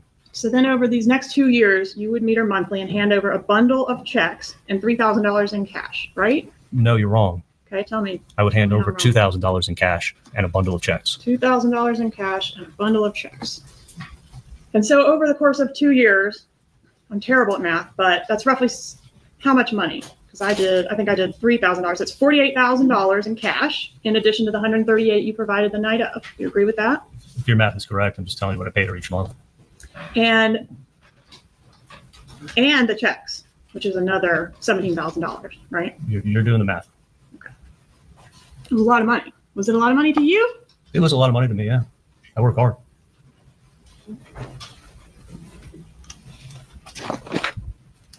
Did the extortionists, whoever they were, ever try to increase the payments or come for more money? The extortion never went up, and Katie was always broke. And that's what led me to think that she was not a part of this, because she could have easily jacked up the payments. Well, she's sharing $3,000 a month with a bunch of other people, right? At least one other person. I didn't think she was sharing it. Why is she coming to me for $300 for her kid's birthday? Because she's broke. Because she wasn't getting any of the money. Half of $3,000 doesn't do much when you're living in Miami with 2 kids to feed, right? I didn't think she was sharing anything. Well, even if she was sharing it, that's your point. She must not have been taking the money because she was broke. And my point is, she could have been taking half the money and been broke. That's not how I saw it. It's not a lot of money. That's not how I saw it. Tell me about Dan Markel a little bit. What you've sort of said, what I heard, correct me if I'm wrong, was he was, a nice enough guy, typical Wendi boyfriend, but not really your kind of guy. Yeah, I think it's an accurate description. Right. Do you agree that he was this brilliant legal mind? I think he was a little on the nerdy, nice guy. Just kind of like the average guy that my sister dated. Not the kind of guy you want to have a beer with, though. We never had a beer together. I mean, not that I wouldn't have had a beer if we wanted to have one. We just didn't have that much in common, but he was always nice to me. Do you appreciate the fact that his death was a terrible loss to his sons? It was horrible. Do you think they were better off without him? Absolutely not. Did you host a celebration dinner after his murder? That's a complete lie. On The Wire, would you agree that the Markel boys were in the background pretty much of every call you had with your mom, and you hear them a lot, right? My sister was working, so my parents would help my sister out, yeah. Yeah, and it was summertime, so they were out of school, I would assume. I don't know if it was every call, but they definitely helped my sister out for sure. All right, and those calls captured Donna pushing them on the swings, that call that tortured all of us a couple times. Remember that one? Yeah, there was a call where she was pushing them on the swings. Taking them to tennis lessons. That was the same day. I mean, that was the same call that got broken up, and she called me back. But yes, doing their bedtime routine, helping my sister out for sure. Reading stories, brushing teeth, getting haircuts, going to piano, story time and bedtime, all of that kind of stuff. All stuff that parents and grandparents do. You're right. All right. She even said to you on one of the calls regarding the bedtime routine that, quote, we have a whole routine going. Do you remember that? I have a whole routine with my son. I mean, I think it's normal with kids. You have a routine to put them to bed. Right. All the kind of things. Can't forget to brush your teeth. Yeah.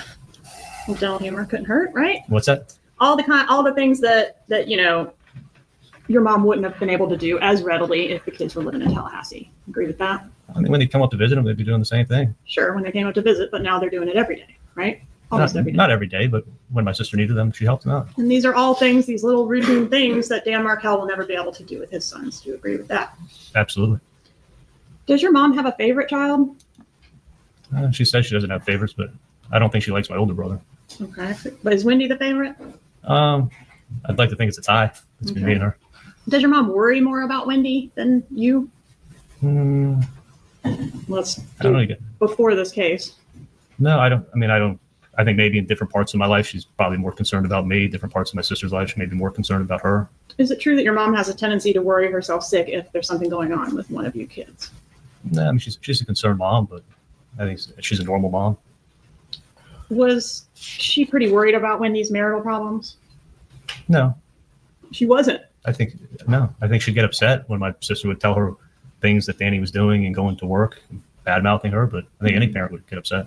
But also, she would meticulously go through all the filings and send long emails detailing her thoughts about every filing in this divorce. No, I don't think that's the case at all.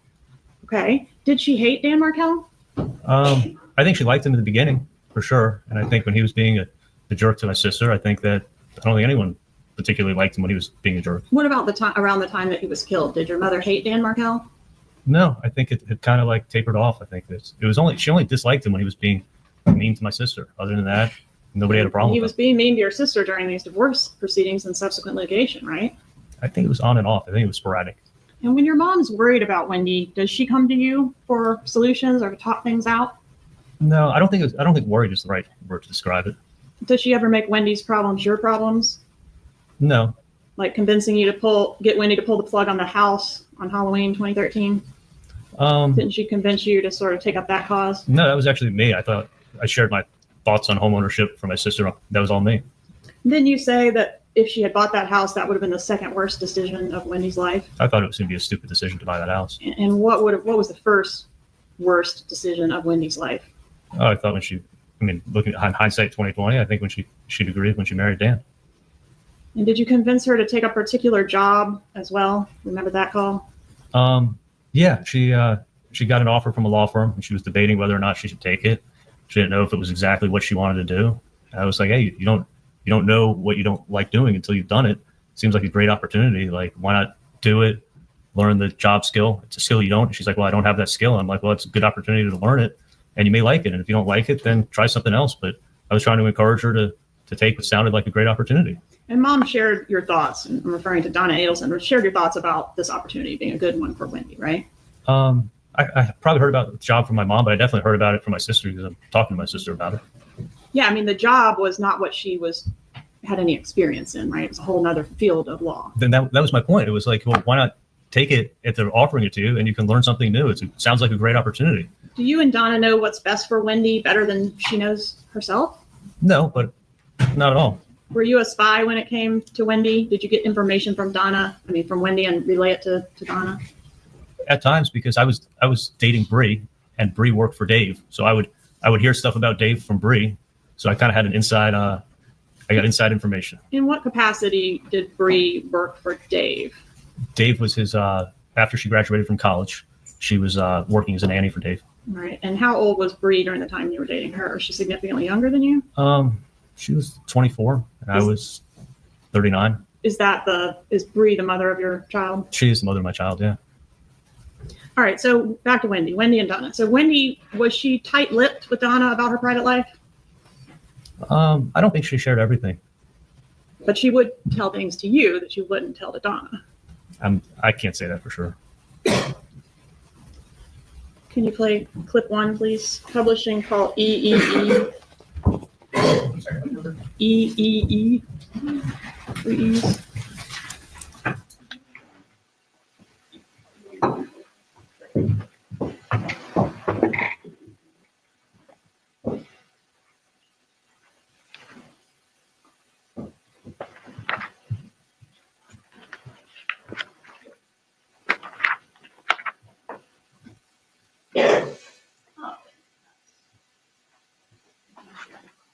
Yeah, would you? We go 209.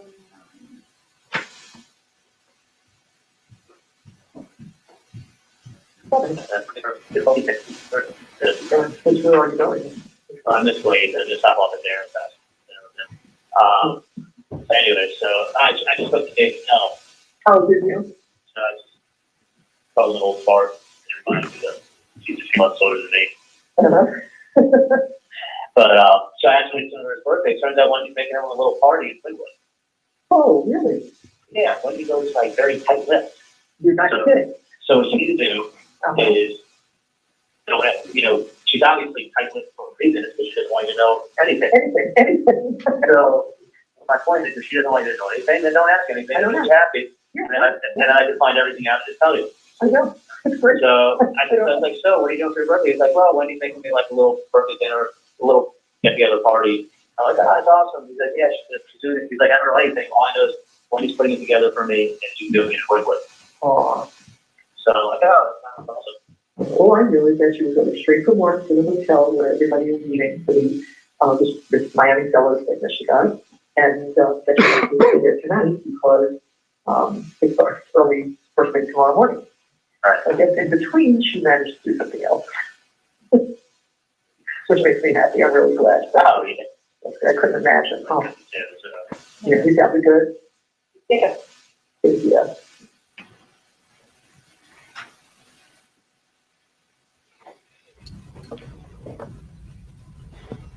Do you remember yesterday, since you were telling a story about Katie coming in from having had some kind of altercation with Garcia, and she had reported that the necklace had been just pulled off her neck? Do you remember that? Yes, I do. Right. And when you were relaying that story to the jury, you used a specific term describing what Garcia had done to her. Do you remember what that term was? It was only yesterday, but you'll have to refresh my memory how I described it. You said he roughed her up. That's accurate. And that put my antenna out, because that roughed them up is the exact same phrase that Katherine Magbanua said in her proffer that you used on Halloween 2013 when you first approached her about, does she know anyone who can rough someone up? No, I think getting roughed up is an adjective, but what you're doing is the same thing you did with your TV theory. Is like you heard TV mentioned multiple times, so you put the whole case together with the TV. Okay, and we'll you're get putting to the the whole case TV. together with the word roughed up. Like, Yeah, I mean, I'm not if putting the whole case together. One moment. Don't speak over each other. But that's Please an wait for him to answer, then you can ask your next question. Go ahead. But that's an unusual, I mean, it's a specific term. I'm not making a whole case out of it, but did you say roughed up in both places? Katie was roughed up by Sigfredo when he tore the necklace off of her neck, yes. And isn't that the same term you used when you first broached Katherine Magbanua about did she know someone who could rough up someone else? Never in my life have I ever asked her that question. Never in my life. That conversation never took place. Did you ever hear Donna Adelson refer to Dan Markel as stupid? No. Were you laughing when Wendi was on the stand and I read all the names that Donna referred to Dan Markel as? No, I laughed when you said the word fucker in court. Okay. What did she mean when she said Dan Markel was trying to take her sunshines away? Do you know? My mom never said that.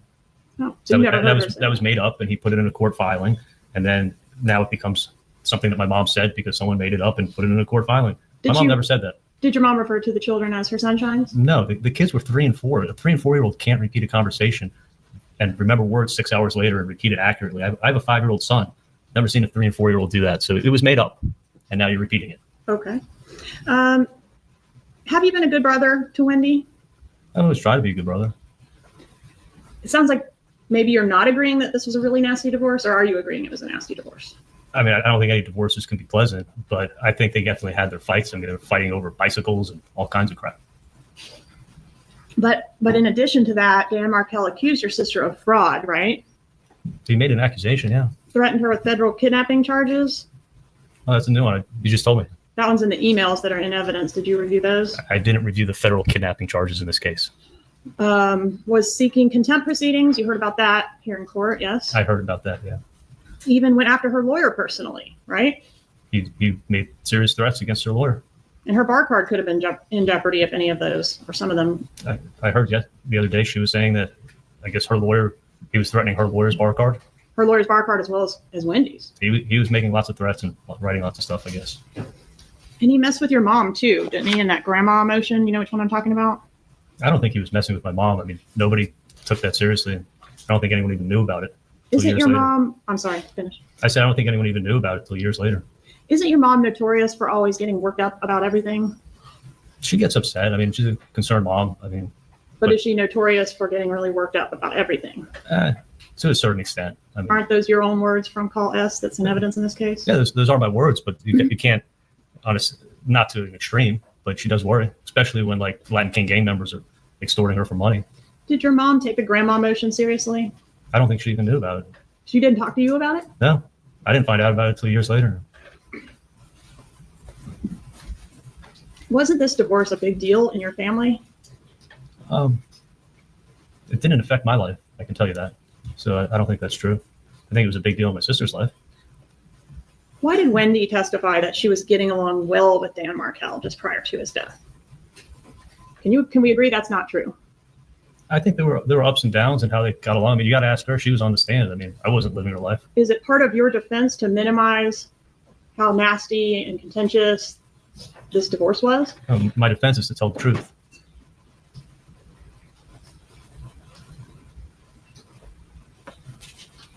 Did you have any input on the decision to change the boys' names from Markel to Adelson? Absolutely not. Do you and Donna have to protect Wendi? No. Does Wendi appreciate everything you and Donna do for her? You got to ask her. I mean, she's my sister. I love her. I try to give her my best advice I can. If I care about her, and I give her my advice, whether she takes it or not, is up to her. She's a grown woman. Let me ask it another way. Do you feel, or isn't it true that you don't feel that Wendi appreciates everything you and Donna do for her? And my sister had no idea what I've been through in the last, God knows how many years, and what I wake up worrying, am I going to get killed? Am I going to get arrested? And she knows none of it. She's just going around her life, and I had somewhat of an innate anger towards her, probably unjust because she didn't know what happened. But yeah, I was upset. And weren't you saying on the wire that she doesn't appreciate what you and Donna have done for her? I don't know if I said that she doesn't appreciate what I've done for her because I never did anything for her. Okay, so that was my next question. What have you done for her? Nothing? Other than give her advice and care about her. Be a big brother that loves her. Would you say Wendy's a little bit spoiled? In some regards, I mean, she gets a lot of help for sure. Is she a little less savvy about how the world works than you are? I don't know. You got to ask her. Could you trust Wendi with a secret that could ruin your life? It's not a secret. It's something that would get me killed. So I didn't want to tell her. Can we agree that she obviously knew something about this crime? She found out when she came to court. I never told her anything. I'm talking about murder, Dan Markel. She knew something, right? I mean, it's not a coincidence she went to the crime scene, is it? You're talking about the route that she took that day? I'm talking about her pulling up to the crime scene tape. She never went to the crime scene. She was going to buy a bottle of liquor that coincidentally the person sent her a stock the bar party buy a bottle of bullet bourbon that she was going to pick up. She wasn't driving to a crime scene. And I think she made that clear too. Nobody knew a murder was taking place. She pulled up to the crime scene tape, Dr. Adelson. She didn't pull up to the crime scene tape. She was driving down the street and then had to make a U-turn. It was blocked off. But she wasn't going to. She couldn't help herself. Nobody knew a murder was going to take place. She exposed you all to some degree by those actions, didn't she? No, not at all. And then she threw you under the bus in her interview, didn't she? Nobody knew a murder was going to take place. She knew her husband had just been shot, and they were asking her who would want him dead, and she said your name. Are you mad about that? No, she said a lot of people's names. Well, she said yours in the first 25 pages of a 5-hour interview. Isn't that true? I wasn't there for the interview. But you've reviewed it in preparation for your trial, haven't you? I actually don't know if I've seen her interview. There was a lot of questions of you about, didn't you do this murder with Wendi? Doesn't the state think you did this murder with Wendi? Are you familiar with your charges in this case? Yes, I'm very familiar with my charges. Right. And who are you alleged to have done this murder with? I'm alleged to have done this murder with my sister, my mom, and my dad. Would it refresh your recollection to review a copy of the indictment in this case? I'm a slow reader, but I can read it if you want. May I approach, Your Honor? Right. This is the official charging document in your case, Dr. Adelson. What does it say in reference to who you are alleged to have committed the murder with? This is, what day is this? 2022. Oh, they think I did a murder with Katie. Katherine Magbanua. Yes. Anybody else? Give me a minute, I'll read.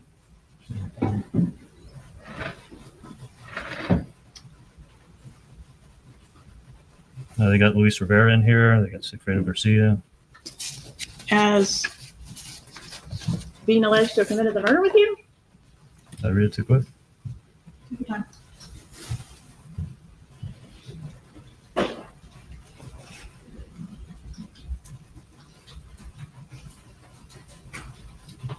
Should just be at the very top of each charge. on or about July 18th, 2014, did unlawfully. Okay. Yeah, Katie. Okay.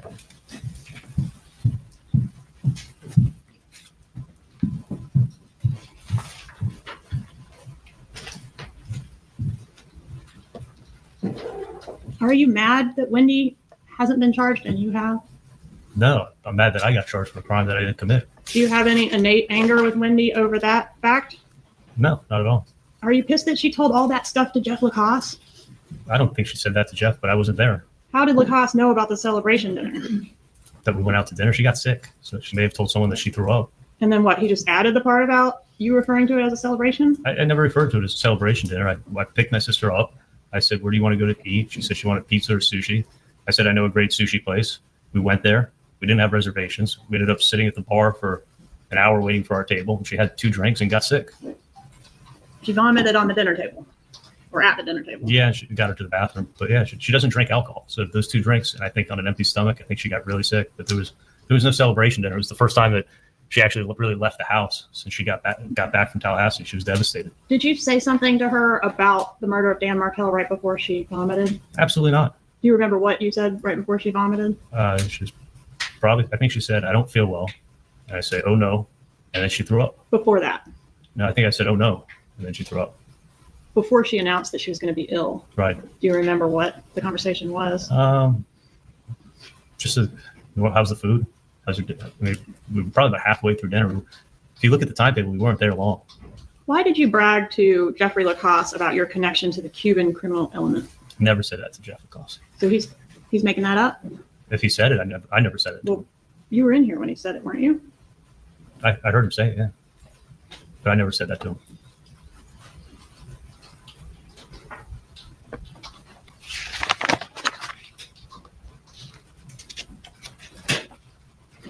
On one of these calls, and it's in the context of talking about Dave and Wendi's relationship with Dave, you tell your mom that you've already gone above and beyond for Wendi.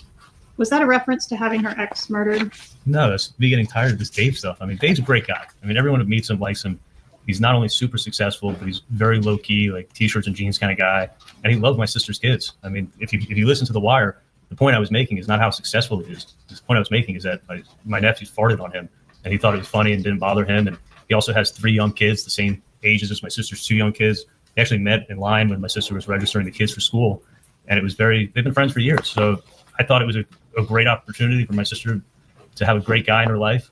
And I was getting sick and tired of Dave calls. And The Wire started in April. My sister's birthday's in April. Dave's birthday's in April. So you got a ton of Dave chatter on this case. But believe me, I'd go crazy if I was talking about Dave like this all year long. So that's a no. You did not reference having her ex murdered? Absolutely not. When you said No. You've already gone above and beyond? No, for that was Wendi? me getting sick of dealing with the Dave stuff. As great as the guy as he is, I was still getting sick of it. When the $1 million offer was conceived, do you recall whose idea that was? My parents. Why was the relocation worth $1 million? Well, it was actually I was going to pay a third, so I looked at it as that way. Why was it worth it? Mm-hmm. That's the question. Because it was going to help my sister out, and it was going to give her a good opportunity for a good job down here, and she was going to be around family, and family's important, so that's why.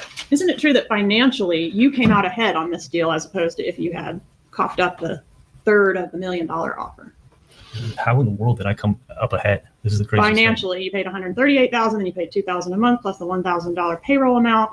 You're still about over $100,000 ahead financially than if you had coughed up the $333K. No, I would have been better off paying. And first of all, I never paid for murders. This is a crazy question, but paying $3,000 a month for. Sure, asshole. We believe you. All right, there you go. We're about 4 minutes out from getting fired back up. Let's go back to the courtroom. Make sure we don't miss 1 second. All right. Y'all get some food? Put some food in your bellies? I hope so. I was deep into the sad Emmanuel Hero situation. Trying to get some information, see what's going on. There's one guy that I like to follow that's been on Twitter, he's SF Investigates, and I find that it's not like a hyperbole speculating guy. He goes out with his drone and he films shit, and I find him to be very credible. I'm actually hoping to establish some kind of relationship with him because he does good work. He's boots on the ground. He's not making shit up. I can't stand people who are just trying to fucking get content up and put up some bullshit. Like, it's not what we need. It's not what we need in this world. We're just facts over here. So other people that are just facts, they're my kind of people. So what'd you guys think of Charlie? What'd you think? Quite a tale he tells up there, huh? Shoo. X posts stating, where'd you see that, Julie? I follow San Bernardino.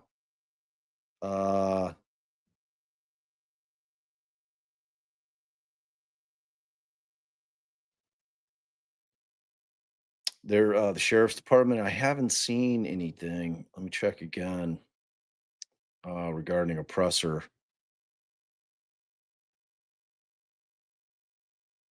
Okay, yeah, the last post they put up was an hour ago.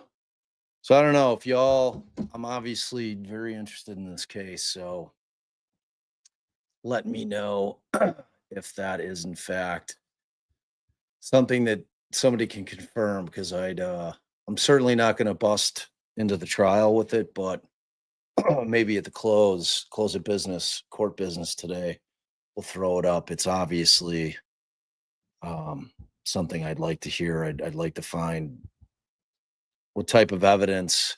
It's that shit where people are just posting shit and I can't find anything to substantiate it. So I'm not repeating anything. The only thing I know is that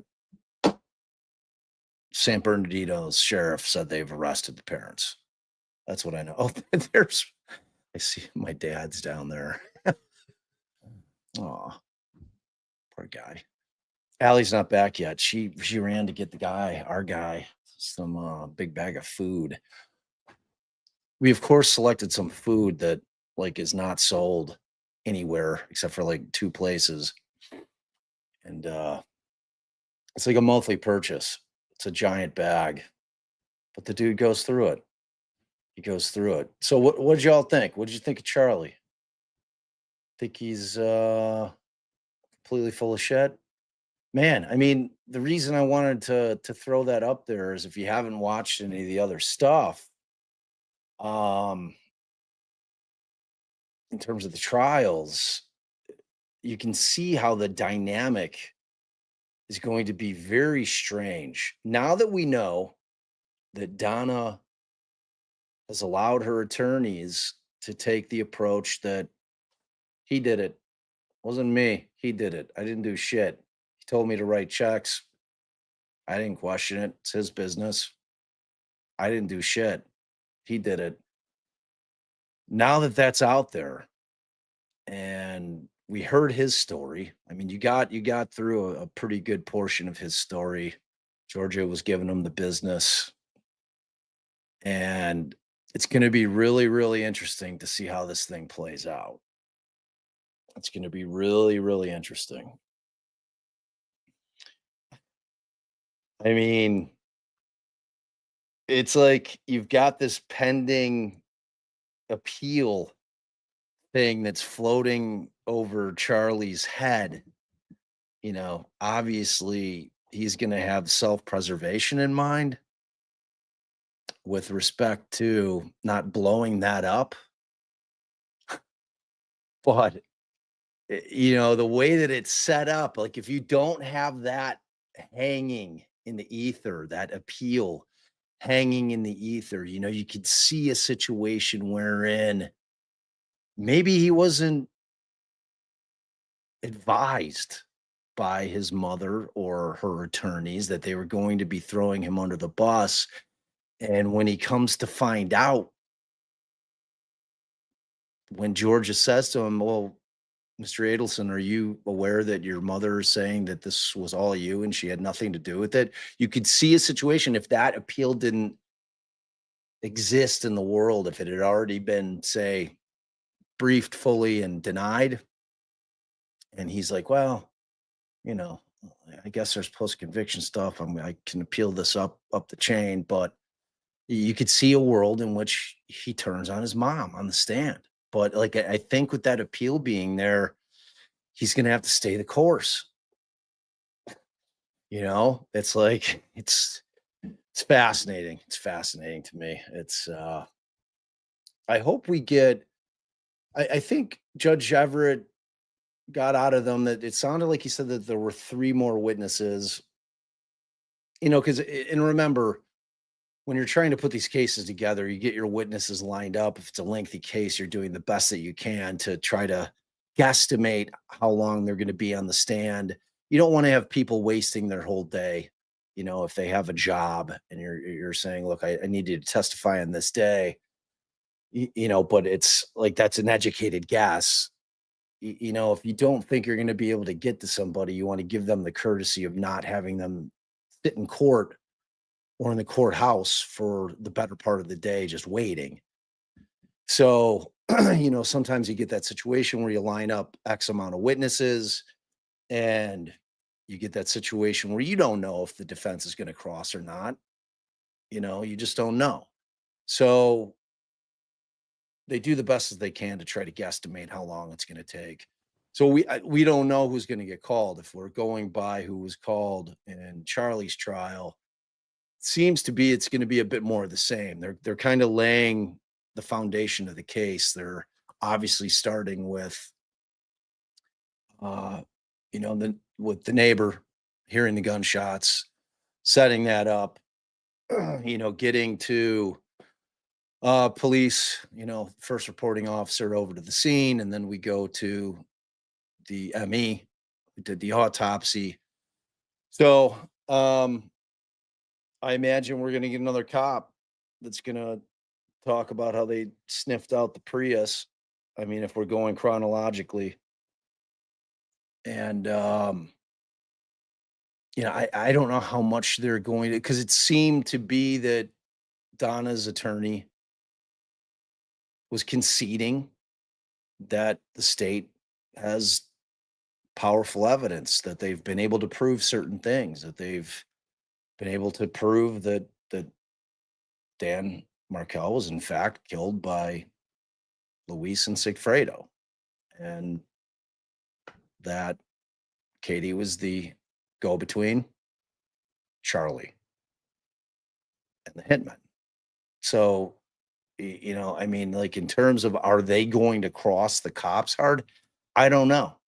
I don't know what they have to gain. I mean, I think at that point, the only question you're asking is, okay, well, in your entire investigation into Luis, Sigfredo, Katie, and Charlie, did you find any direct evidence that Donna Adelson ever had communications with either of the hitmen? No. Did you find any evidence that Donna ever had direct communications with Katie? No, theoretically. You know, so I mean, like, that's kind of the only line of questioning you can get into, just trying to get them to testify to what they didn't find with respect to Donna. So we'll see. We'll see how it goes. I guess what I'm trying to say is I don't anticipate that we're going to get any of the banger witnesses today. I think we'll probably get cops as they lay out the investigation, how they started to close in on the whole crew. So it'll still be interesting, though. It'll still be interesting. Oh, I wanted to give shout outs. I thanked a few people in chat regarding some Venmos we got from sweet people. And a reminder, if you guys are kind enough to send us Venmos and you don't want your actual name, your real name, your government name stated on the live, then make sure to include your handle on YouTube, because otherwise I may not know it. But I wanted to give a shout out to Costanza. Sent us a $10 Venmo. YouTube, great coverage. Thank you. Appreciate your generosity. And JS Carlotta, another $10. Thanks for covering and all you do. Thank you. Thank you so much. I feel like I butchered that name, but it's Jay Scarlatta. That's probably what it is. And I hope, like, I feel like I just doxed Jay. I hope not. I hope not. And then Curious Liz, love you guys. Happy to hang. Another $10 Venmo. Thank you very much for that. And then we got a nice PayPal as well. Roni, thank you very much. Very generous $50 PayPal. Really, really appreciate that. So much. All right. Yeah, good. We're caught up there. All right. So we're live. This is where we're at. We should be coming from, we saw Judge Everett pop his head out there. See what's up. So we're close. We're close to coming back. We are close to coming back. Hey. So yeah, I tried to create, it was really a sad effort on my part. So if you guys will notice, if you're a member, I was trying to add a new emoji, and it was based on Allison's fabulous mashup word yesterday, where she said kerfuckle instead of kerfuffle. But I loved it. I loved it so much that I spent like an hour trying to create an emoji on Canva, and then I went over to chat and I made it, but it's so small that nobody can see it. So when you see that tiny, tiny little word that actually says kerfuckle, I just love it. It just warms my heart. Just warms my heart. It's just the cutest little word ever. All right, we are back to it. All right. Boom. Is Mandy still back here? Mandy, are you actually back here? Break the defense advised they've got some objections to my exhibit that I intend to introduce with this next witness. This exhibit 64 is email exhibit, composite, and I haven't had time to look at all the ones they're objecting to, but I know the first one is marked as State's Exhibit 64A. Yeah, Coach. Okay. This is an email initially from Donna Adelson to Wendi Adelson, and Wendi replied March 28, 2011. It includes content in paragraph 3, which is a discussion of Dan and his parents attempting to spend time with the kids and knowing that is to Mrs. Adelson. You can read what it says. Defense is objecting to that item. On relevance grounds, relevance is that Mrs. Adelson hated the victim and that hatred extended to his parents as well. Ms. Fulford? This is while they're still together, Judge. This is 2011. It has nothing to do with Danny. It was a derogatory comment made by my client regarding Danny's parents. Wendi made comments and Mrs. Adelson made comments, and they're not relevant to this case. This is while Danny and Wendi are still together. As to whether your client had any animus towards the deceased, is there a time period where it has to be within the divorce? It's not animus towards the deceased. I'm talking about the comments towards his parents.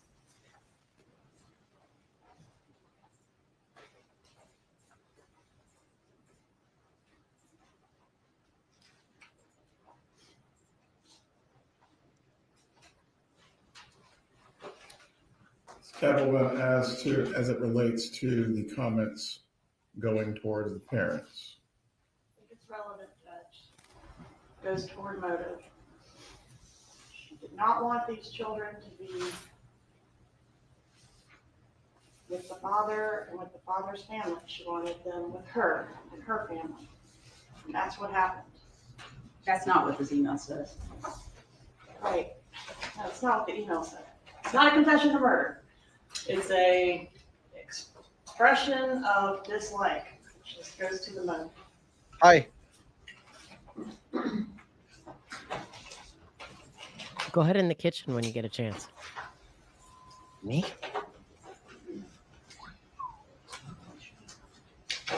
You can keep up on your phone.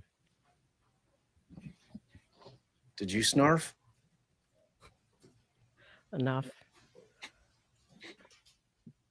Is this the first time the judge is seeing this email? I thought they've been over this. So this was a demonstrative that they were looking to put up, and I don't know. Like, I don't know. I thought all that was hashed out as well in terms of emails. We haven't gotten the body of what it is. Well, they did say that the judge did say he wasn't going to allow like an investigator or cop or someone to get up and interpret what the emails mean. Babe, would you do me a solid and send Donna some of that anti-frizz shit that you use on your hair so we can get that hair sorted? 3 weeks of that mop, rat's nest. All right. Much of this email It's very does distracting. lack relevance or probative value for the jury. However, Ms. Kappelman does this tie in to other messages which otherwise would demonstrate the motive you're trying to prove. Thank you, Judge Everett. Or is a standalone item. I mean, there are other emails that express similar sentiments. I don't think they're specifically Lack tied to probative the value. visit that's referenced in that particular email. Are you arguing then that the defendant had a consistent animus towards the deceased? Oh, yes. He's giving her answers. Right. Well, objection, I will permit it only at his on the face, he was grounds like- that it shows that the defendant had a consistent animus towards the deceased or his family. However, if the defense is asking for a limiting instruction as to this evidence, you may request it now. Hell yeah. He already said it lacked probative.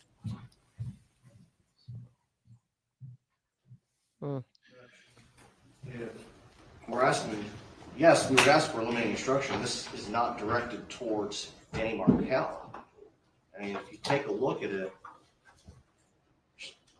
Mrs. Adelson is complaining that Danny and Wendi have to schlep the boys down to see his parents instead of them driving up to see the boys. It has nothing to do with trying to keep the boys from the family. So I'm not sure what limiting instruction would be effective, but this is as to, it doesn't express any animus to Danny. So I'm not sure what the court would suggest. Or his family. What? Now we're extending it to his family? The state's theory is not hatred towards Danny Markel's family. And so I'm Ms. Kappelman, confused. as to the state's theory, please clarify this issue. State's theory includes that Mrs. Adelson hated all things Dan Markel, and all things Dan Markel needed to be erased from these children's lives, including the grandparents. Now, I know Your Honor has precluded me from mentioning visitation with the grandparents and things like that, but obviously that's always been a part of the state's theory. I understand that I'm limited from including that, but it is important to show that this animus existed as far back as 3/28 of 11. And this is the first item in the exhibit because it goes back the furthest in time. I think it's important. We're not going to be wasting a lot of time on this back and forth. This is the point of pretrial motions. Thank you. On this point, as it relates to the state's theory of the case, that the defendant had animus towards the deceased or his family. It will be permitted on those grounds. If the defense is asking in some way for a limiting instruction to be given, please request it now. Yes, Your Honor. Do that. What is the limiting instruction that is requested? Well, he's giving you. He's like, I don't know. You got to give me time to think about it. I don't know how they didn't know this email was coming. I thought it was one of the emails we've seen. This is Your completely Honor, different. I'm at a email. loss. I think that an instruction that, I mean, this doesn't show hatred towards Danny. Come on. Come up with So something again, better I'm than not that. sure.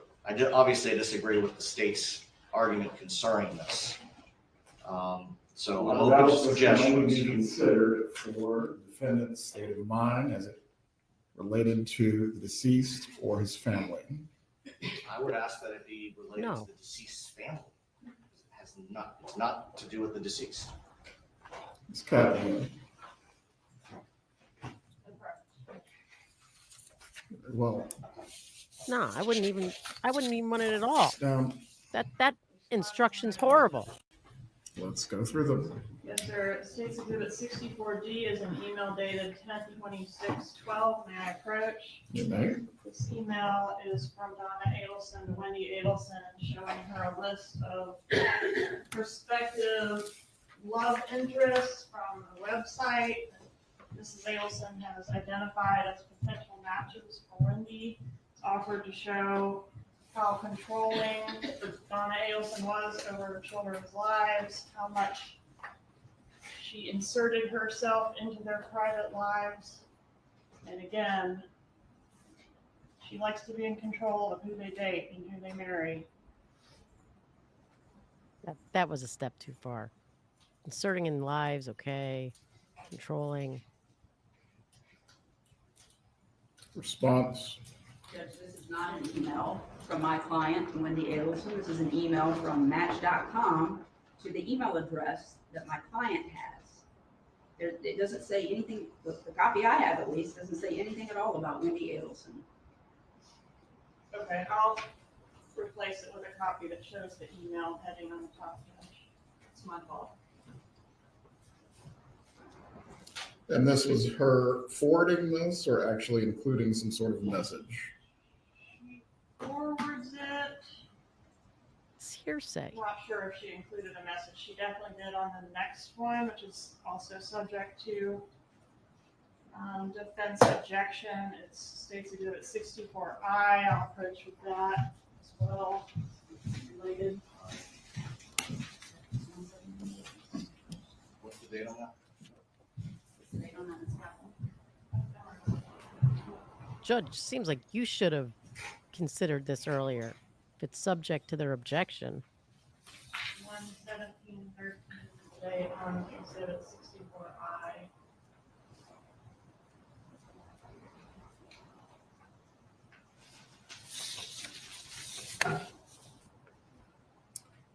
All right. As to any questioning of Wendi Adelson as the role her mother played in her life, including screening potential romantic interest, that question certainly can be asked, but as to an exception to hearsay, what is being offered concerning this?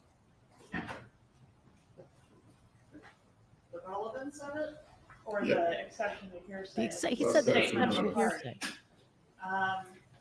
Relevance is that Mrs. Adelson was very controlling and micromanaging in their children's lives, particularly in their love lives, which directly relates to the motive to this offense. No, can't have it both ways. This was over a custody dispute on who she married in the first place. I just can't understand how this would be material to this case in any way, anything that the state has to prove. That, you know, it's not, we just want to bash her reputation or what she did. They got to prove criminal offenses against her. How does her being on Match.com while she's living with her daughter have anything to do with something the state has to prove here? Nothing. I believe this once again goes to the issue of motive. I understand the defense's position that you disagree. As to this motion, or excuse me, as to this item, this is you said 64I. 64D and I, Your Honor. Right. As to whether the defendant in any way possessed a motive concerning Wendi Adelson, or excuse me, as it related to the deceased in controlling who Wendi Adelson may have sought as a romantic interest. Ms. Kappelman, do you have other evidence that's going to tie that to this particular item? I do have other evidence that Mrs. Adelson, just on the wire, speaking about Wendy's love life and her current love interest and who she wants her to date, and discussing with Charlie Adelson, wanting Charlie to intervene with Wendi and encourage her to date a certain person. What I think would be of So I do interest think is, it is pause it Hold a on. sec. a theme that we're If these matches are in Miami, is that where where does the mom live? South Florida. I mean, Miami-ish, somewhere down Whatever. there. If she's searching for matches in Miami, then I think it's relevant. If she's just searching for matches because her daughter's going through a divorce to show her there's other people out there, don't worry about it. Yeah, they are trying to show she's controlling, but I just think that one's a step too It's a far. stretch. Yeah. It's a real, like, this is one of those rulings where, like, you and I are sitting in court and I'm like, you have to stretch relevance to the absolute thinnest it can be in order to reach that point where that's relevant. Because who are they saying made the searches, Donna or Wendi? Donna, and send them to Wendi. I wish there was a way to say, Your Honor, is this the hill you want to die on for appellate issues when we're dealing with a case like this? They don't need this shit. That's the And bigger thing. They don't need it. They have a mountain of evidence, and like this, like these stretches on things that I don't really think are germane. I mean, the defense's arguments are well taken because they're really not relevant. I mean, tangentially, can you make an argument as to relevance? Sure. If the shoe was on the other foot, if it was the defense in any case trying to get it in under kind of that stretched out theory of relevance, of third we'd get party denied. We'd get denied. Yeah, where's your nexus? Yeah. I mean, but you heard the first one too, right? It wasn't one of Yeah. the emails we've seen before. I mean, that one's a stretch too. I don't. Well, they were both stretches, but defense counsel had to have had that, right? I mean, Well, they didn't argue that they were surprised with it today. They did they were on the match. They thought that was an email from Match directly. They didn't know that the state was claiming mom forwarded this to Wendi. The defendant forwarded this to Wendi. All right. Well, let's see how he rolls. emerges with other evidence. Well, as the state of mind and motive, I will permit this evidence to be given over Bad call, objection. Judge. However, as to the foundations for these things, Ms. Kappelman, they'll have to be laid through the appropriate witnesses. Yeah, how's she doing that? All these items came from a search warrant executed on Wendi Adelson's Google account. The next item, Judge, is just a moment to locate this.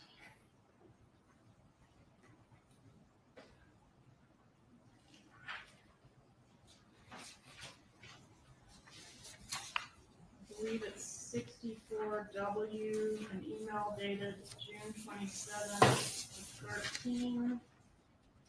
And the objection in this case relates to the characterization of Judge Hobbs as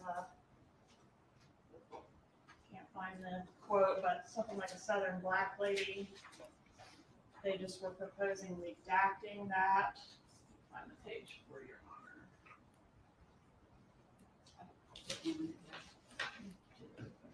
So they're talking about now the email where the Donna talks about how the judge isn't going to care about you having the kids, be Christian or Catholic, whatever it would be, Christianity. Page 2 of that email. I'll give She's you a one Southern and two.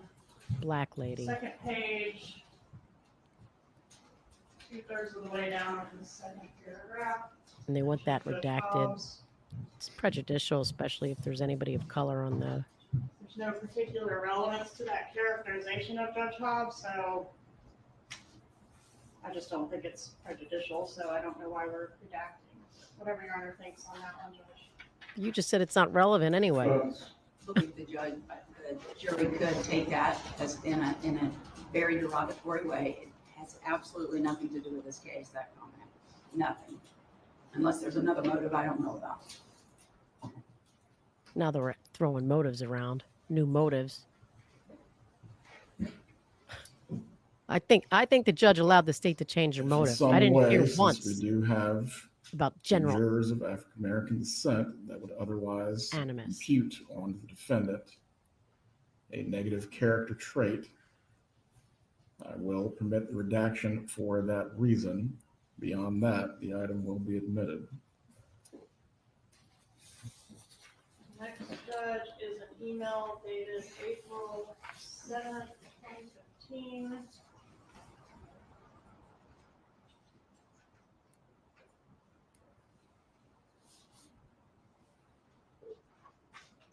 I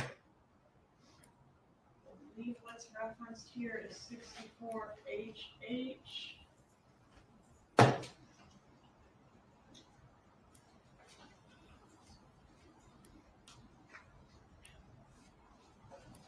Yes, sir.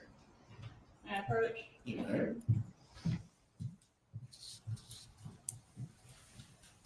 Yeah, that's our exhibit. Judge, this email is an email regarding Wendi moving, and the evidence is going to show that she moved from a more secure location to a less secure location. So the relevance is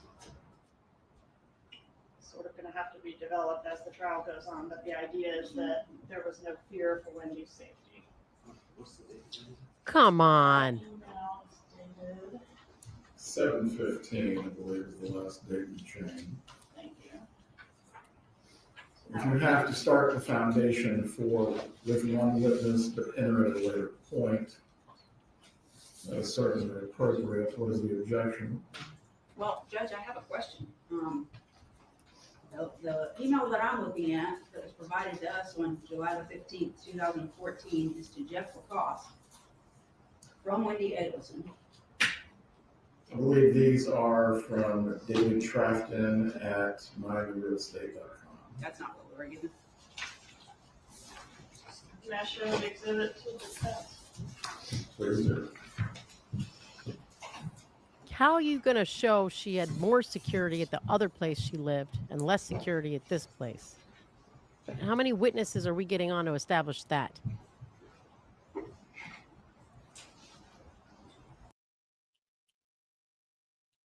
Is Bob doing that? I missed it. What was this?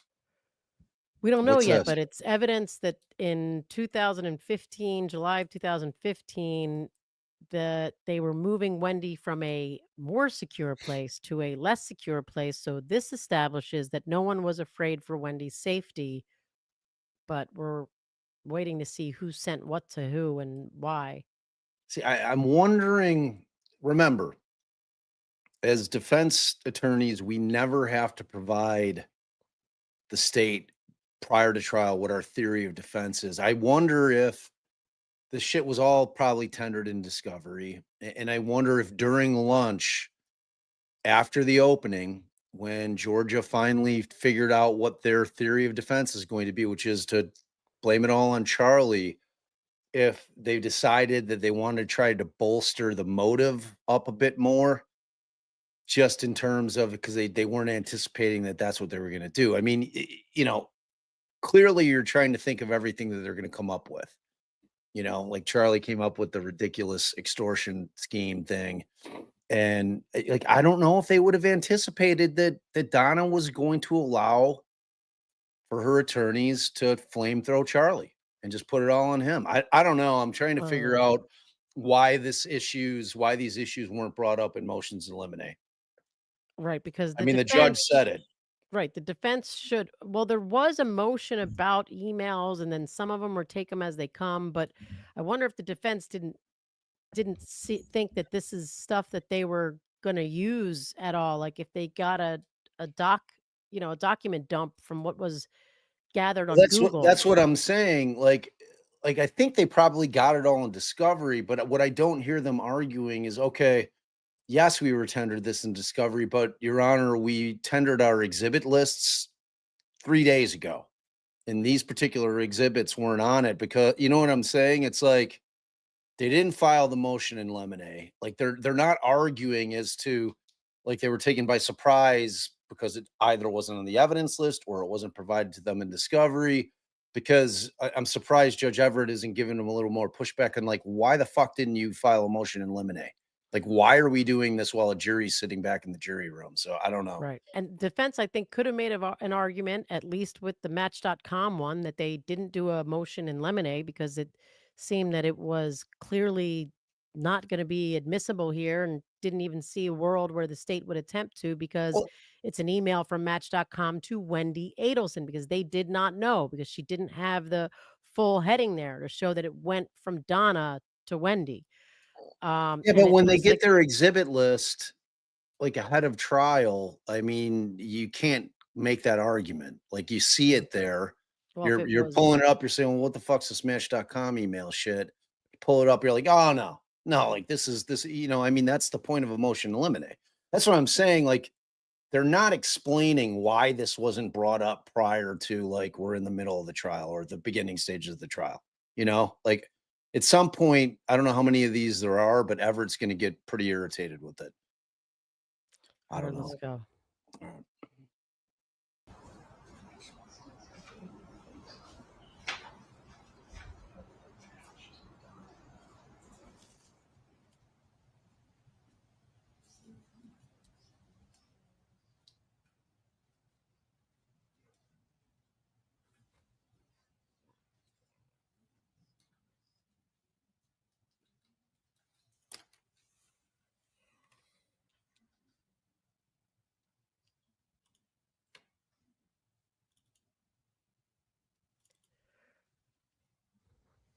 I mean, the state presented a very straightforward, clean cut opening, and now they're throwing everything they can against the wall. Right, that's what I'm saying. That's I hear like you, you but weren't really like no, kind I of hear you. I just, if they weren't expecting the whole Charlie under the bus thing, like to me, that's a possible explanation as to why they're trying to put this shit that they otherwise weren't going to April introduce. 7th, 2015, 4:42 p.m.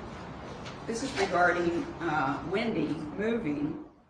It had the same security as where she was living with her mother, so less secure. There's nothing in here that indicates that. I'm going to ask Ms. Adelson about that. My understanding is it is less secure. They're asking lots of questions, but they're not about security. But if they're being actively extorted under threat for their lives, one would expect and would inquire about such a thing. come on. You may lay the foundation, or at least begin to lay the foundation for that item with. The defense hasn't said shit. The defense, they How didn't is- bring up anything about the extortion shit. Going That's back Charlie's to bullshit. The last trial in this matter, when the intent instruction was given, the intent with which an act is done is an operation of the mind, and therefore is not always capable of direct and positive proof. It may be Bullshit. established by circumstantial evidence like any other fact in the case. Specifically, as counts 2 and count 1 that are charged in the indictment deal with aspects of intent. I'm going to find evidence that demonstrates the defendant's alleged motive, which goes specifically to intent, is admissible. One thing, though, that is starting to trouble me with those. Yeah, please. We had many motion hearings in this matter, and we've continued this case several times to handle these matters pre-trial. Why is this coming up now? The exhibit that we were provided with. Thank you. I went through thoroughly and had all of my objections listed. And then was told that's not correct. It's another binder. It's different emails. The binder I was handed by the state was completely discombobulated, not in date order. It was a train wreck. As the state's exhibits you're referring to. That's correct. And so then they provided us with this binder. It appears to maybe still be missing something, but they have a list, an exhibit list, everything laid out by date, by Exhibit A, all the sub-exhibit numbers. So that's why, Your Honor. We're not going to waste the jurors' times. Judge, you're At fucking this up. point, we're 30 minutes behind where we should have been. Are there any other matters that need to be addressed? There's one more that I asked for, Judge. It's dated April the 20th of 2016. And it's an email about whether one of the children is sad. 64II, Judge, is an email specifically in which the defendant is claiming that the child cannot be sad about the death of his father. Ooh. Extremely relevant. Extremely relevant? To what? It's a That's bad $1 million look. thing. Legally relevant? Come on, Judge. What the Probative fuck? value is outweighed by the undue prejudice, Your Honor. Yeah, for sure. Well, the defense did argue in their opening. Now, maybe they opened the door. Why would a grandmother do this to their children, devastate their lives like that? Well, she didn't even think they would be upset. So I think the state defense might have opened the door to that. Yeah. Jessica had asked a question about why the defense wasn't crossing anybody. And out of the 3 witnesses, you don't just cross to cross. It's not the exercise of just doing a cross-examination. If you can't provide anything for your defendant in terms of a case and making a point, there's no point. The neighbor, there was no point in cross-examining him. There was nothing to challenge. There's nothing to clarify. Same with the next 2 witnesses. You have the ME. It is what it is. Nobody's contesting that Dan was shot and killed. Again, from Right. Donna's perspective. Hey, pause it, Is please. That's fine. No, well then rewind it, motive please. or state of mind.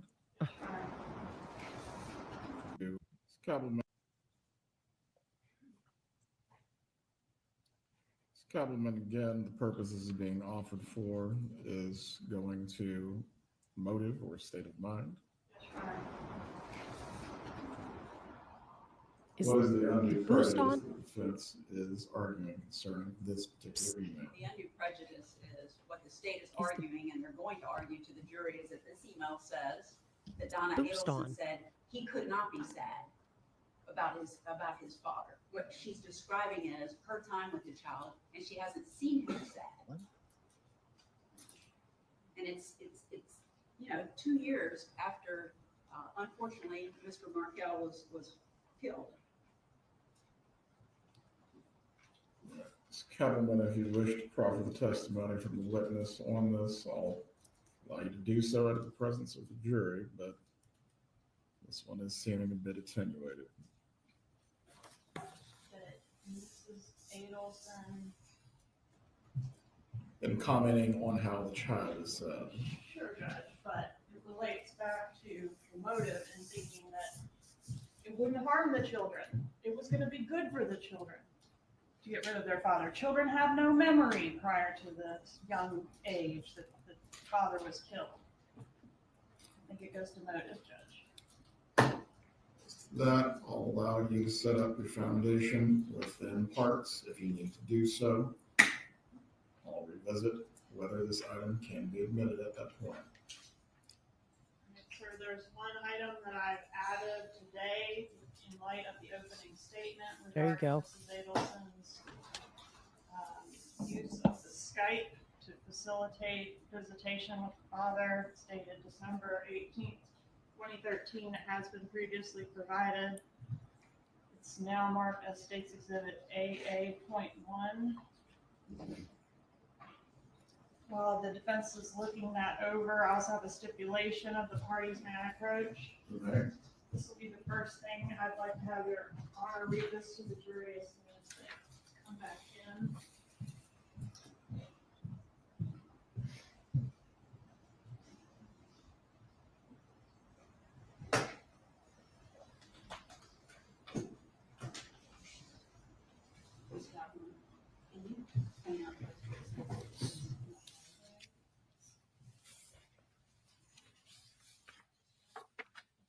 I don't like it. Yeah. It does not go to motive. I But agree. it And does. She should be arguing the defense opened the door and made it relevant. Sorry, Judge, I handed them the wrong thing. I'm gonna have to circle back to that. With that, stipulation, we're ready. No other issues. Right, as to 64, I believe D and I did rule over motion that these can be admitted with a proper foundation. As to I believe that's the item that the state is going to, 64 I should say, that's the item the state is going to attempt to lay the foundation for as it relates to motive in this matter. Yes, sir, I found the relevant portion. It reads from Donna to Wendi here.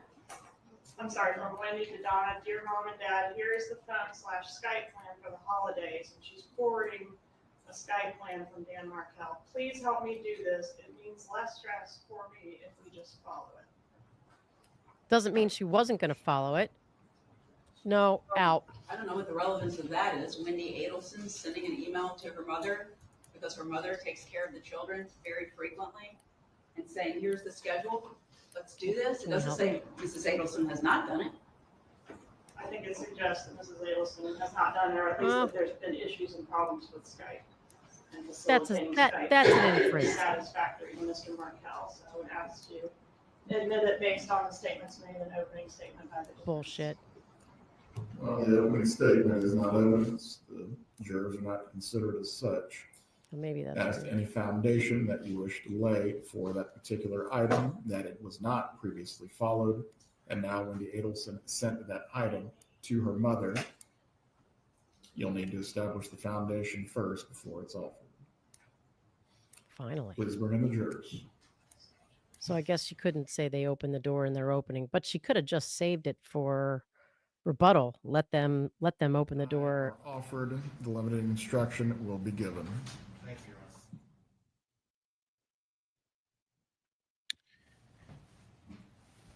you. I don't know. I still think.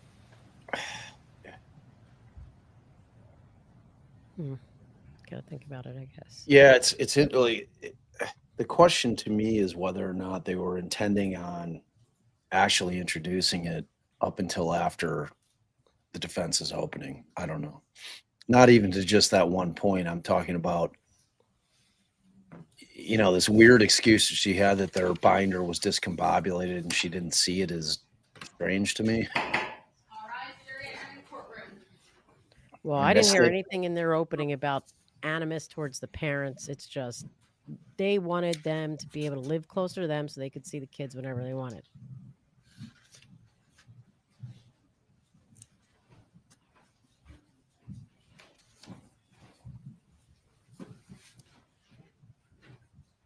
Hey, Tony says we should. Everyone can be seated. Start a collection. So Members of the jury, I trust you had a restful lunch break.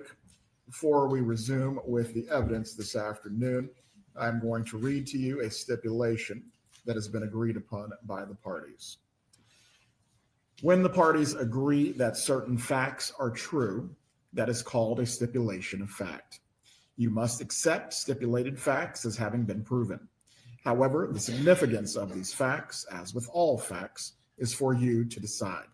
In this case, the stipulated fact that you must accept as true is the projectiles contained in State's Exhibits 122 and 123 were examined microscopically by a firearms expert from the Florida Department of Law Enforcement and were determined to have been fired from the same revolver.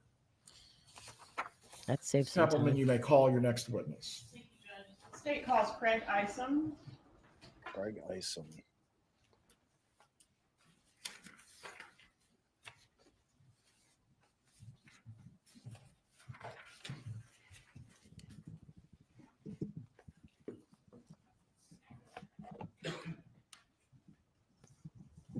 Please raise your right hand, sir. Do you swear or affirm the testimony you're about to give will be the truth? I do. You may take your seat. Please speak loudly and clearly for the jurors. Ticker being. I'm working on it. I'm gonna wait to see how he spells his name. Good thinking. Please introduce yourself and spell your name. Craig Isom, CRAIG ISOM. How are you employed? I'm currently retired. Congratulations. Where did you work when you worked? Sent to Tallahassee Police Department, How long were you with the Tallahassee Police Department? 28 and a half years. Were you assigned to investigate the murder of Dan Markel? I was. How long did Dan Markel live after being shot? I believe my understanding was around approximately 11 hours. As part of your investigation, were the people closest to the victim interviewed, Yes, including his ex-wife, Wendi Adelson? yes. There we go. When and where did you approach Wendi Adelson? She was at a restaurant in Tallahassee on Market Street. What time, what date and time did you approach her at the restaurant? That was on the day of the shooting, which was July 18th, 2014. They're gonna get July 18th, Wendy's 2014. interviews in It was through a approximately third party? 2:15 in the afternoon. All right, so maybe without playing. approximately 3 hours and 15 minutes after the shooting. Approximately, yes. What did you say when you approached her? I told her that I needed to discuss something with her in private. She was with two other individuals at the table. Two ladies having lunch? 3 total, yes. All right. And when you told her that you need to speak with her, were you wearing police insignia? Did you identify yourself as law enforcement? Immediately before I identified myself and said that I was there for the purpose of speaking with Wendi Adelson. Okay. And I had my badge on that was readily identifiable as a police officer. All right. And did you reassure her that she wasn't in any trouble? Did you? Yes, I got her to step away from the table she was eating at, approximately 10, 15 feet out of earshot of the other two individuals that were sitting at the table. And I told her that I needed to discuss with her something that happened with her ex-husband and that her children were not involved.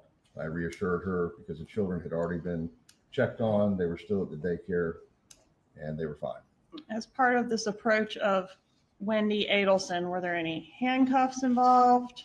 No, Any Miranda rights read? no, Any use of force at all? no, She was not detained or under arrest? no, At any time, did you tell her she was a suspect in anything? no, Was she a suspect in anything at that moment? no, At any time during your interview, did you do anything that would treat her as a suspect? no. In fact, you told her several times in the interview that she was not a suspect. Isn't that right? I did. Did you ever accuse her of anything? No. Did you provide her with a victim advocate? Yes. Is that something that your office typically does for next of kin when a tragedy has occurred? Yes. Did you allow her to access her phone during the interview? Yes. What did you learn about the victim's relationship with his ex-wife, Wendi Adelson? They had gone through it and were still fighting in a contentious divorce regarding child custody. With child custody? Including child custody. All right, I'm going to approach with state's demonstrative A. Have you had an opportunity to review this exhibit before today? Yes. What is that exhibit? It's all of the filings from the divorce case between Wendi Adelson and Daniel Markel. Starting with the petition for divorce and ending at the time of his death. Is that right? Correct.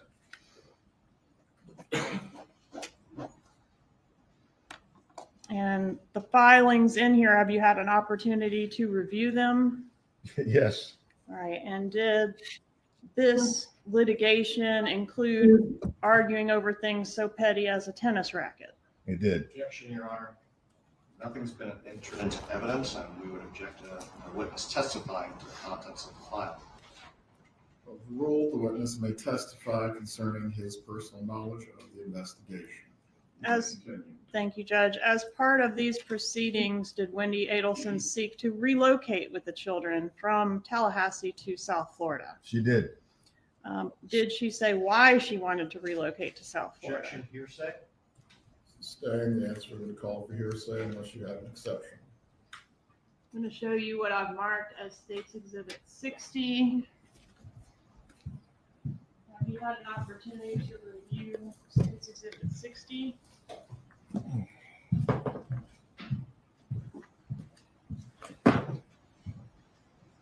Yes.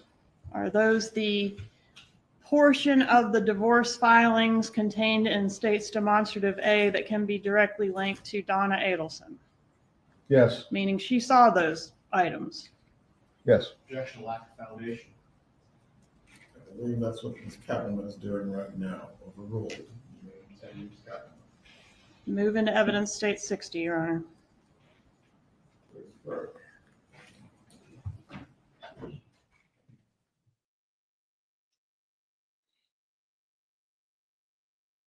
Is this a sidebar?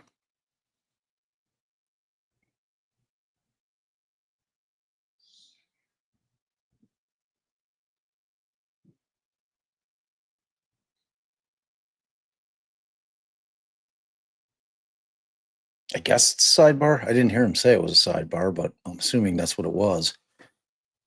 You don't like the judge? I like the judge. I like Georgia too. Is it her voice that you don't like? Been trying these cases for a long time. Long time.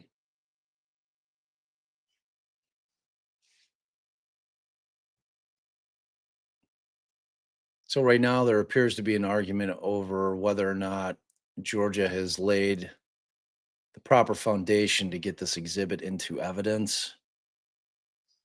I'm not sure why they felt the need to take it up to sidebar unless they're talking about the content of the report itself. But it can't be a police report because you can't enter those into evidence. So I missed what it was that they're trying to get in. Who caught it in chat? What are they trying to get in? No, I don't think they'll object to All everything. right, I got you. Christine. It's the divorce file. And the judge had ruled that there had to be some evidence that Donna was aware of it.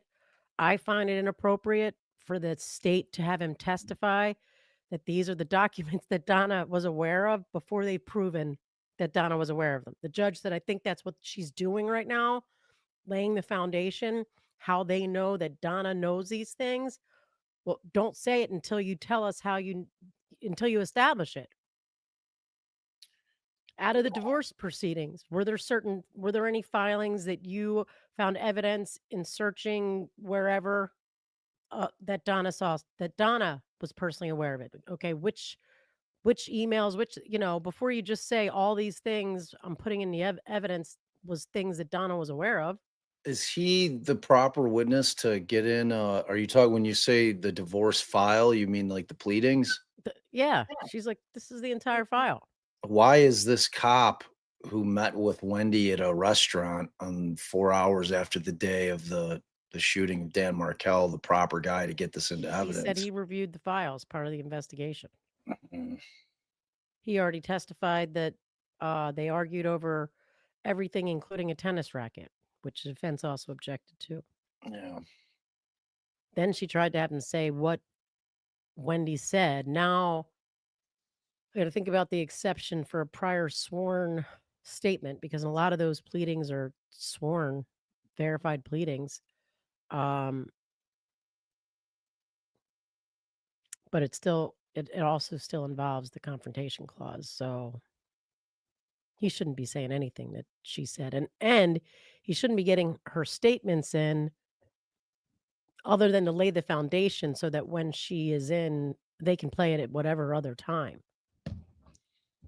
But it's not like a defendant's statement you can get in, whenever, however. Right. Wendi is not a defendant. Right. And I mean, as far as we know, they're calling her.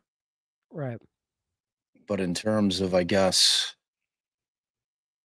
chronological order, I suppose that's why we're trying to get this in now. I mean, you could obviously easily get it in with Wendi. I got a bad taste now that he just let them willy-nilly get in whatever the hell they want.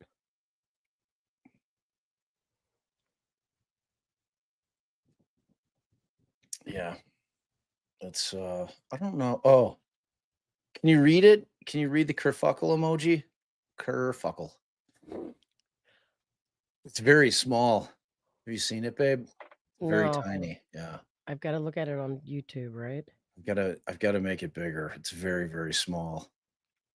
It's like microscopically small. Somebody make it go so I can see it. I did. I just posted it on the tube somewhere up there. It's very teeny. Kerfuckle.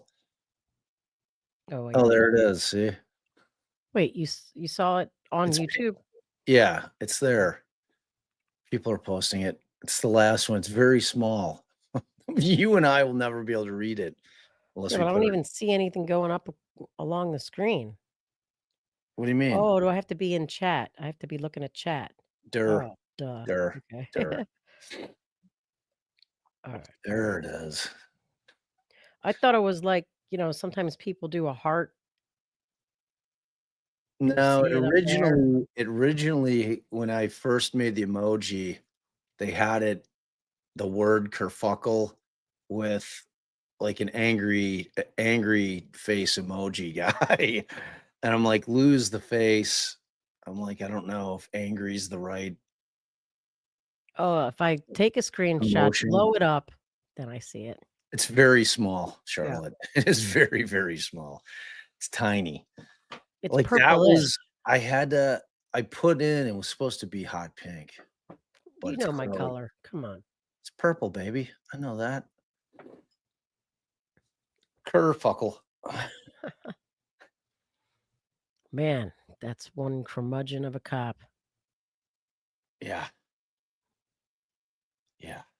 Retired cop. So I'm going to just, because somebody asked this question, even though unrelated, but Polygraph says, is there any reason for the lawyer of the missing baby? I'm assuming she means the Harrow. one, Emmanuel right, Harrow, Yeah. to be referring to it as an alleged abduction? No, since his client said the baby was abducted. Right. Good point, Polygraph. Good test. Yeah. Good catch. It's I heard it too, and I'm like, I wasn't sure why he was saying that. I'm like, it's not very good lawyering right there. It doesn't show a lot of faith in your client and what he's telling you. Well, the alleged abduction. Sondra Bonadonna. Sandra. Sandra. Bonadonna. I was thrown off because of the pictures of what's one of the crash daddies, so I just thought it was Dr. a man Wolf. at first. Yeah. The dreamy Dr. Wolf. Donna never needed headphones during pretrial hearings. Do you think this is so that the jury perceives her as a normal little old lady? I think it's possible. Just a sweet. It's also sweet possible granny. that, she didn't hear that great and didn't care what she missed at a pretrial, but I think that's a fair possibility. Uh-oh. Judge Everett's standing. Yeah. He doesn't look happy. He's not cracking jokes anymore, babe. Yeah, he's making bad calls too.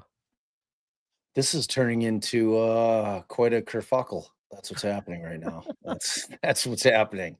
Thank God I made that emoji. Kerfuckle. There we go. Please be seated. All right. What's that? You can step down, Mr. Ison. Please Oh. step outside the courtroom. Gonna have a whole thing now. That's why he does not look happy.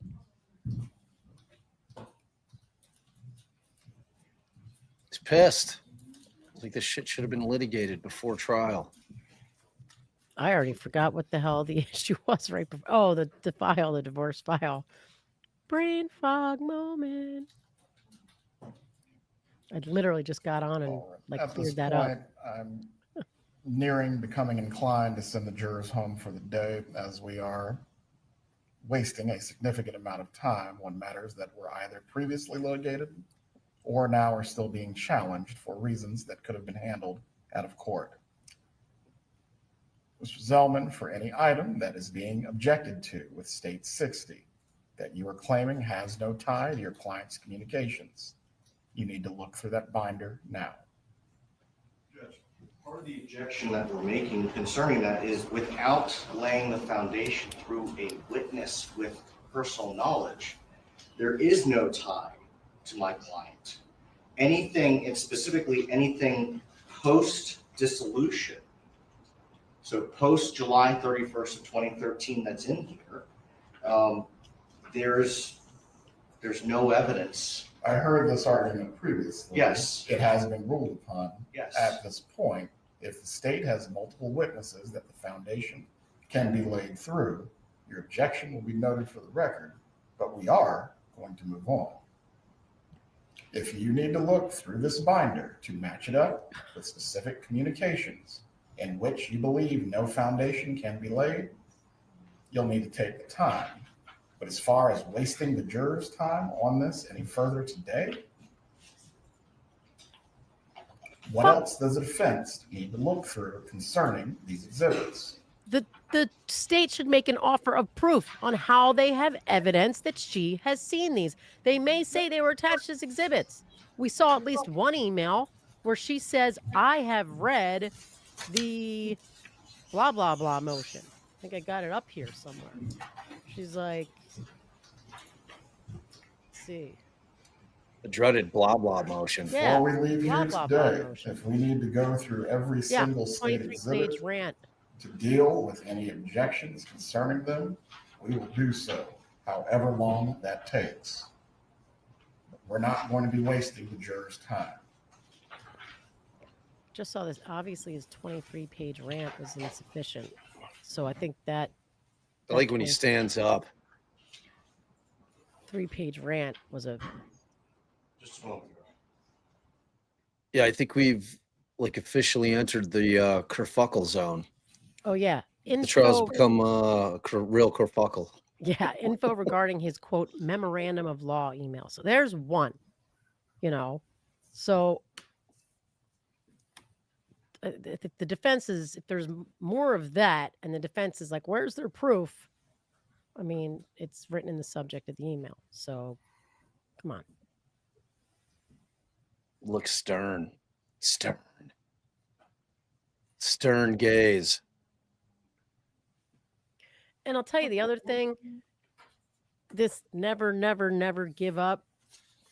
That is a necklace that Wendi has. I felt that was a little bit of a disingenuous argument that Donna said, I will never, never, never give up. She was saying that Wendi should never, never, never give up. And that is what's on a necklace that was given to Wendi by her grandmother. So that one left a bad taste in my mouth. But allowing that in? No, just their disingenuous argument on opening that this defendant, the woman who said, I will never, never, never give up, blah, blah, blah, blah, blah.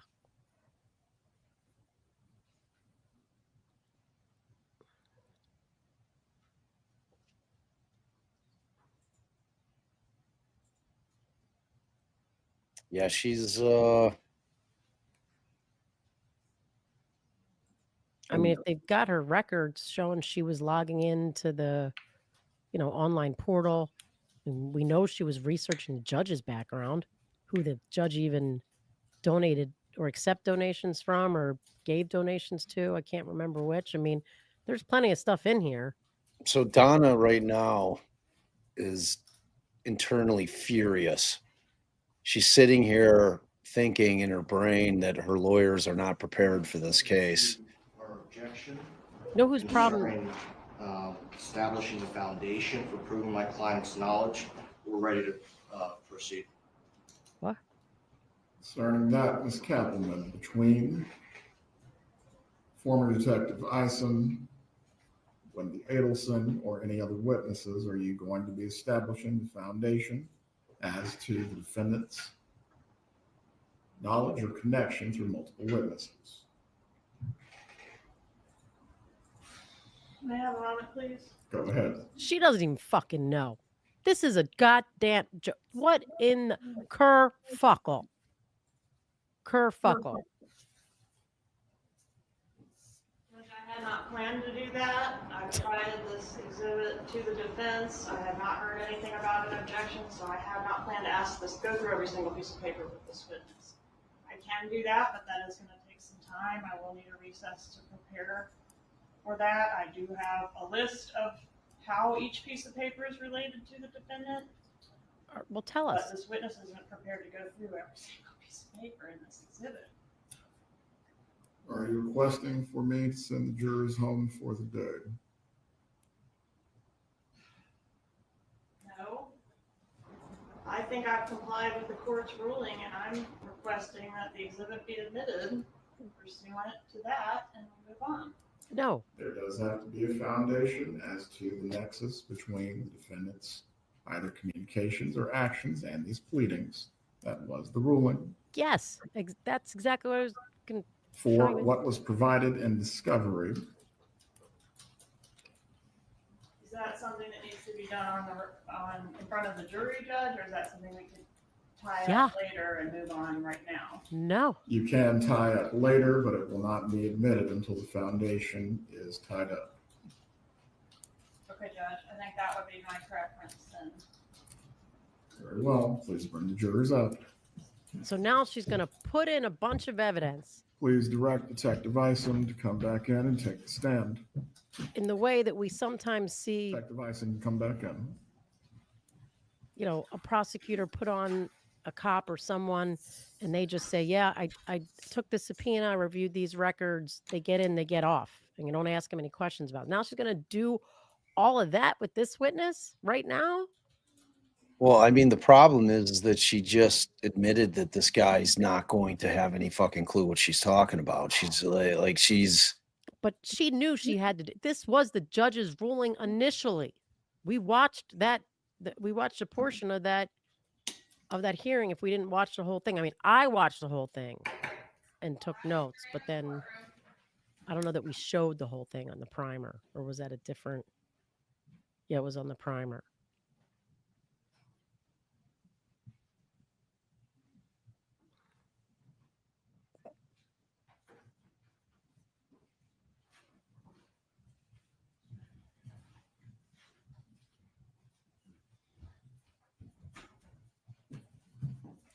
Everyone can be seated. You may continue your examination, Ms. Kappelman. Thank you, Judge. She thought she was just going to say some shit. Come on, Georgia.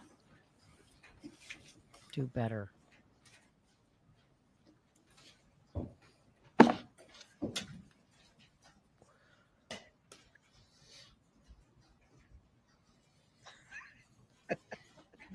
What you giggling about?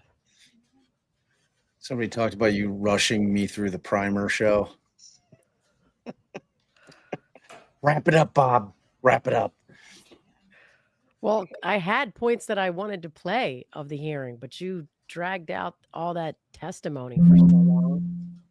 Yeah, I was ready to wrap it up. Wrap it up. I'll take it. Wrap it up.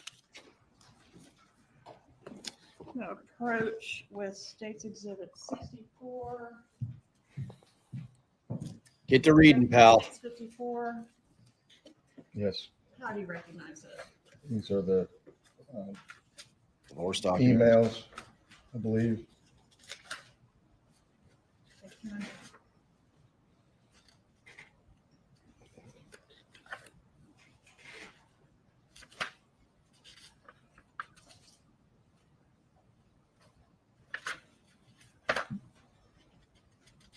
It's not the kid's fault, I man. believe these are from Wendi Adelson's computer. Was a search warrant issued to Wendi Adelson's Google account? Yes. And did we receive emails subject to that search warrant? Yes. And State's Exhibit 64 contains fair and accurate copies of emails between Wendi Adelson and Donna Adelson. If that's the case, then Yes. this is a stupid argument. And if you'll turn to the yellow tab there.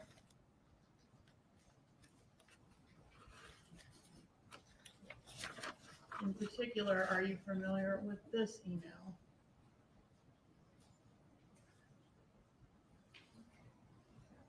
For the record, Judge, this is tab AA. I thought that was the new one.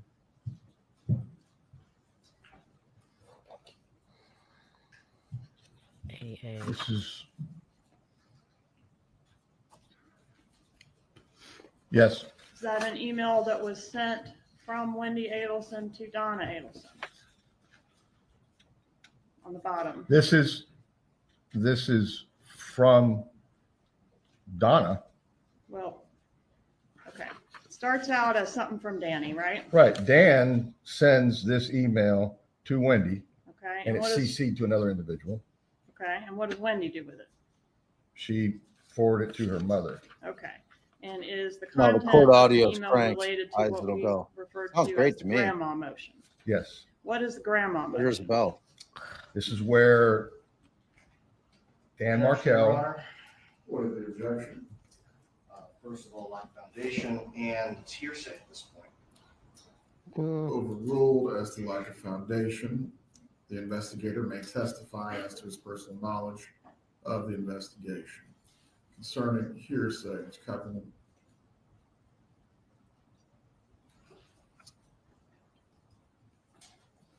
Effect on the listener. Come on. You got this, Georgia. Did Mrs. Adelson respond to this email? Your Honor, then object again. Mrs. One Adelson. moment, members of the jury available. He's like, they're out. They're out. Oh shit. I'm surprised he's not just gonna discharge him for the day. He's pissed. Yeah. He is pissed. Like, he's right. I mean, this shit should have all been litigated. Like, Georgia can't come in thinking that she doesn't have to lay a foundation for every piece of it. She can't just turn a binder that has 50 emails in it and call it one exhibit and ask him 3 questions and consider that to be a proper foundation, especially if the emails contain hearsay. Like you said, Wendy's not the defendant. But this could be effect on the listener. If she was thinking on her feet, that's the hearsay. What's the effect? Effect on the reader, listener, you know. The cop. So No, you're, no. Donna, because they just established that she forwarded some pleading. Not to sound like a broken record, but that part where the jurors need to go home, so the issues concerning these documents could be worked through. Concerning that, Mr. Zellman, what is your position? Judge, I've said all along. I know what your argument is, but as to the items that the state is seeking to admit today, are there going to be more challenges of this nature? If you have objections, I will rule on them, but we're not going to waste the jurors' time. Judge, as to 64AA, my client and her husband shared an email address. There's no evidence as to who sent the response that the state is trying to get to.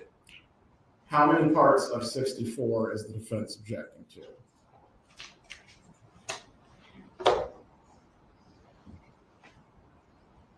Well, now you're just now the prosecution's got to call. They made their own example with that with the twins. I think. Who brought up the damn twin thing in opening? I mean, in jury selection. Oh, the defense did. Concerning AA, does the foundation need to be laid amongst multiple witnesses, or is Detective Isom capable of doing this? As far as to whom the email address belonged, that will have to be tied up with Wendi Adelson. Well, is there any other parts of Exhibit 64 that need to be dealt with now while the jurors are out of the room? Please look through it. He pissed. Okay, so, you know,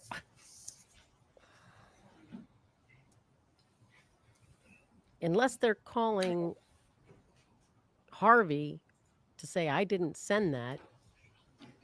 You know, but I think if I were the judge, I'd let it in. But effect on the listeners, typically when you have the person who heard something on the stand, not a cop reading a fucking email. Well, I'm but that would confused as to be- that argument. Like, how can he testify as to Well, it's- Donna or Wendi? Is it being affected Are there to any them? other exhibits I that don't. pertain to Detective Isom that need to I be don't get dealt it. with while the jurors are out of the room? Would you like to know what items I intend to introduce, Judge, through him? Please, so we can Like handle an these entire objections binder. now, and there will not be a constant back and forth where the jurors need to leave the room. Exhibit 55. I think we stipulated for that. Well, 60 is the divorce excerpts, which again, we're going to deal with separately. The email, 64, my understanding is we're going to deal with AA, and then the rest of it is going to come into evidence with this witness at this time. 65, Mr. Rivera's ticket, which is certified. 66, Garcia's ticket, which is certified. 67, Save Gas records with certification. Defense better look through 64. Adelson Institute records with certification.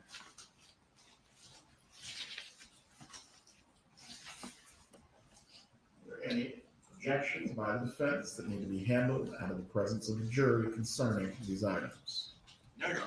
There's a couple more, Judge. I'm so confused. 89, premiere video clips.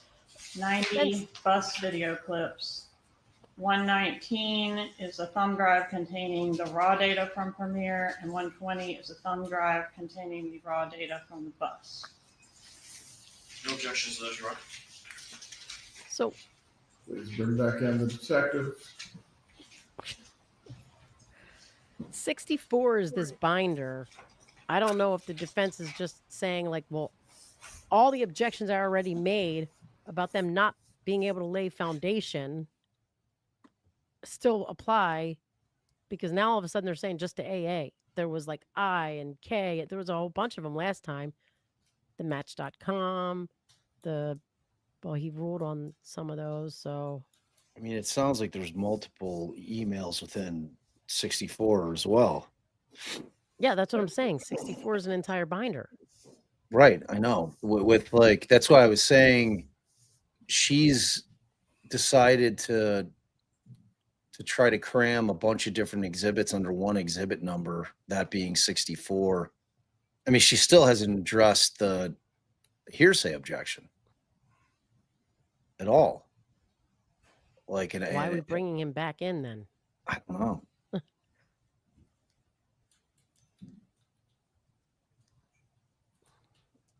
And he said part of the issue was that unless he's asking him outside, unless he's about to question him outside of the presence of the jury. As to AA, whichever portion of the foundation you're capable of laying with the detective, you can at least start it with that. As to the rest of it, you can seek to admit it if the foundation can be laid without it, or without any other witnesses.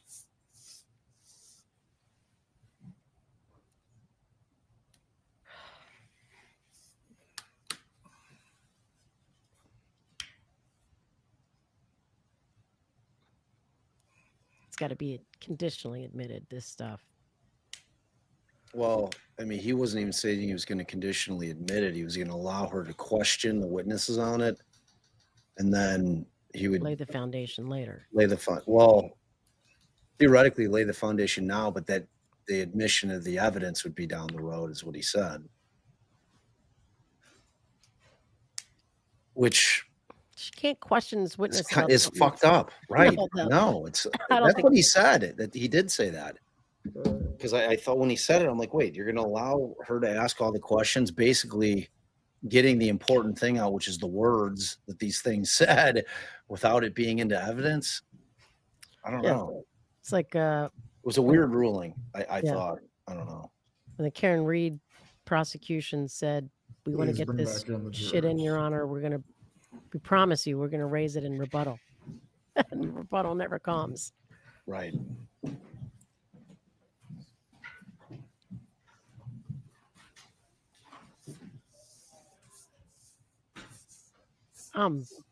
Kerfuckle. I still don't know what he's about to be able to say. What It's a she's real about to be able kerfuckle. to ask. We're kerfuckling, Mandy. That's what's going on. That's what's up. It's kerfuckle time.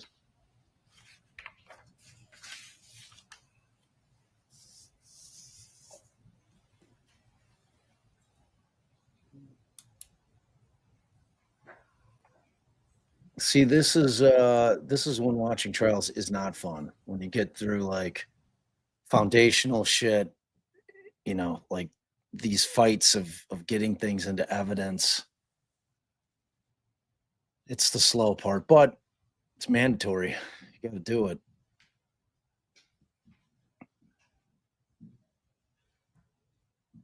Everett's pissed. I have the long crime thing open on the. He's like, on these the fucking side people, bro. here, Yeah. and the chat. It's just like, like, it's like I don't get it. Oh, you guys are all just talking into It's a like void. screaming into the void. Yeah. Like that no one can possibly be reading that shit. Right. They just want to say some shit. Nobody cares, and nobody else is listening to anything but themselves. Is Mandy stroking out? She's all right. She's got those little kitties. She's really just plays. She just does that to pretend like she's paying attention. She's really just snuggling kitties. Snuggling kitties. It's my favorite thing to do. Basement throat tickle. Mm.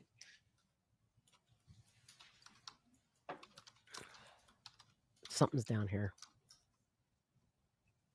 It's lurking. Charlotte, get your mind out of the gutter. What's wrong with you? Oh no, it's a little cough I get into the basement.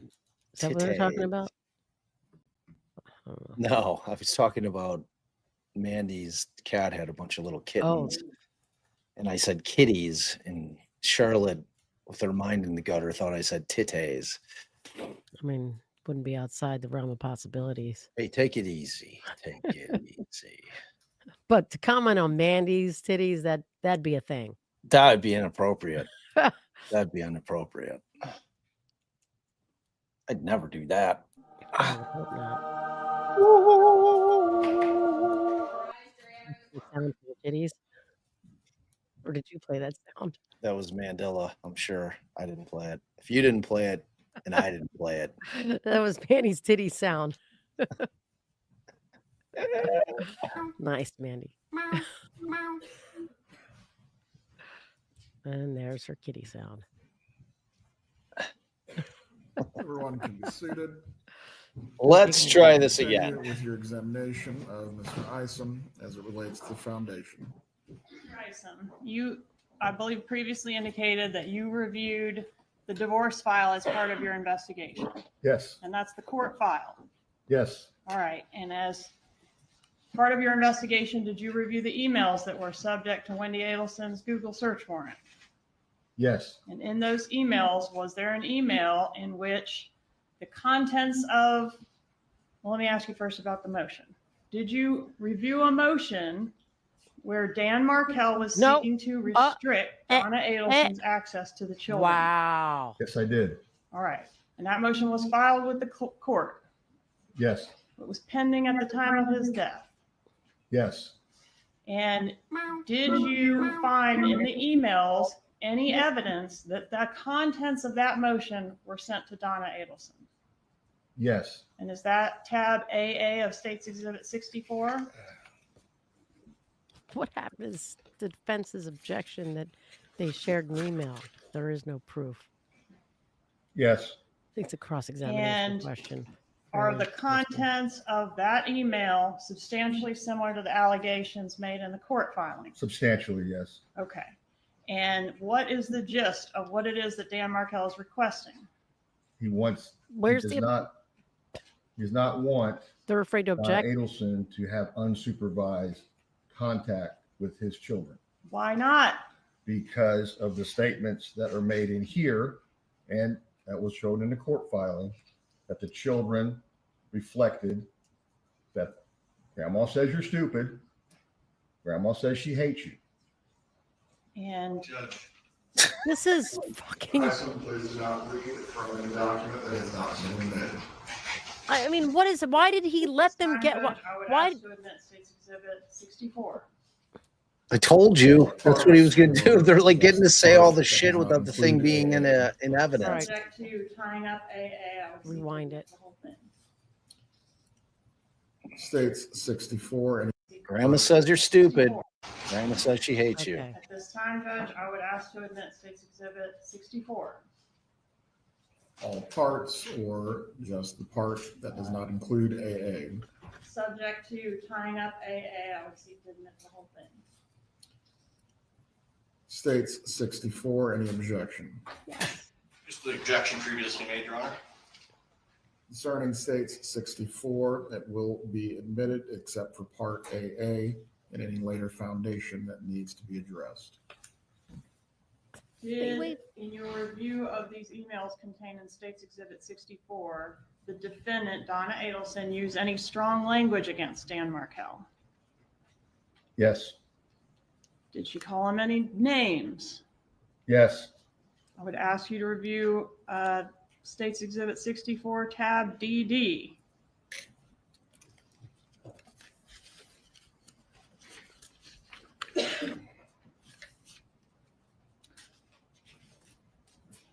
Do you recognize that exhibit? Yes. What email is that?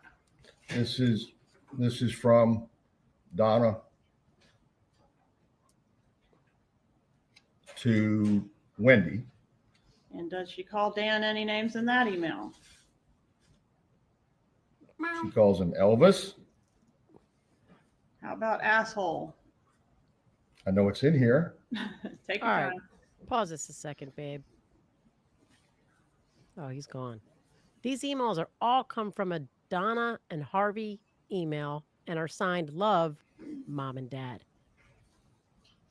But that's the defense should have taken that argument up pre-trial. That's where they were going. I don't know why they waited. Everyone I'm looking at signed mom and dad. Oh, found one that's just mom. Sorry.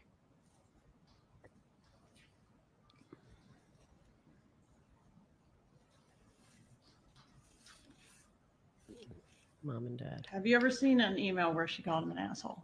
I've seen an email, but I don't see it here. Okay, let's move on. Tab M, please. Emma? M as in Mike. M. Who, I guess tell us who it's to, who it's from, and the date, please. It's from Donna. What? To Wendi. Mm. March 6th, 2013. Does she call Dan Markel any names in that email?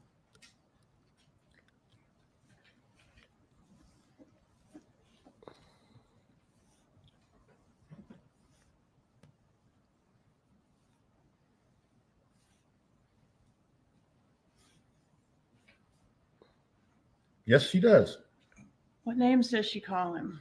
In this Name.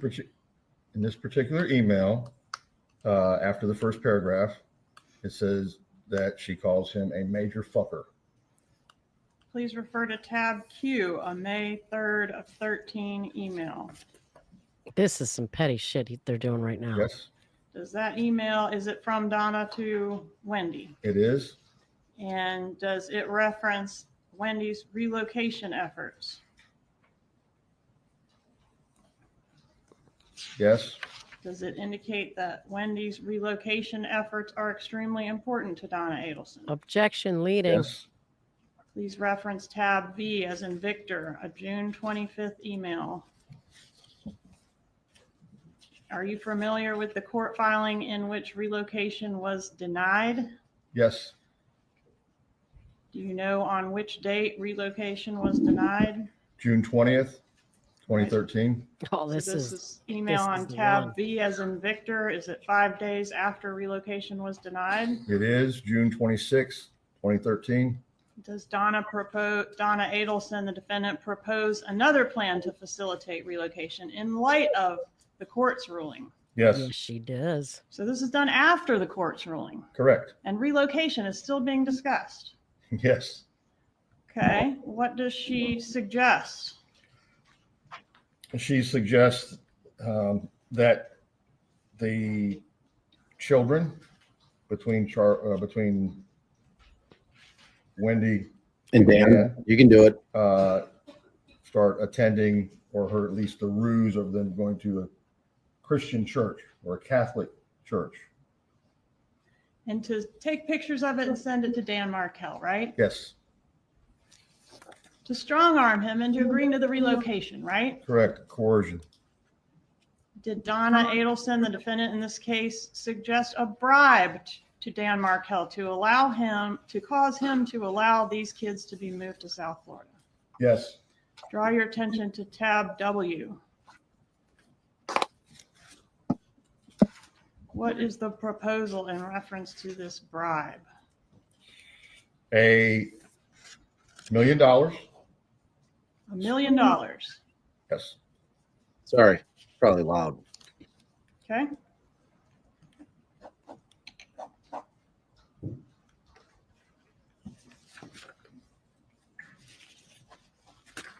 Were there any death benefits, any monies that were to be gained from the death of Dan Markel? Yes. Did he have a life insurance policy? He did. What was the amount of the life insurance policy? One of them was for $2 million.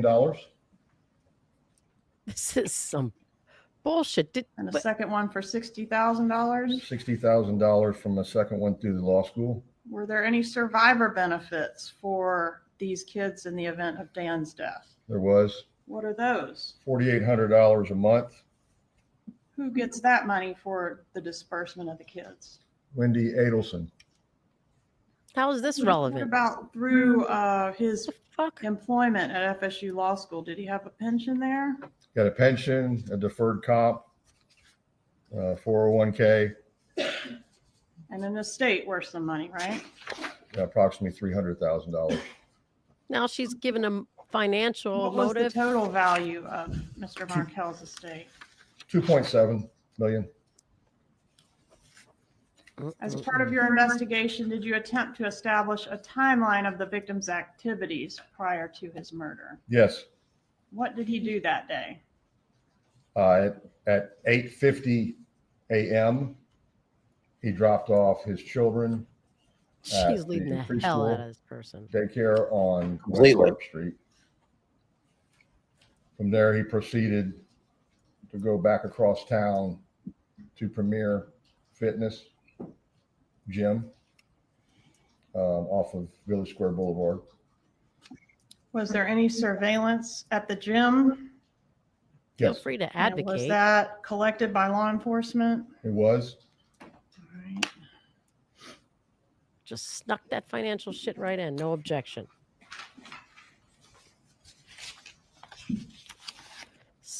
Judge, at this time, I'd ask to move Didn't even into say how I knew that evidence information. States Exhibit 119, a thumb drive containing the surveillance collected from Premier Gym. Any objection? There you are. States 119 is admitted. And was the raw data or surveillance video collected from the gym compiled in a way that shows what it is we're looking for concerning Mr. Markel? That's correct, yes. Was that done in States Exhibit 89?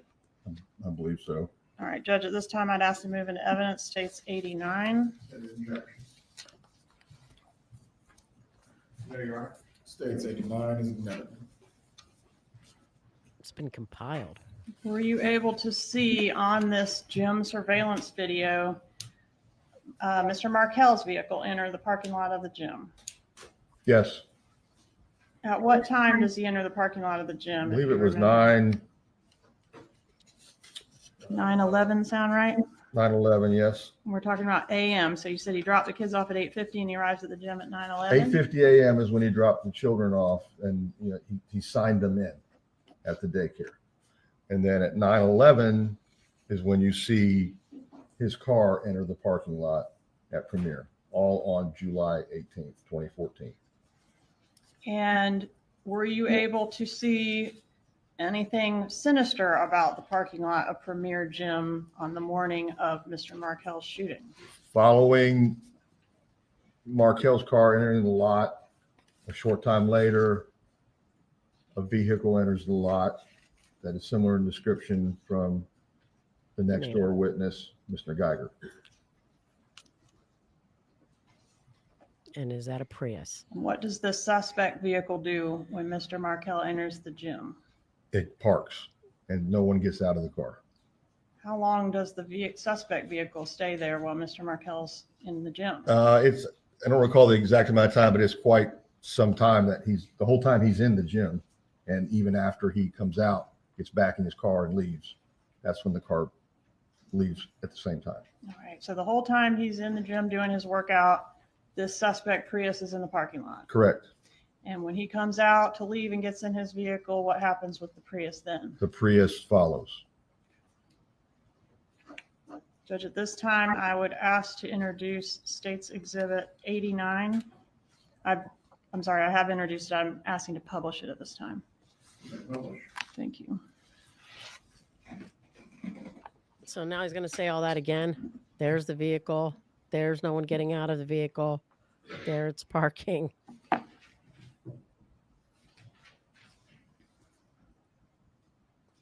Is this black vehicle Mr. Markel's vehicle? Yes, it's a black Honda four-door.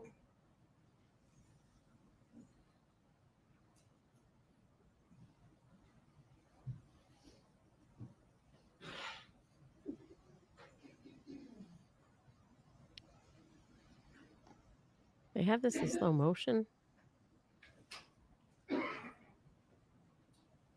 Why didn't you just show us the... Same car.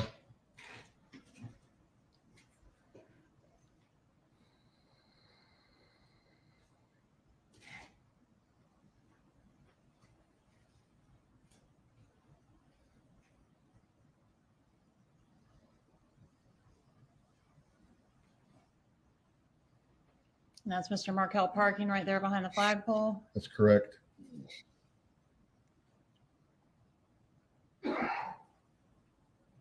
There it What is. is this vehicle?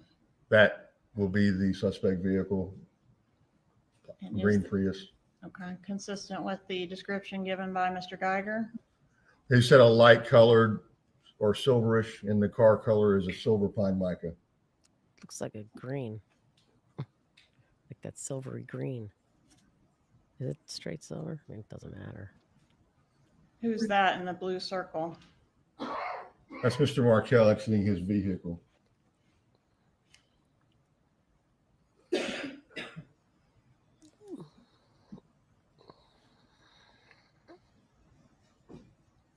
I'm ready for him to send the jury home for the day. Yeah. That's him in the red shirt. That's correct.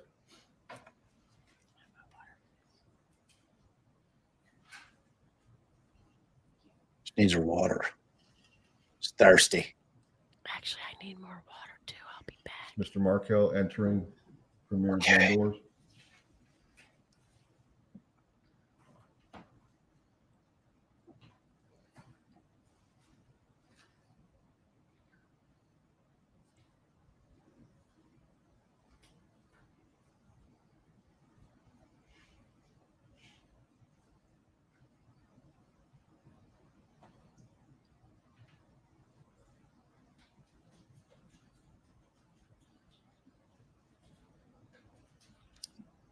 What do we see in this image? I'm sorry. What do we see in this portion of the tape? That's the suspect vehicle, the Prius, driving through the parking lot. At this point, is Mr. Markel inside the gym? He's inside, yes. God, is that creepy?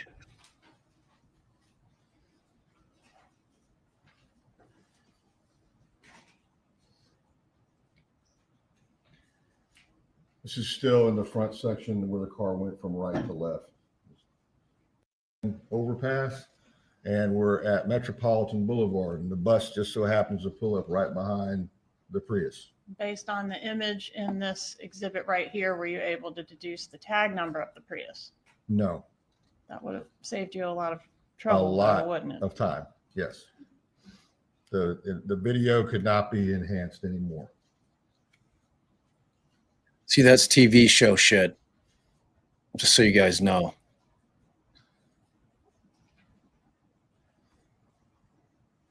The feds magically being able to enhance shit so they could read it. That's all fake. Does the evidence suggest that Markel had already gone on through past this traffic light?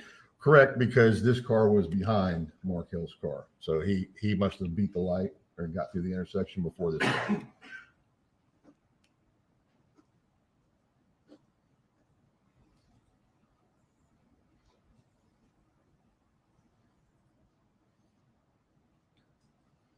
Okay, now can you orient us? I believe we're now at Thomasville Road, southbound at Benton. And that circle was the Prius in the left turn lane to go from Thomasville eastbound on Benton Road. And is that the way to Mr. Markel's residence? Not this time. He turned beforehand. We found out later on. We found out later that Mr. Markel turned later on. Yes, But this is the car way the turned. suspect vehicle goes. Right. He turns left. Okay, can you get to Mr. Markel's residence from Benton Road? Yes. The way he turned. Yes. All right, now, can you back it up, please? So the last time we see the suspect vehicle turning off Thomasville onto Benton Road is what time? Hit play, please. 10:40. No. 10:51. Okay.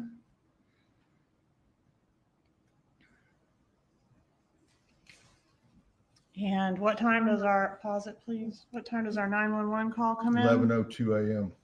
Okay, so he was killed between 10:51 and 11:02. Well, we narrowed it down even more than that. But, Okay.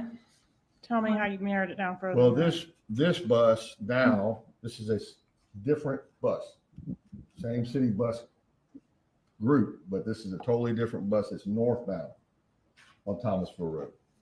So based on the time, this bus is northbound. The shooting has already happened. And you'll see that the Prius catches up in the same lane as that black vehicle there next to the bus at 10:55, I believe. Did you notice me making faces backstage before I came out? No. So that helps you narrow it down to what as the time of death? 10:50. Well, at 10:51, he's in the Prius is in the turn lane. At 10:55, they've already left Prescott and they're northbound towards I-10. Okay, and you say they. Why do you say they? Well, here shortly, you'll see what appears to be two different individuals in the front seat of this car. See something white moving around in the passenger seat? Yeah, the white shirt, the person in that side of the car seems extremely animated, excited. And the other side, the best view that I've ever gotten is someone's in a black, solid black. I think it's fair to assume there's also someone in the driver's seat. Plus, it's a Tesla. Right. Self-driver. I don't think Priuses did that. I don't think they do it. 2014. Dude, we get it, Georgia. There's someone in the passenger Right, seat. and this is a slowed down version to try to get a better look at those occupants.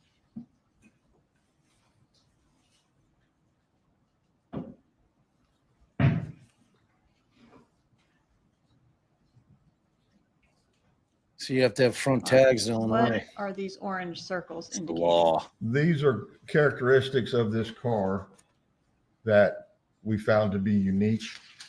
The passenger side mirror is solid black.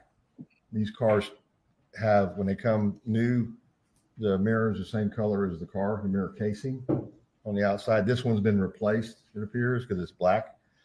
The circle in the middle of the top of the windshield, I passed. that appears to be a sun pass or toll type Not pass unique. activator, and then the lower bumper circle, that's where a tow hook can be threaded in for towing purposes, but otherwise it has a cap over it, and the cap is missing. Were you able to deduce anything about the year of the Toyota Prius? Based on the research that we did through Toyota, this was established to be a 2006 to 2009 Toyota Prius, and the color, as I'm I said sure the before, is defense silver offered fine to mica. stipulate to all of this. All right. Is it fair to characterize your investigation as having kind of two different veins at this point? We're looking at motive over here and we're looking at the Prius over here. Correct. Okay. And you mentioned the SunPass transponder. So we know this Prius, I'm assuming it's not the only silver pine mica Prius between 06 and 09 in the state. They accidentally All right, shoot a so gun in the What car. do we do to try to track down the SunPass transponder? We Crackpot. I contacted Florida Department of Transportation, who administers the SunPass, and wanted to find out, what's the likelihood of that kind of car having a SunPass, and I was overwhelmed with there was thousands. So that wasn't narrowing down anything very quick. At that time, was SunPass more affiliated with South Florida, or did pretty much everybody in Tallahassee have one? No, south and central, anything Orlando south for the most part. Okay. Did you have any indication based on the surveillance video available as to where the vehicle went after it fled from Markel's residence? I just know that right here it's going northbound towards I-10 from Thomasville. Oh man. And they shot their own car. This It's intersection like, is like Armistead, so this is north. Is that Made? Oh, Pulp heading Fiction, back right? Towards I-10.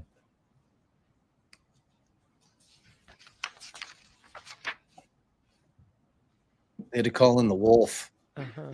Fix that one up. Was any cell phone analysis worked on in this case? Excuse me? Cell phone analysis. Yes. Who performed the cell phone analysis? Sergeant Corbett. Okay. And is that something that was going on simultaneously as you doing this SunPass? That's correct. Thing? Okay. And did Corbett's work include trying to look for phones of interest traveling in the areas that we know where you found our suspect vehicle? That and Premier Jim. Those look like the cheater's cam got me. And we will talk to Sergeant Corbett later, but based on his analysis, did you have an idea or develop an idea of the route that your suspects may have taken? Yes. All right. And what did you do to follow up on that? Well, initially, because of our large expanse of cars, we started looking for South Florida at any cars going through the interchange southbound at Wildwood, where you get on the turnpike from I-75. That was a bust. We didn't. It was way too many. We couldn't find anything that was concrete.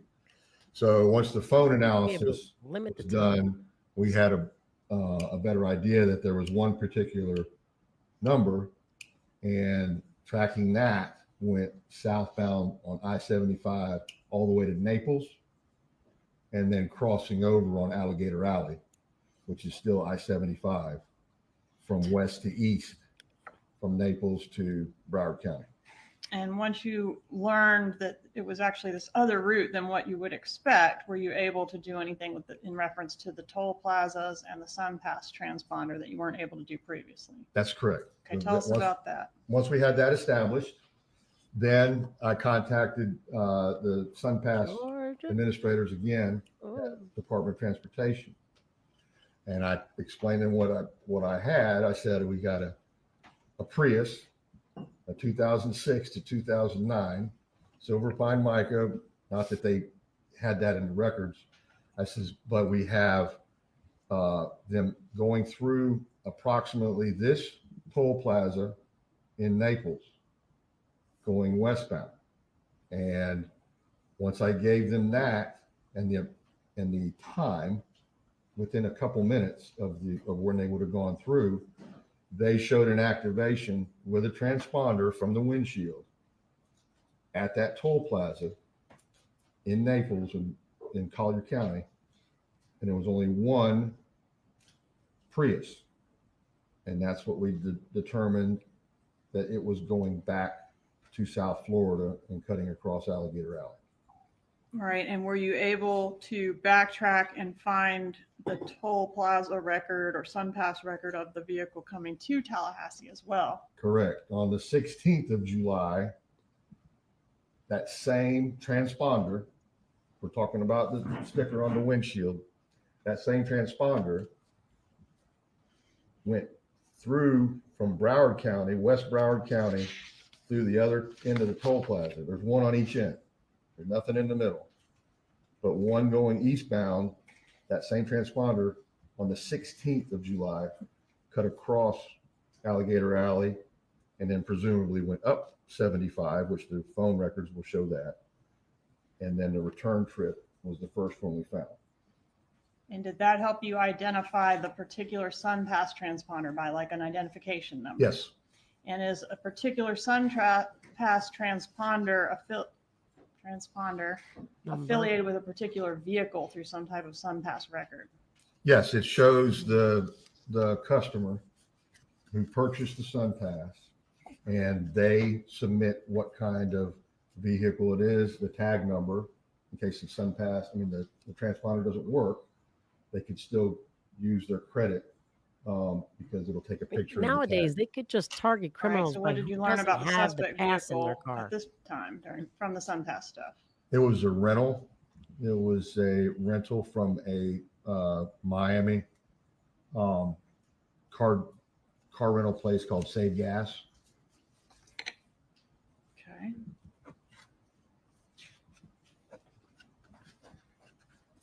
Did law enforcement go to Save Gas in Miami? Yes. Was there any documentation discovered at that business related to the rental of this vehicle? There was. 67. Let's approach and show you what I marked as state 67. Like the drug courier routes, like the typical roadways. They could just surveil those for cars without passes on them and probably find their drug dealers. Recognize state 67. Yes. Okay, is that the rental contract that you found at the Save Gas related to your suspect vehicle? That's correct. All right. Is it a fair and accurate copy of that exhibit or that document? Moving evidence, state 67, Your Honor. Yeah, Your Honor. State 67 is admitted. Permission to publish 67. You may. And what did we learn about the people that rented the car from this state 67? Not on there?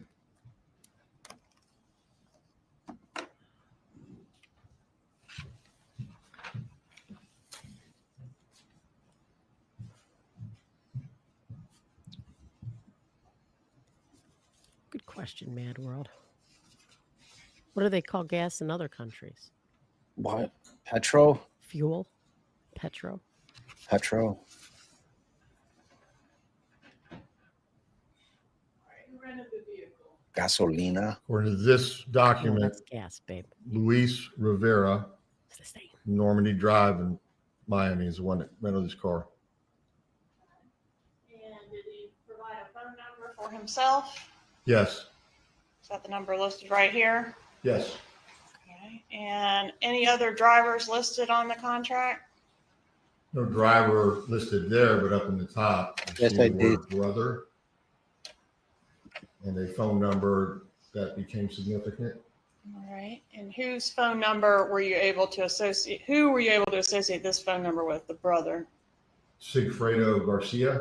Oh. When was this vehicle rented? This on the 16th of July. I'm sorry, this shows 15th. 15th of July. Okay. And when was it due back? It was due back on the 17th of July. Didn't go back on the 17th though. No, I don't believe it got back till the 21st. Oops. We had to fix the gas line, man. I need like little mid-trial fun things to do. I'm gonna turn off the camera and bounce around. Approach and show you what I'm marking as State Exhibit 65. All right, real quick. I've seen a bunch of comments that you're not seeing the relevance as to why they're showing how they figured out that it was Luis and Sigfredo. She's been charged with first-degree murder. She's a principal. She's first-degree murder. Whether she paid the money to have them shoot, it's as if Donna shot them herself. So they have to prove all this because she's been, again, charged with first-degree murder. So that's why it's relevant. Right. And Bob and I were saying earlier that we assume the defense was willing to stipulate all this, but the prosecution likes to show how smart they are. They like to show all the effort that was put in to hunt these criminals down and every single step taken. They don't want you to just stipulate. We stipulate that the car that was, used that was seen by the neighbor that was the car of this guy. Move on, Right. So, Well, I mean, and they have to establish the evidence and the facts of the murder and who did it. They have to obviously show it was these two guys because they're alleging that Donna was the cash. Charlotte wants me to ask show of hands for everybody who's in the UK. Just put a little hand up in the chat. Recognize State 65. I do. How do you recognize it? This was a traffic citation that we discovered Luis Rivera received on I-75. take the Santa pole down. That's old. On I-75 on the way to Tallahassee in the Prius? That pole. No, it was a different car. This was on a different. This was dated June 4th. I'm sorry, I've showed you the wrong thing. Come on, Georgia.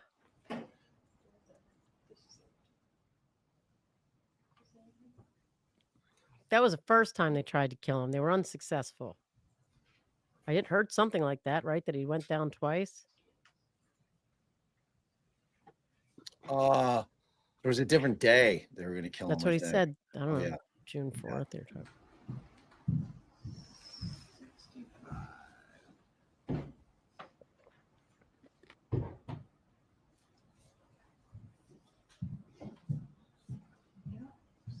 Not the right thing.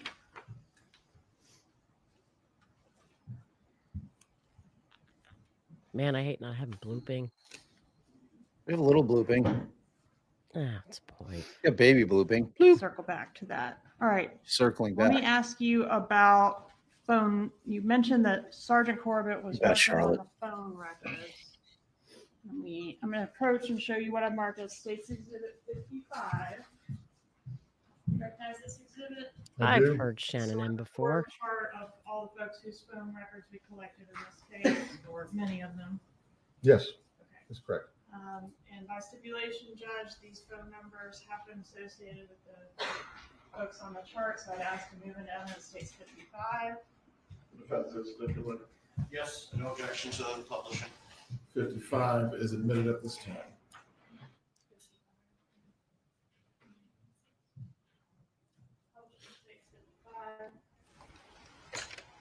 What's Shannon get, babe? Aw, family hug. That's what she gets. Big old family hug.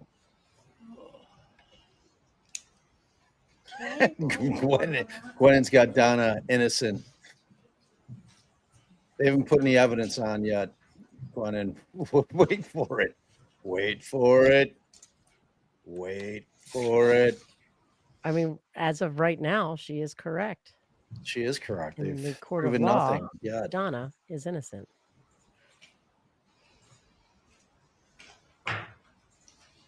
Donna You get a and gold happier star. days. You get a gold star, Gwen. Gwennen. All right. Gwennen. Now, Sigfredo Garcia and Luis Rivera, those are the two subjects that you establish as being in the Prius. Is that right? Correct. Okay. And these are their phone numbers that have been associated with them listed beneath them. Oof. Correct. And we got two different numbers for Luis I'm Rivera. just Is gonna that say right? whatever you say. Rivera had two separate numbers, but his main one was the 570 that was on the rental contract. All right. And the nicknames that are shown there, These are are the those worst the criminals nicknames that ever. those two go by? Correct. Tuto and Tato. Happens to Tuto get some and Latin Tato. kings to do your murdering. Okay. No offense out there to all you Latin kings. I'm sure Were run you able to your establish franchises any just perfectly. link through people between the two that came in the Prius and the Adelson family? No. Okay. Were you able to establish any type, did you develop a theory or any evidence as to why these two people came to Tallahassee to murder Dan Markel? Well, Objection to this man's theory. We learned that the female, Katherine Magbanua, was the mother of Sigfredo Garcia's children and considered each other spouses, from my best understanding. Okay. And At did the she same have, time, go ahead. same time, we also found out that she had been dating and in a relationship with Charlie Adelson. All right. So initially, was there any connection between these two guys from Miami and Dan Markel? None. All right. So this was the connection that was established, turned out to be Katherine Magbanua. The only connection we could find. Okay. And was that done through phone records and ultimately other communication records and testimony? That's correct. Okay. Did you, as a result of developing Katherine Magbanua as a potential suspect, investigate her at all? Yes. All right. And did that include an investigation into her employment? That's correct. What was her employment status around the time of this murder? At the time of the murder, I believe she worked Was working at that dental a dentist office, another dental office somewhere. But post murder, she started receiving compensation from the Adelson Institute. What is the Adelson Institute? It's a dental practice, according to online information operated by what? Harvey Objection. Adelson and Objection. Charlie Adelson. Okay. And were the two of them dentists? Yes, I believe Charlie is recognized as a periodontist. Did you come to learn what Donna Adelson's role, if any, was in that business? Yes, she was clerical and kept books for the business. Did you attempt to procure some employment records from the Adelson Institute to verify Ms. Magbanua's employment? We did. All right. Tell us about that. Myself and Special Agent Sanford from the FBI went to the office, physically to the office in Broward County in Tamarack, and served a subpoena seeking records for the employment of Katherine Magbanua, and we received nothing at the initial time. Later on, the best I could get from, God damn it, I believe it was an attorney that represented that dental office, just a list of checks that were paid. There we go. It's a good Paid spot. Checks from the Adelson Institute to Katherine Magbanua, but no W-2, no responsibility forms, nothing that showed what she actually did as being employed at that institute. What was it? Regular business hours when you entered there physically? Yes. Was it a Ms. receptionist? Magbanua present when you entered the building? No. Did the employees that you have contact with seem to know who she was or what it was that she did there? The initial person that I spoke to at the desk, at the front desk, she had no idea who this person was, who who Magbanua was. The other person that came up to the front, What in the fuck is all she this said hearsay? she knew the name, I but just- did not know what her responsibilities were with the company. And the person that knew the name, who is that? Erica Johnson, I believe. And I'm going to approach and show you 68. They don't. It's like they don't even care. The defense, they're like, whatever. Yes, this is all I received as far as any type of records. I mean, they're for basically conceding all this anyway. Magbanua and her relationship with the Adelson Institute. Right. And did the records include any job description for Ms. Magbanua? No, Any employment application, no, schedule, no, timesheet, nope, W-2 forms, or tax filing records? nope, Any performance evaluations? none. So only the checks. Only the checks. According to those checks, during what period of time was Katherine Magbanua on the Adelson Institute payroll? From September of 2014 all the way, this particular one shows March of 2016, but I believe it goes further than that into May 2016. 2 years. Right. So it starts shortly after the homicide, about 2 months? Yes. Actually, the homicide happened July 18th, and the first check was dated September 18th. For what pay period? Are you kidding me? Pay How period on this stupid. But presumably she'd be paid for a pay period that had Preceded concluded. this. Okay. According to the way this is laid out. All right, and we are going to learn more about the bump or the undercover operation. Is that a but it's fair question, to say Georgia? The checks terminated shortly after the undercover operation in 2016. Yes. Did you notice in your review of that exhibit, the documents provided by the Adelson Institute, that some of those check numbers were consecutive? Yes, I did. Oof. Who signed those checks? Donna Adelson, All of them? everyone. Oh boy.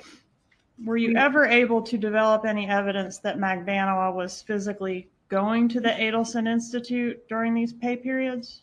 Never. Any evidence that she performed some service offsite for that business? Nothing was established that showed that. Any evidence of any contact with any patients? No, And you were, we'll learn later, listening to some of her phone calls, right? that's correct. When was Katherine Magbanua arrested for her role in this murder? October 1, 2016, Were you present for her arrest? I was. And was she allowed to contact her lawyer from the arrest scene? Yes, Did you speak to her attorney as well? I did. Who was her attorney? Tara Kawas, What happened after that phone call? after Ms. Magbanua was placed into a car for transport to the Broward County Jail, way less than 20 This minutes family's, later, this lawyer's connected I to the Adelson. received a phone call on my phone. Because lack of relevance, about to testify to something that has nothing to do with my client. Obviously, objection. What? Ms. Cattleman, please lay the foundation as to this matter in this trial. What? Go ahead, sir. So so let me back up. So while Ms. Magbanua was detained on scene, where she was arrested in the daytime, daylight hours, she was allowed to place a call to her attorney. She spoke to her attorney. I spoke to her attorney, and I asked that Ms. Kawas, the attorney representing her at the time, that she contact her client, Magbanua, at the Broward County Jail, and if in fact she wanted to cooperate with the investigation, to call me back So you were And- interested in getting information from Ms. Magbanua? Correct. I wanted- Information about the other parties involved in this case? Yes. Okay. So what I mean by cooperation is if she wanted to provide testimony about other players in this. And so I told Ms. Kwas, if you'll talk to your client, obviously out of my presence, and if she decides to cooperate, call me back and I will go to the Broward County Jail and meet. Did that happen? No. What happened instead? Well, like I said, within less than 20 minutes Another of that word. conversation, I received a phone call from a gentleman that identified himself as David Marcus. Instead, he was an attorney representing Charlie Adelson. And he asked that if Charlie Adelson was to be arrested, if I would just contact him. There's relevance. Hearsay. Not co-conspirator admission. Specifically, as a co-conspirator aspect, Ms. Kappelman, you need to keep the examination focused on that. Members of the jury, as to the last objection, I will sustain it. You may continue, Ms. Kappelman. So you speak to Kwas and your next phone call is from Charlie's lawyer. Correct. No further questions. Cross-examination. Everything that guy just says is bullshit. Who did that, Mandy? I don't know. Might have been me.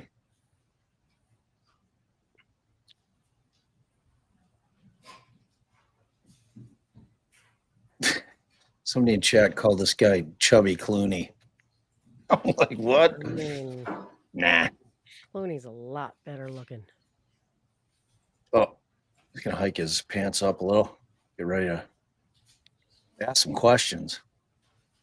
Sure, like, I'll take my sweet time. You wanted to cross? You're getting across. Good afternoon. Okay, so at the time of this investigation, when it began, how long had you been with the Tallahassee Police Department? 5 minutes. 25 years. Oh, I was off. You'd spent vast majority of your career as an investigator detective. No, I probably spent most of my career as a street officer. Beat cop. At the time of this, how long had you been a detective? 5 minutes. 6 years. Oh, damn it. And you continue to be the lead for Tallahassee Police Department on this investigation until your retirement, correct? Correct. What's that pin? He's part of the Secret Service. Now, it's important when you're His bar conducting an association investigation, pin? especially a homicide investigation, for you to be thorough, correct? Yes. You don't want to leave essentially any stone unturned, Yes. obviously within reason. Yes. You talked about your agency beginning to obtain cellular phone records of the Adelson family pretty early on, correct? Mm, You started getting them in July, yes. and you learned that Wendi Adelson's parents, my client and her husband, lived in Miami, correct? I believe at the time it was Coral Springs, but They had a place on Miami Beach. well, I know that they ended up at Miami Beach. I don't recall at the time of the homicide if they were living on Miami Beach. Okay. But you knew that they were in South Florida. South Florida is correct. Okay. And so as your investigation continued and you started looking into, you made the connection between the two individuals who drove up here, Sigfredo Garcia and Luis Rivera. You made that connection to Katherine Magbanua, correct? Right. And you made that connection to Charlie Adelson, correct? Correct.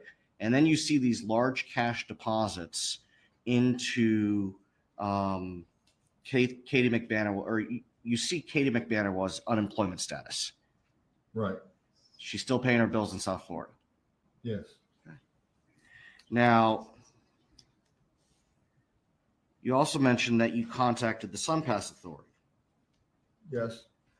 Did you ever, you'd already made a connection between the investigation and the Adelson family at this point, pretty quickly. I wouldn't say that. Okay. Well, over a couple years.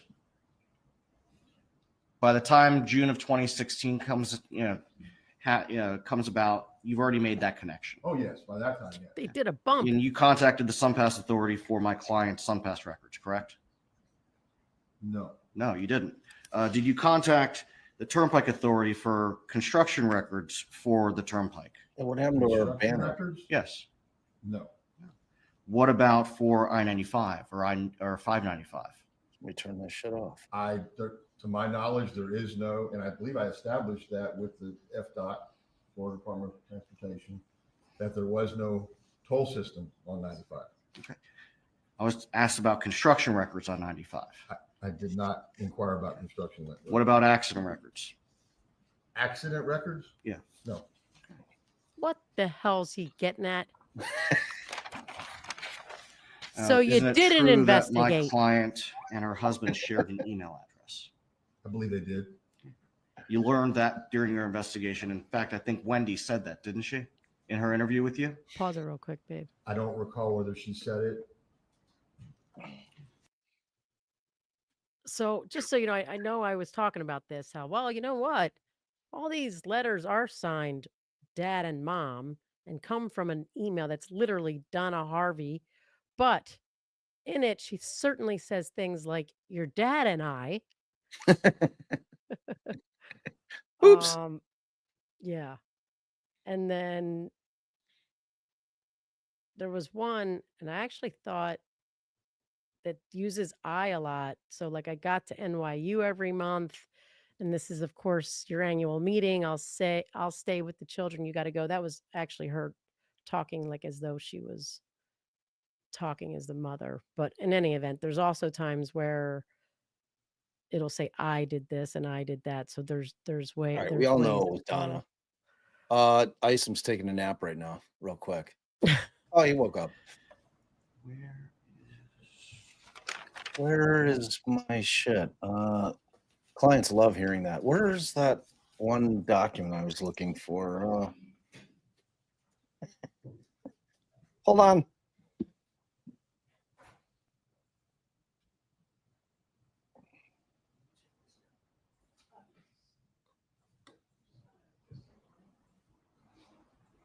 I'm sure Wendi will say something like, my dad never emailed. My dad's never typed an email in his entire life. Mr. Ison, you identified Something emails love that are mom. contained in State's Exhibit 64, correct? Zing, Yes. Milo's mom. And Zing. according to your testimony, these are emails between my client and her daughter, correct? Yes.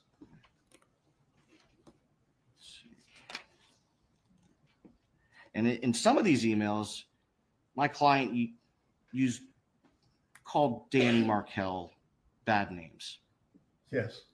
She never actually said she hated him, did she? In any of these emails? That came through the grandchildren.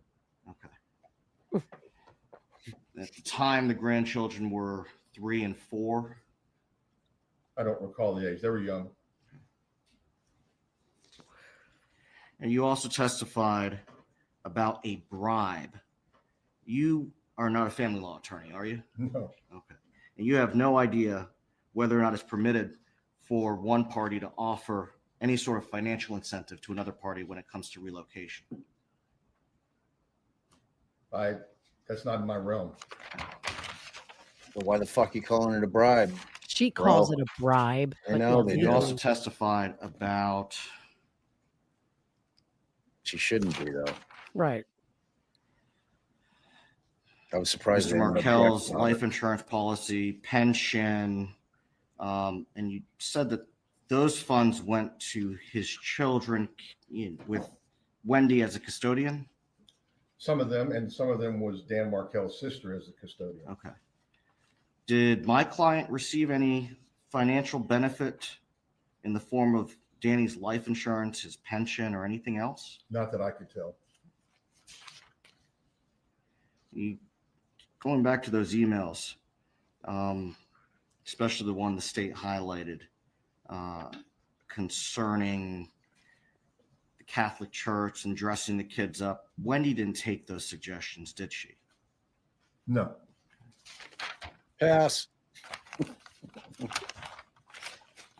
Mom testified passed. just now concerning your attempt to obtain employment records for Miss Magbanua from the Adelson Institute. It's a small business, right? It appeared to be. Just a handful of employees? Yeah, there was only 2 there at the time. You don't know whether or not any of the employees had a written job description? No, I do not know that. You don't know if any of the employees' files had evaluations or job reviews? Exactly. I didn't see that. I would think with that type of business and you would working think. on people's mouths and so forth, that there would be a little scrutiny involved. But you don't know if they kept those records for any employee. I have no do you? idea. I was only seeking and only had cause to seek for Magbanua. And when Miss Magbanua was arrested, you testified that you received a call from someone who identified himself as Charlie's attorney, correct? After her arrest, the gentleman that called my number was he identified himself as an attorney for Charlie Adelson. Not Donna Adelson. Not Donna. Now, is it unusual in an investigation like this for a defense attorney to contact you about whether or not there's a warrant for their client's arrest? I wouldn't say that. If I can, it was shocking to me that within that short a time frame, the only way that this person would have knowledge would be from Magbanua's attorney. So there would be contact between Magbanua's attorney and this person identifying himself as Charlie's attorney in a short, very short time. No media, nothing had been divulged. So He what smiles, you found unusual happy with was himself. the short time frame, not the phone call itself. No, it was immediate, and I'm basically telling Coas, if your client wants to cooperate, contact me. Don't call somebody else that's a co-conspirator, their attorney. You didn't receive a call from anyone identifying themselves as Donna's attorney in that instant, did No, you? sir. Okay. Or at any time thereafter.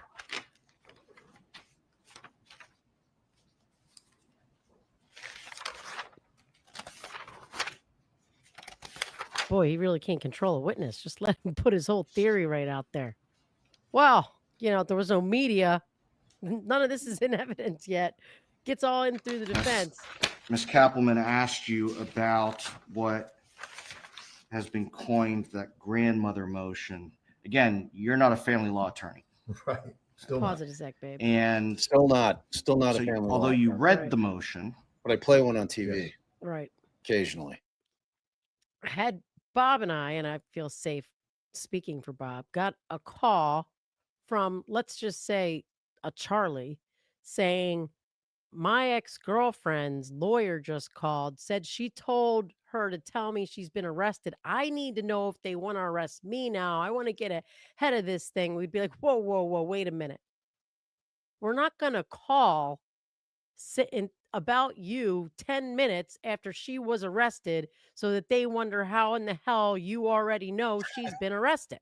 Right. I mean, not a chance in hell. Now, maybe days later, you'd say, okay, look, here's what you're going to do. Do not answer the phone of a call that you do not recognize. Do not answer the door. Go stay somewhere else. If you get a call, you're unsure who it is, let it go to voicemail. When they call you, then we'll call. Or we wait a couple days and it's out in the public and then we call. What a really, really stupid lawyer. Because I don't even think it's fair to assume the one lawyer already knew Charlie's lawyer and called. Like that seems unlikely. Unless they already all consulted lawyers and were like, all right, we all need some lawyers on this shit. But it would be fair to assume that she says, I need you to get word to my friend Charlie Adelson. Let him know I've been arrested. Then Charlie calls, a lawyer. But I mean, how stupid is that? It's not wise. Literally, See, I don't know if that was rash bomb at that point. Like, I don't I've- know if that was, it could have been just a dude he hit up. Hey man, I got a question. I had a woman For a with friend. information right? Call once. And she wanted me to convey information. And we, talked through all that. I was like, well, wait a minute. I got to figure out what am I saying and how am I saying it and how do we know it? And that's just bad lawyering. 15 Unless he minutes said later. for a friend. I'm asking for a friend. Yeah. And you're educated. Absent having some legal knowledge, can you interpret what is being requested in the motion? I believe so. I think it's pretty plain. I'm not an idiot.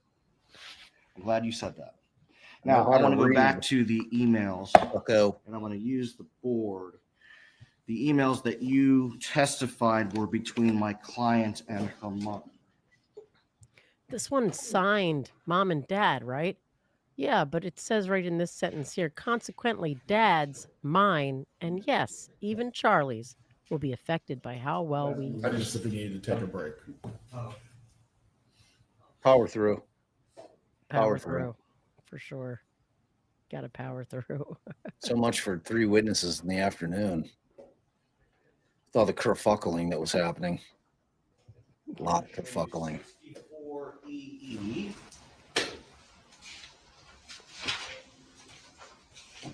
Let's see. Let's get it on the Elmo and use the Elmo.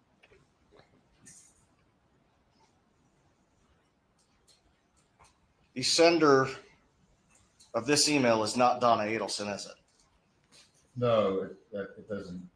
I don't know who it's from. It's not showing it. Okay. It's an evite.com invitation. I've seen those. Okay. You don't have any personal knowledge as to how these are generated, do you? Someone has to go through this program to get it set up and sent out. But you don't have any personal knowledge as to how that's done. It's too loud. Just kidding. Just kidding. The next page of EE. Oh, boy. It's August 30th, 2014 email to Wendi. Ah.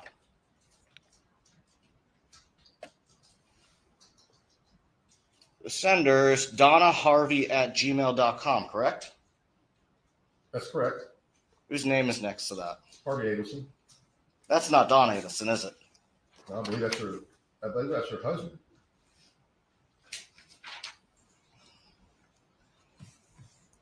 Next. He's Email back dated September 12th, 2014. Jerk off. And the sender is saying that Lincoln will attend Tot Shabbat with his grandpa, Harvey Adelson. Isn't that what it says? Yes, it does. Who's it from? It's from donnaharvey@gmail.com. And whose name is next to that? It says Harvey Adelson.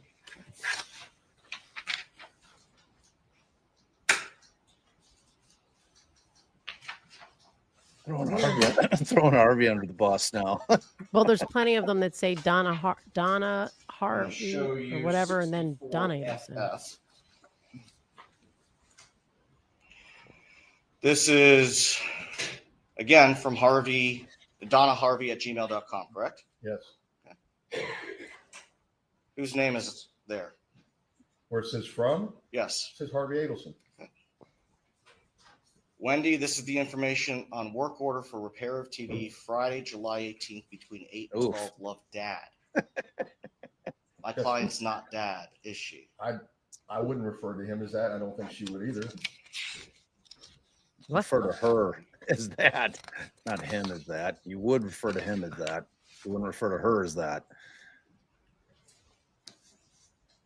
Harvey, you're all up in it. This is still part of that same email or exhibit. Geek Squad schedule.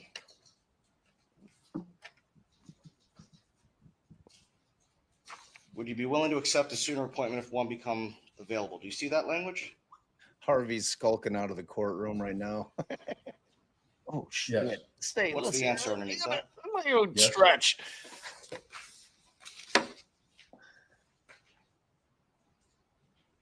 So they weren't concerned about a certain time. Nothing further, Your Honor. That's it. Examination. You better pull up those other emails that say. Go ahead.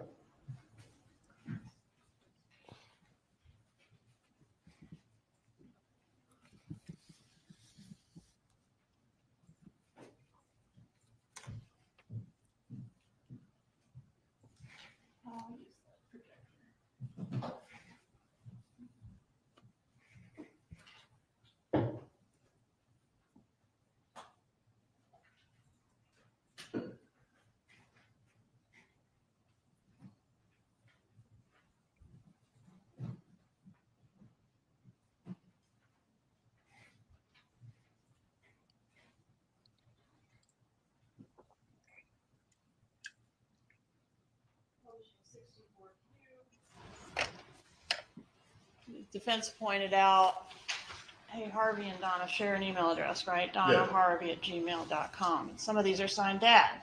Right. Are some of them signed mom? Right. Okay, and drawing your attention to this one on May 3rd, 2013, including the statement, the most important part of your divorce is relocation. Love On mom. page Uh-oh. 4 of that exhibit, well, let me start by going to the very end. Inconveniently, the way this printed, love you. Who signed that one? Mom. All right, and on I didn't page see 4 this of coming. the exhibit, just a moment. Hey, what are you doing with that bone, pal? Walking around with this bone. I don't know where to hide it. These people want my bone.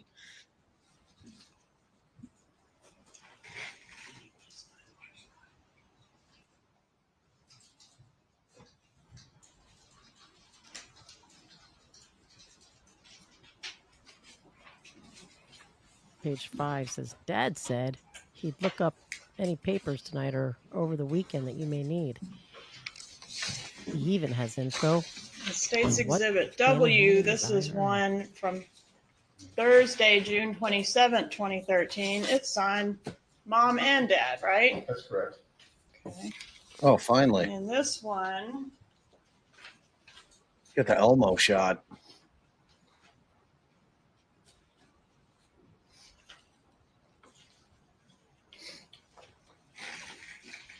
Love mom and dad. I better leave it vague. Or she's like, this bitch. Like, what Harvey's the like, fuck? I better get to Vietnam quick. Jesus. I'm out. I put up with enough of this shit. Vietnam, here I come. Donna, you and your crazy shit. Finally caught up to me. Dad was all up in it. He's investigating. I mean, all right, so we've got some from mom and dad, right? That's correct.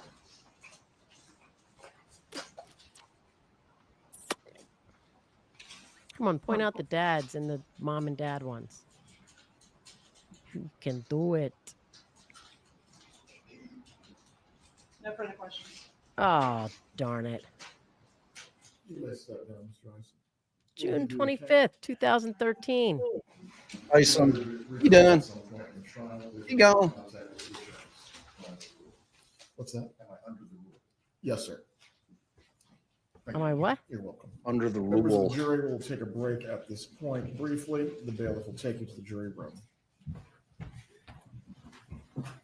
Bloop. If we have them. I want to hear what he has to say. I know. He's me going to say too. some shit. He's like, I'm thinking about calling it for the day. It's Friday. Y'all kerfuckled the fuck out of the middle of this court day.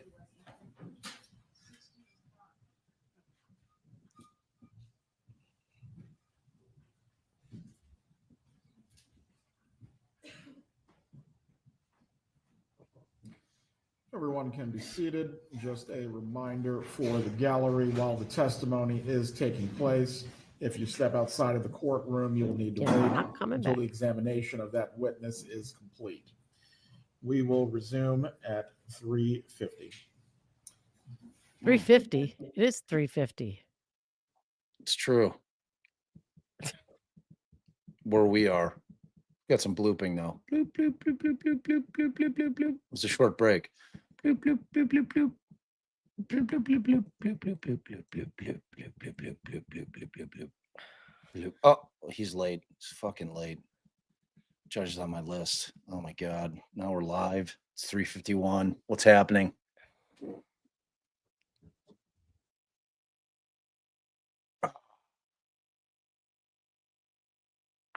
Oh, slow first day after the openings.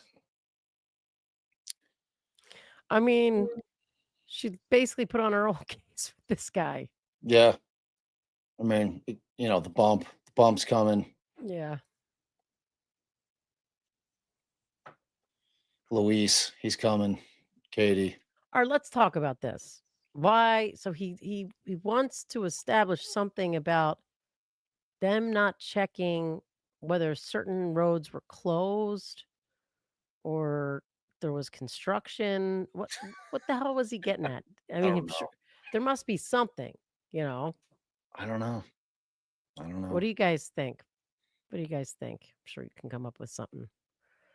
Somebody not in brain fog, why don't you tell me what you think? I don't think he was getting anything. He's got something in mind for closing because he touched on this. For anyone that wasn't with us during the voir dire, the jury questioning, he specifically asked the questions about, like, if they don't look at a bunch of stuff and you don't know, and he used the example of the two twin brothers. They got someone that says it looks like this guy, and then you find the guy, but that guy gets in the stand and says, that was my twin brother. He is a bank robbing fool. But then they never go look for the twin brother. Isn't that reasonable doubt? Like all the things they didn't look at, that just creates reasonable doubt. They didn't check out a bunch of shit. So that was your first window into that line of questioning was, all right, they're telling you how suspicious it was that Katie didn't have any evaluation records. She didn't have any timesheets. She didn't have any schedules. Did you check the other employees? Did they have those things? See, that had some bearing. Yeah. I The mean, construction shit didn't have anything to do with anything. But I think he had something in his mind with the man, he didn't have shit to do. They didn't even check the construction records. We don't even know if there's construction going on. My client's innocent. And that's why he had to go on the Alligator Alley because there was construction on 95, and maybe it was that, but I still don't understand how that changes the fact that the guy with the gun who rented the car all traces back to the guy who's going to sit here in front of you all and say it was us. Yeah, maybe Katie just did like billing records from home. She worked out of the house. She didn't need to come in. She was like, deep records. And like why he just let them get the hearsay of the employees? Well, one employee said, I don't even know that person. Another one knew the name, but didn't know what she did. Yeah, she worked from home. Big home worker. She was remote before remote was a thing. They invented remote working. The Adelsons did. Well, fantastic. Poor innocent Donna was led to believe she was working from home, doing stuff that Donna couldn't do, but she doesn't know what it is. All right, Lisa asked, I didn't know that you weren't allowed to show emotion during a trial, so why do we always judge people because they don't? So, I mean, that's kind of what I was getting at earlier when Bob said, well, we, try to tell the client not to show any emotion. And then we as lawyers are hearing how much the jurors, through what the public is saying about how someone's not showing any emotion. And we actually saw that play out in what was one of the trials that we just watched, where I was kind of freaking out when the lawyer was like, we sat here and said this and everybody in the courtroom was crying. It was, what's her name? Oh, the mother with the hair and the kids. And wow. Mom they're was searching. kids. They're searching. Lori Vallow. The most recent Lori Vallow one. Mom with the kids. And the hair. In the green. If you would have said the green chili enchiladas, then Then we would have gotten. Then my somewhere. brain would have been firing on all cylinders. Pew, pew, pew, pew. But no, she was like, everybody was in tears except that person, like The mother with the hair. Like Lisa and Kai and Megan got it right away, and Hayden. I was gonna say there was a day I could say that and Bob would just know what I was saying. The hair. Like, I don't like the hair. Yeah, where's the It hair? looked like a fucking rat's nest. No, but to her last trial. But I had to stop wearing my hair like that. Oh yeah, because she had that top pony or whatever the fuck she was Yeah, using. which doing that sometimes thing is like just real high, the high pony. No, Yeah. it was just like the top part. Side pony. No, stop. And B, shaping up to be alone. May I address the court while she's working on the jury? I would like some clarification on the hearing that is going to be conducted outside the presence of the jury regarding State's Exhibit 60. My takeaway from our sidebar was that I was going to authenticate every single page. The defense has now advised me they only have limited objections to State 60, so I would ask for some clarification on what we're doing there. Starting 60, the defense can be heard. I think we resolved that with the court's ruling already, Your Honor. Which was? I believe Ms. Katherine just brought it up because there might have been a discussion while I was at the room. Ms. Fulford thought that she was referring to some of I thought you were referring to the email.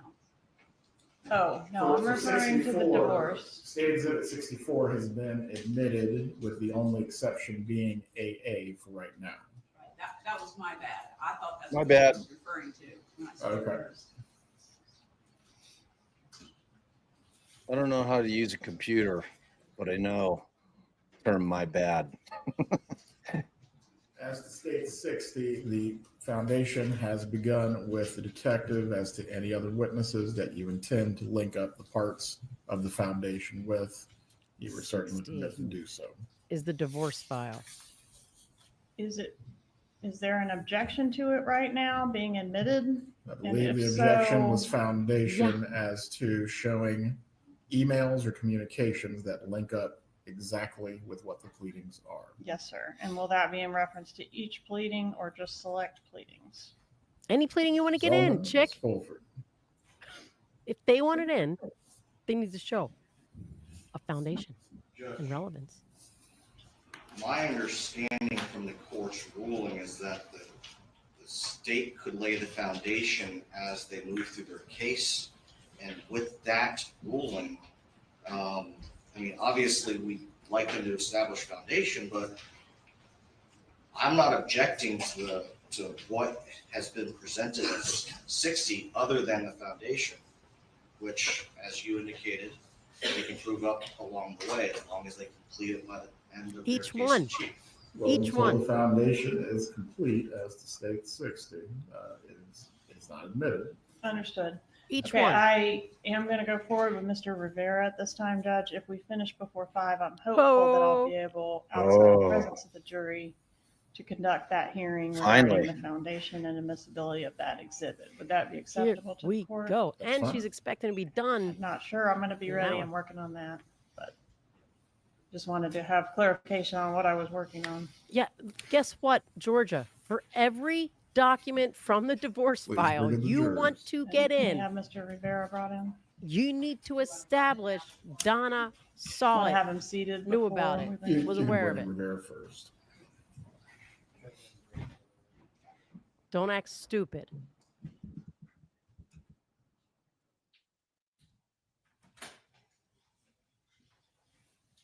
Donna. All right, let's see. Poop.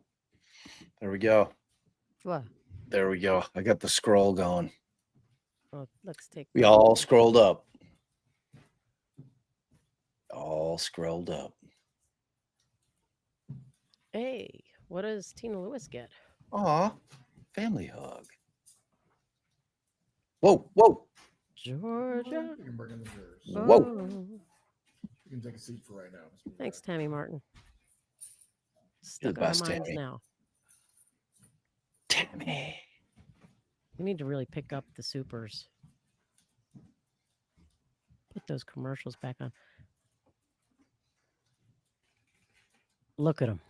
He's ready to go.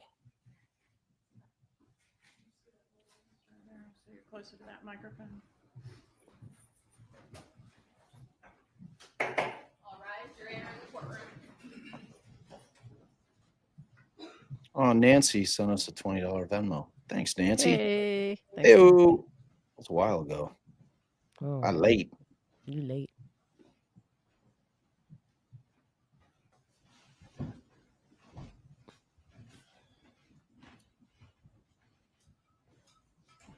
Everyone can be seated. Mr. Rivera, please raise your right hand to be sworn. It would have Do you been a swear lot or easier affirm the testimony you're about to for give me to will be rob the him. truth? Yes, sir. Thank you, sir. Please speak loudly and clearly. Yes, sir. You may examine. Sir, please introduce yourself and spell your name. Luis Rivera, Luisrivera. Mr. Rivera, where are you from? I'm from Puerto Rico. Okay, but were you living in Miami back in 2014? Yes, ma'am. How long did you live in Miami? My whole life. You were born in Puerto Rico, Except though? Puerto Rico. Yeah. Okay, but moved to Miami at what age? 2 years old. Have you been convicted of a felony, Yes, ma'am. including the murder that we're here about today? Yes, ma'am. It's 5 felonies, sound correct? Yes, ma'am. And you're currently incarcerated? Yes, ma'am. Is that for this case or this case and another case? Both. Well, Both. So it's a federal sentence and this And sentence. the state case. What did you plead to in this case? This case, guilty Guilty to what? to second-degree murder. If you can speak up, Mr. Rivera, that'd be so. Guilty to second-degree murder. Thank you. One more, Mr. Rivera. What was your sentence on the second degree murder? 19 years. Okay, and that was concurrent with your federal sentence, right? Yes, ma'am. Okay. How long was that? And what did you have to do in exchange for getting a 19-year sentence? I cooperate. What does cooperation mean to you? Well, telling. Telling on who? My co-defenders, Garcia, Katie. All right. Did anybody ever tell you what to say? No, ma'am. Has anybody ever told you anything other than to tell the truth? No, excuse me. Has anybody told you to say anything other than the truth? No. Has anybody promised you anything other than the sentence that you got in exchange for cooperation? No, ma'am. Co-defendants Katie and Garcia. Did anybody ever tell you, oh, you have to testify about a specific person to get a deal? No, ma'am. Not at all.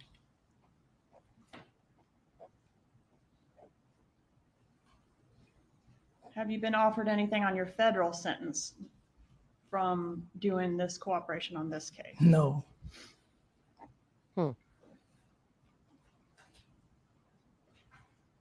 That's unusual. Well, I guess it's not another federal offense. So As part of your negotiation or your lawyer's negotiation of this case, did you give up what's called a proffer, a recorded proffer? Yes, ma'am.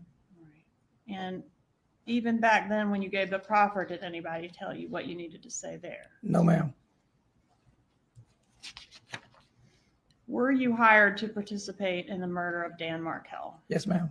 Who hired you to be involved in the murder? Well, I got it from my friend, Tudo Garcia. Is that Sigfredo Garcia? Yes, ma'am. How did you know him? Childhood friends. gang members. So to cooperate and get this deal, you had to turn on one of your best friends. Yes, ma'am. Who enlisted Sigfredo Garcia to be a part of this murder? Katie, Who's Katie? his wife. Is that Katherine Magbanua? Yes, ma'am. Do you know who enlisted her to be involved in this murder? Not really. Was it a murder for hire? Yes, ma'am. Did you know that somebody was paying Katie? Yes, ma'am. And Katie was the one that brought the money to you all, right? Yes, ma'am.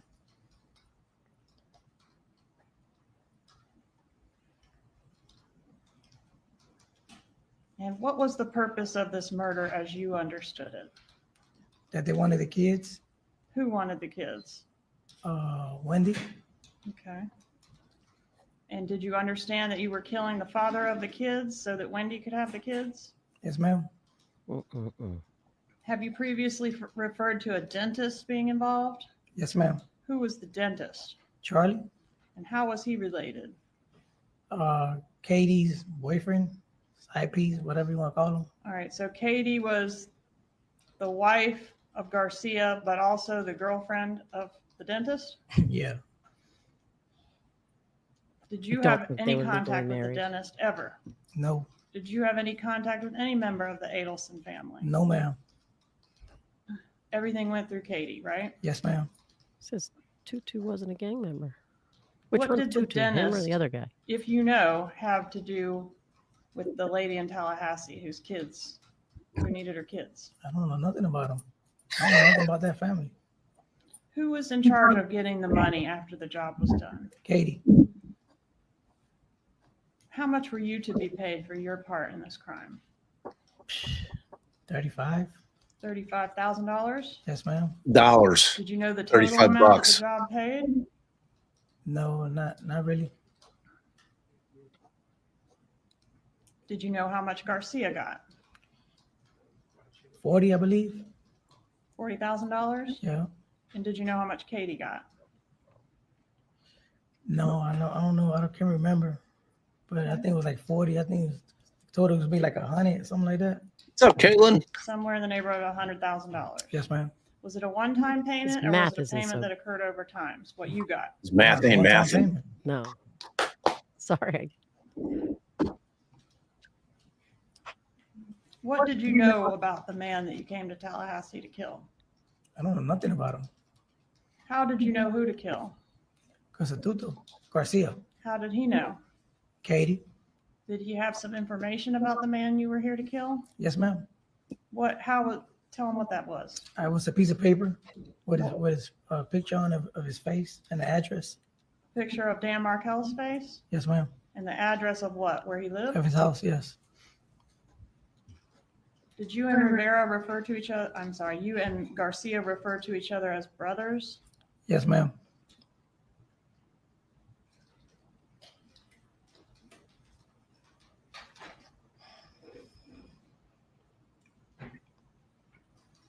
Who's this, babe? What? Oh, Who's she, who? she lived in the general area of us? No, Your Honor. Miss Jessica. What's up, Will? You and Mr. Garcia? Yes, ma'am. Please silence your phone. Don't make him take your phone.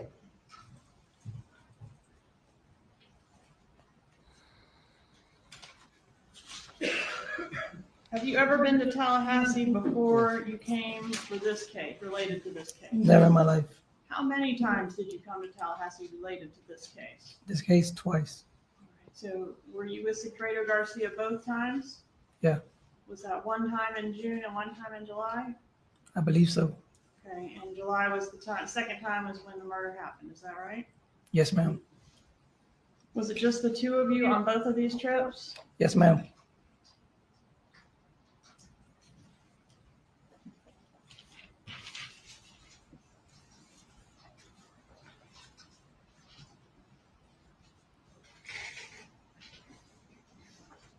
Objection, States 44.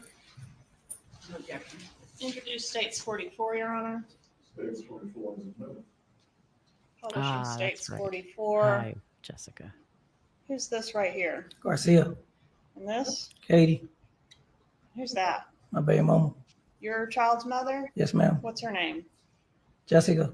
Okay, and that's you there? Yes. Was this a picture taken before or after the murder?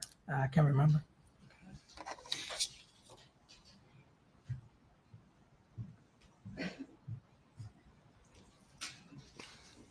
At the time Everyone's of the real excited to murder, see you, Will. was Katie with the dentist? Was Katie with Garcia? Was she with both? Both. Both. Bothus. Were you at the time of this murder living with Jessica Rodriguez? Yes, ma'am. There's an address on the rental car contract, 1515 Northeast 135th Street, number 14. Do you recognize that address? That's my apartment. Yes, ma'am. All right, let's talk about the first trip that occurred in June. How did you get here for that trip? Well, we rented a car. Who rented the car for the June trip? The first one. Yeah. If There you go, remember. Will. I can't really Your remember. legacy That's so follows. Okay. long. But one of you, either you or Sigfredo? Yeah, I think it was Fredo. I rented the Prius, so I never rented on the truck. On the Okay. car. So Garcia rented the car for the June trip, but it was a rental car that y'all brought up here. Yes, ma'am. Okay. Tell and us did about you take when the you same shot route on the both Prius. trips to get to Tallahassee? I don't remember. Okay. And did he have Was the paper with the picture construction of in Dan 95? Markel on both trips? Yes. And what did you do on the first trip? We drove by here and we just follow him around to see where he lived and shit. But Okay. Were you planning to kill him on the first trip? I don't remember. Okay. Did you have a gun on the first trip? Yeah. Who Did kills you have a someone gun without that you down procured payment? specifically to kill Dan Markel with? Yes, ma'am. And was that a gun that you bought off the street? Yes, ma'am. You bought it. I bought it. Okay. And were there any other guns in the vehicle for that first trip, if you know? I think we had two. All right. And what was the other gun? It's a 38 Whose gun was that? Garcia.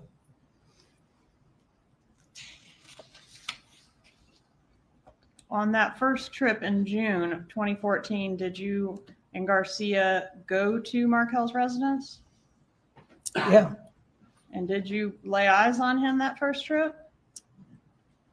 I believe I passed by his house and scoped him out. You said you followed him. Do you remember where you followed him on the first trip? Yeah, I followed him to a daycare. How long were you here that first trip? Maybe I don't remember. A couple days sound right? Just a couple of days. Why wasn't Dan Markel killed on that first trip, if you know? If I remember, I wasn't gonna do nothing in front of no kids. But He had the kids with him, yeah, yes, he did.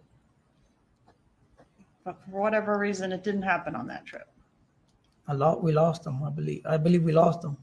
You lost Okay. him or the kids? were there? And when you didn't get it done on that trip, was anyone angry at you? At me? Yeah. I don't think so. All right. Did you hear at some point that y'all were going to have to come back if you wanted to get the money and finish the job? Yeah. Well, clearly, All right, so you they did don't come get the back in money July. Is that We right? came until they back. do the job, Georgia. And that's when you came in the Prius. Yes, ma'am. And you rented the Prius, right? Yes, ma'am, I did. Okay. And that phone number that you wrote on the Prius rental agreement and wrote brother, that was Garcia's phone number? Yeah, I think. Yeah, just put all of our information out there. You know, You took phones with you to Tallahassee for both trips, right? not burner phones. Took your real phones. Okay. Did you turn your phone off for the actual murder? Well, at least you turned it off. Yeah, I did. What about Garcia? Do you know if he turned his phone off? When the murder happened? Yes, sir. Shit. You don't know. I don't remember. Okay. Did you stay in Tallahassee for a couple nights when you came here the second time? Yeah, we stayed there for a night or two, I think. Okay. Did y'all rent a hotel room? Yes. Do you know how many guns were with you on that second trip? Nah, just one. You only remember one gun on that trip? Yeah, I remember one. And that's the murder weapon? Yes, ma'am. The one you bought on the street? Yes, ma'am. What type of gun was that? A 38? That's a revolver? Yes, ma'am. Do you remember an incident where there was a shot fired into the floorboard of the Prius? Yes. Could you tell the jurors about that? Well, we was driving and Garcia put the gun out and shot the gas line in the car. Through the floorboard of the car? Yes, ma'am. Passenger side or driver's side? Passenger side. Okay, and that was the murder weapon that fired that shot? Shit. Man, I don't remember. Okay, but he was messing around with some gun and fired it into the car. Yeah. And were y'all driving in the car when that happened? Yes, ma'am. And did it disable the car? the car started stopping. Little by little, it just started slowing down. Okay, that's the Prius, right? Yes, ma'am. How did y'all get the car going again? We seen somebody that he knew and stopped him and took him to the auto place to get a piece of hose to put it back together. And the guy that you saw that he knew, are you talking about a local drug dealer here that y'all had met on the first trip? Yes, ma'am. And that person assisted you in getting some way to fix the car? Yes, ma'am. Who was good with cars, you or Garcia or both? Garcia. All right, so he was able to make a repair to the gas line? Yes, ma'am. Did you follow Dan Markel again during this second trip? Yeah. Did you follow him to the daycare? Yes, ma'am. Did you actually see him drop his children off at school that morning? Absolutely, yes. Did you follow him to the gym where he went inside and worked out? Yes, ma'am.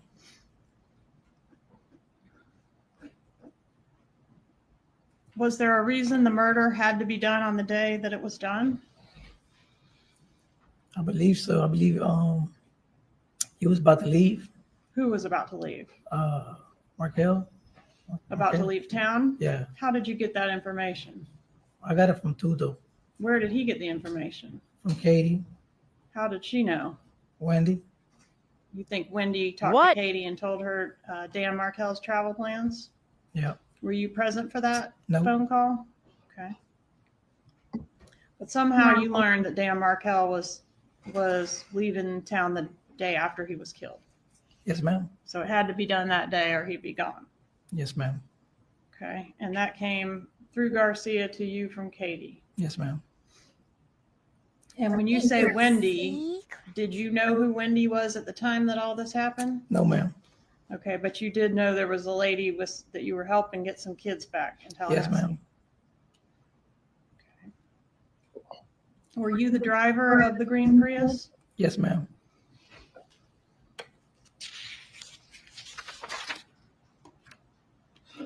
Have you had a chance to see the gym video and the bus video? Yes, ma'am. Are you driving the Prius in those videos? Yes, ma'am. What happened when you got to the driveway of Dan Markel? Well, I pulled up right behind him, and Garcia jumped out and shot him. How many times did Garcia shoot Mr. Twice. Markel? Did he shoot him? Where was the victim when he was shot? He was inside his parking garage, and his sitting down the driver's side on the phone. And did Garcia shoot him through the window, if you know? Through the window. How long would you say you were in the driveway? Just seconds. How was it decided which one of you would be the shooter? Because I wasn't going to do it. You didn't want to be the shooter? No. That's not what he said last time. He said because I was driving or something. Yeah. That he was supposed to. On the bus video, we see somebody in a white shirt kind of jumping around in the passenger seat. Is that Mr. Garcia? Yes, ma'am. Do you remember what was happening when he was doing all that jumping around? Yeah, he shot. He was trying to hide a gun. If I'm not mistaken, he was trying to hide it. What did happen to the gun? Got thrown away. Thrown away where? In the ocean somewhere. All right. Who threw it in the ocean somewhere? He did. All right. Was that on the way back to Miami? Yes, ma'am. At some overpass somewhere between here and Miami? Absolutely. Where did you go after the murder? Go home? Sounds like the Bay. We got to stop somewhere to eat. Then we went home. Did you stop at an ATM? I don't remember. Is this you? Show you states exhibits 38, 39, 40, 41, 42, and 43. If these guys aren't fully prepared with every other time this guy testified, I'll scream. Yes, ma'am. Crackheads and debutantes.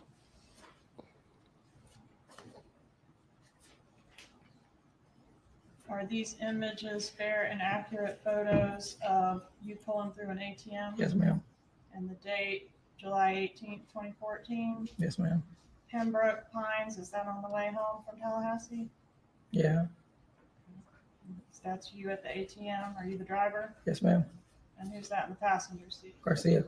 Move to publish I'm sorry. So we're gonna ask introduce again. Is that states you and that's him? 43. Any objection? No objection. States 38 through 43 are admitted. May I publish? You may. Who said that? The female lawyer? Is that the vehicle you were Yes, sir. driving the day the murder was done, sir? Yes, ma'am. Publishing 39. Is that you at the ATM machine? Yes, ma'am. Aren't I a good-looking guy? States Exhibit 40. Is this Mr. Garcia? Is he your passenger? Yes, ma'am. States Exhibit 41. He's the passenger that was jumping around when we saw the car in Tallahassee on the These bus. two are the video? Absolutely. worst criminals.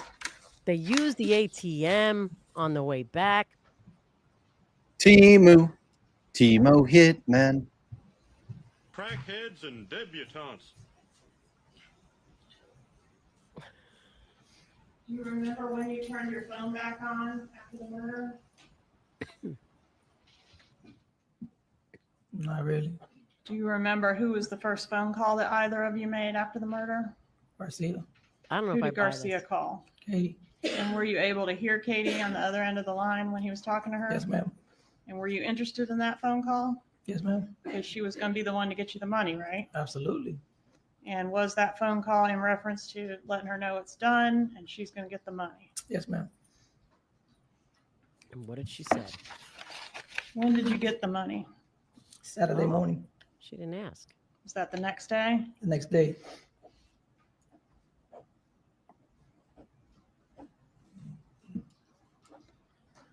Do you remember that on that Saturday morning you got a call from Katherine Magbanua?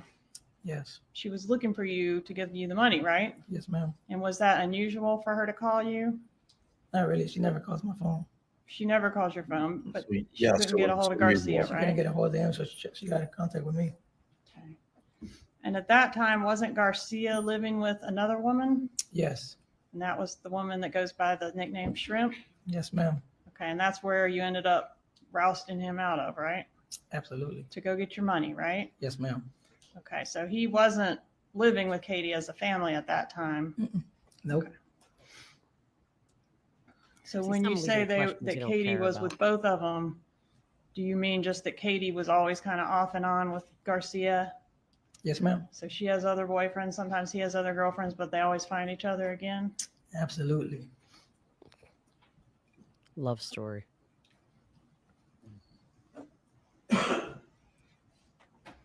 One moment, please, Your Honor. Is that you, babe? Huh? All right, that tell you? us what happened when you got your money. Maybe. How'd you get Scrimps. it? Where'd you get it? Oh, I was in the barber shop. She brought the money to the barber They pulled shop. up to my house, Katie and Garcia, and they called my phone. They I think my baby mama called me.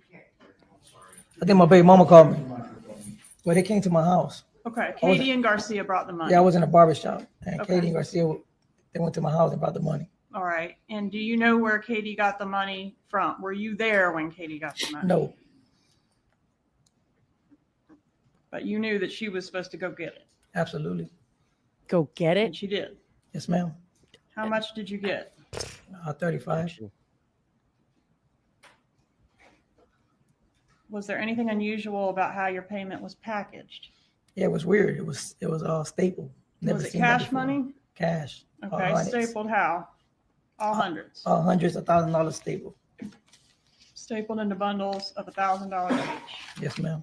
Was it wet? Have you ever seen stapled money before? No. Did you and Garcia buy anything with your cut of the money? I just bought a motorcycle. 46 and 47. Moving to evidence 46 and 47, Your Honor. No objection to the defense. No objection. They are admitted. Publishing States Exhibit 46. This yellow motorcycle, whose is that? Garcia. Is that something he bought with the money that was the proceeds of this murder? Yes, ma'am. Okay, and what about this vehicle back here? Yeah, he bought that one too.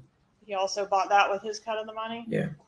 And States Exhibit 47, what about this motorcycle right here? That's mine. Is that what you bought or part of what you bought with your money? Yes, ma'am. How long after the murder did you guys make those purchases? Days, weeks, months? Probably like a month. Probably like a month. Did you make any changes to your cell phone after the murder? Did you dump your cell phone?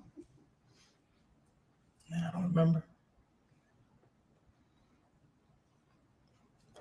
Did you meet with investigator Newland from my office to see if you could recognize some voices on some recorded telephone calls? Yes, ma'am. And did Mr. Newland play some calls for you and have you initial on a sheet if you could identify the voice Absolutely. on the sheet on that call? Yes, ma'am. State's Exhibit 136.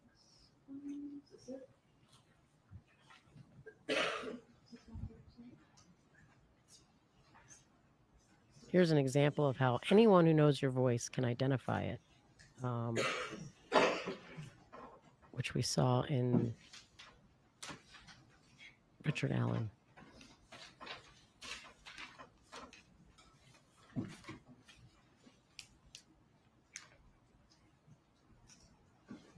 I'm going to show you what I have marked as State's Exhibit 136.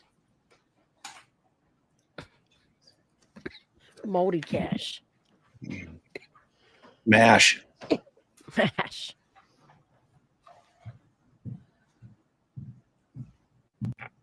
Do you recognize this exhibit? Yes, ma'am. That's what she's thinking right now. Yes, ma'am. It's Maeve Is that who you're Hawks. verifying that the highlighted Do it name, myself you next know time. that person and that is their voice? Absolutely. On the particular call that reference. Yes. Judge, at this time, I'd ask to move into evidence 136. Objection. 136, Linda.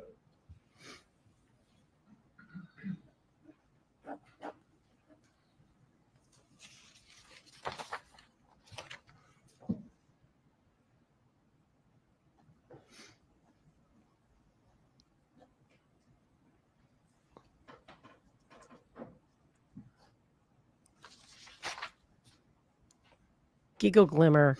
Donna washed it. One moment, please, Your Honor. Get rid of any DNA or fingerprints. I don't know.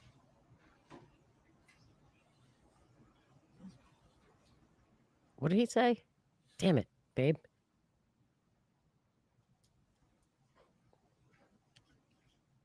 He's gone.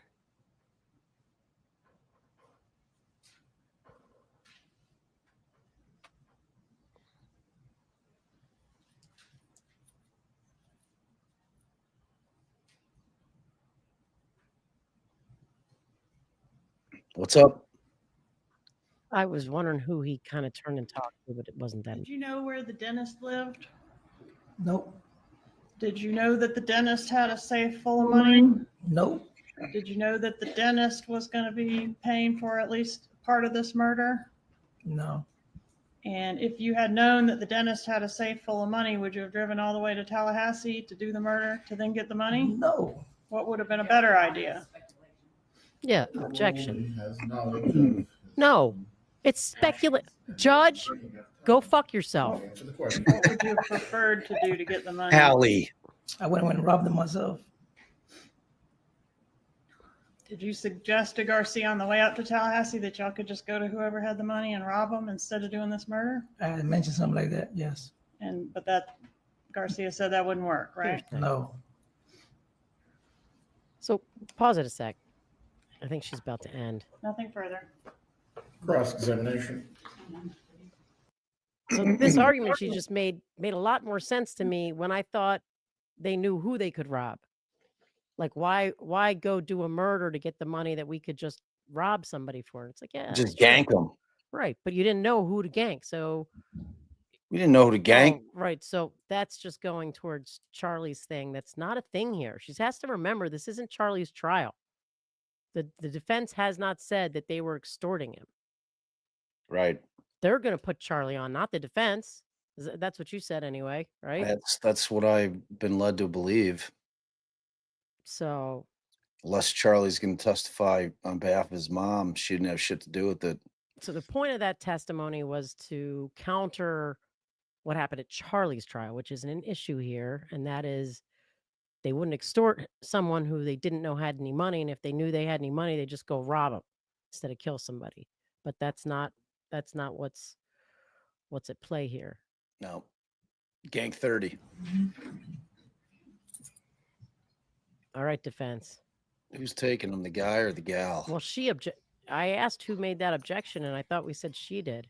She seems more structured than him, like she'd know all the prior testimony and stuff. But maybe he's about to go, and that's why he's running it by her first. I thought I heard a female object earlier.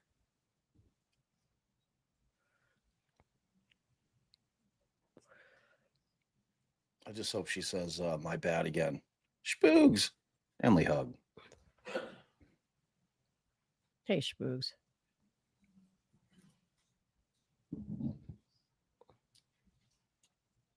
Donna's like, this time, don't y'all fuck it up. Don't fuck it up, pimps.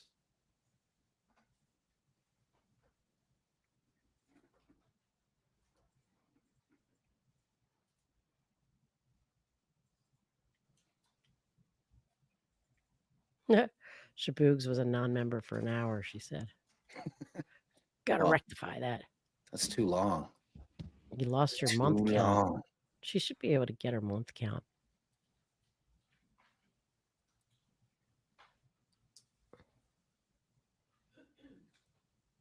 She changed her name because of you, for God's sakes. I know. Upgrade. You're welcome. You're welcome. I did. He does fancy himself the nickname king. They always stick. They always stick. Remember when he tried to give Good me the afternoon, Mr. nickname, my Garcia. name backwards? Excuse me? I said, good afternoon. Good afternoon. I just want to make sure I understood your testimony. It was your testimony that the first trip you came up on, you scoped out Mr. Markel's house, correct? Yes, ma'am. And that he was going to be taking his kids to school. So when he came out with the kids, you're trying to follow him to the school, correct? Yes, ma'am. And you got lost. He lost you. Yes, ma'am. Okay. And the second time that you came up, you knew he was going to be taking the children to school. And so you followed him to the school, correct? The daycare, yes. Yes. And then you knew he was going to be going to the gym, right? I didn't know he was going to the gym. I just followed him. You followed him to the gym. Yeah. Okay. And then you followed him to his house. Yes, ma'am. And that's where he was killed. Yes, ma'am. And the woman who wanted him to be killed, was past you and Sigfredo and Katie, the woman who wanted him to be killed was Wendi Adelson, correct? Yes, ma'am. It was she wanting her children, correct? Absolutely. Nothing further. Walk away. That's what I'm doing. Do I need to ask this fucking guy anything else? Because I kind of want to stop right now. I think that's it. What's she feel asking? like I'm Just done. showing an exhibit to them.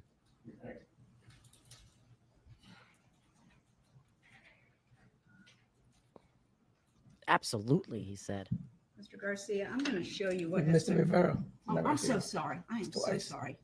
I apologize. That's fine, but don't. Mr. Rivera, touch I'm me. going to show you what's been marked as Defendant's Exhibit 50. Could you take a look at that and tell me if you recognize that? Yeah. And what is that? Like a profile of everybody's face. Okay.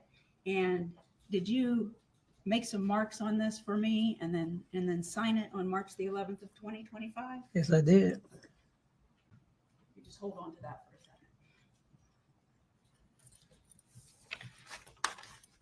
second.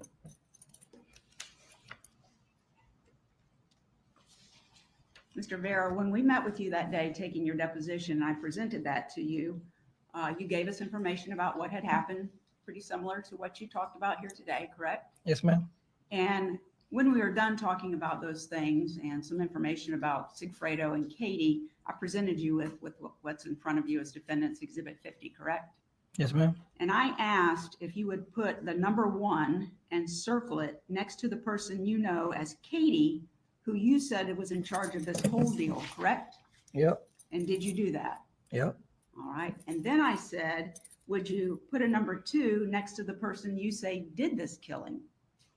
Yes. And you did that, correct? Yes, I did. And that was Sigfredo Garcia. Yes, ma'am. The first one was Katie Magbanua, correct? Yes, ma'am. And then I said, would you put a number 3 next to yourself on the paper? And did you do that? Yes, ma'am. And you're the one who got the gun that was used to kill Danny Markel, and you drove the car that day. You didn't shoot him, right? Yes, ma'am. Okay. And then I said, if you would, please put the number 4 next to the man who was killed, and you did that with Danny Markel, correct? Yes, ma'am. And then I said, if you would, put the number 5 next to the lady that wanted the man killed. And did you do that? Yes, I did. And was that with Wendi Adelson? Yes, I did. And then I asked you if the 2 people on the top of the page who have their pictures there and the names Donna Adelson and Harvey Adelson, you see those on the top? Yes, ma'am. I asked you, as far as you know, were they involved in any of this? And you said no, correct? Yes, ma'am. So I asked you to put X's next to the people who on that page were not involved in this. Yes, ma'am. And you did that. Yes, I did. Thank you. Move to admit it. Move to admit it. Why isn't she moving to admit it? I don't have anything further. Redirect examination. Now she's going to be like, you really don't know that, though. Right. You don't know shit. You don't really know. Is Mr. Rivera released or will No he be process, recalled? no redirect. Very well. Mr. Rivera, please do not discuss your testimony with anyone else. The bailiff will take you at this So I would have asked him there were some other things I would have wanted to ask him, but not after. Parties can approach. She knew that that's the answer she was getting because they did a deposition. Yes. But I would have asked him, so in one of the other trials, he testified that when I think it was Charlie's, because we listened to it on the primer, that when he called Katie to tell her it was done, she said, I know already. I wonder why the prosecution didn't elicit that this time, because it ties right back to Wendi knowing and everybody talking. So Wendi tells someone to, but one of the other things I would have wanted to ask was, did someone tell you, did you guys pick that other day to go? Did they give you a specific day they wanted you to go? I would have somehow broached that. The jury, at this time, we are going to go into recess for the day. Okay. The same instruction that you have received Do we have any since the blooping start time? of jury selection, not to discuss the case with anyone very else little. or to look at any plea by 9 o'clock. Survived day 1 there, Grandma Gotti. Day 1 in the books. Oh, they're gonna go over some issues. All right, we're live.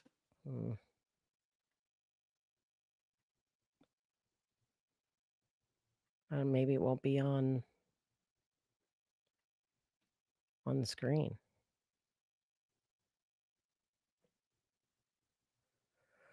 I mean, maybe it'll be in chambers on the screen. Ugh. I don't know what they have to resolve at this point. She said, thanks, Amy K. The prosecution said something to the judge that after, if we wrap up before 5 o'clock, we can address blah, blah, blah, blah, blah.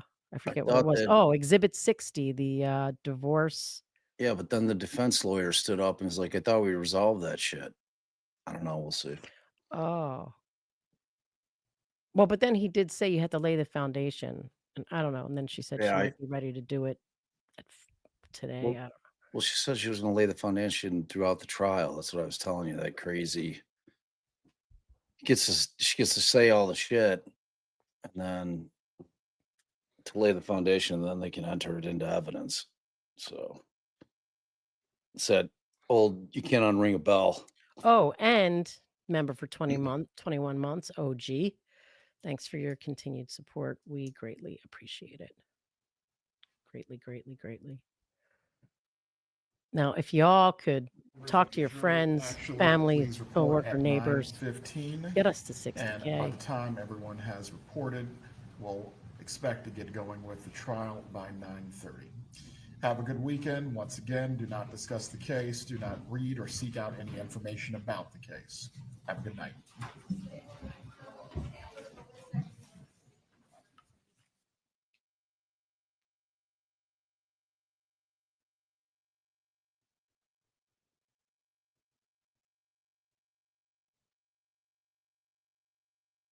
Donna's like, that day wasn't so bad. Luis really fucked Wendi though, didn't he? She had her tissues up her sleeve though. Mm-hmm. She's ready with them. Mm-hmm. In case shit got snotty. He didn't even say the money was wet. Or moldy. No mash. No mash. So Ms. Kappelman, the witness is here this afternoon to start that, or you need to do that on Monday morning? I can start that this afternoon, Judge. We're just See? not prepared to go through the whole thing yet. We've been working on it since the issue arose. And I was told we're about halfway through, about 10 minutes ago, so. All right. If we can start at 8:30, have the witness and go through it smoothly. We'll give everyone an opportunity to get some rest from the weekend. 8:30. Do it that way. It's 7:30 for us, babe. Oof. Judge, I did fail to introduce one of the ATM still images, page exhibit 37. Would it be acceptable to move to admit this? If you're relying on the same foundation provided by Mr. Rivera, unless there's an objection. No. There you are. He's like, Stage fine. 37 is admitted. I feel like Briefly, one time that happened to me, before we it was like, leave go screw today, yourself. Just to go through what has been admitted and has not, it cannot hurt. I have on my chart state exhibits 1 through 34 as admitted, 37 through 47 admitted, 55 admitted, 67 and 68 admitted, 64 admitted with But the AA. exception of AA. 88, 89, and 90 admitted, 119 through 128, excuse me, 119, 120, 122, 123, 124, 126, 127, and 128, and 136.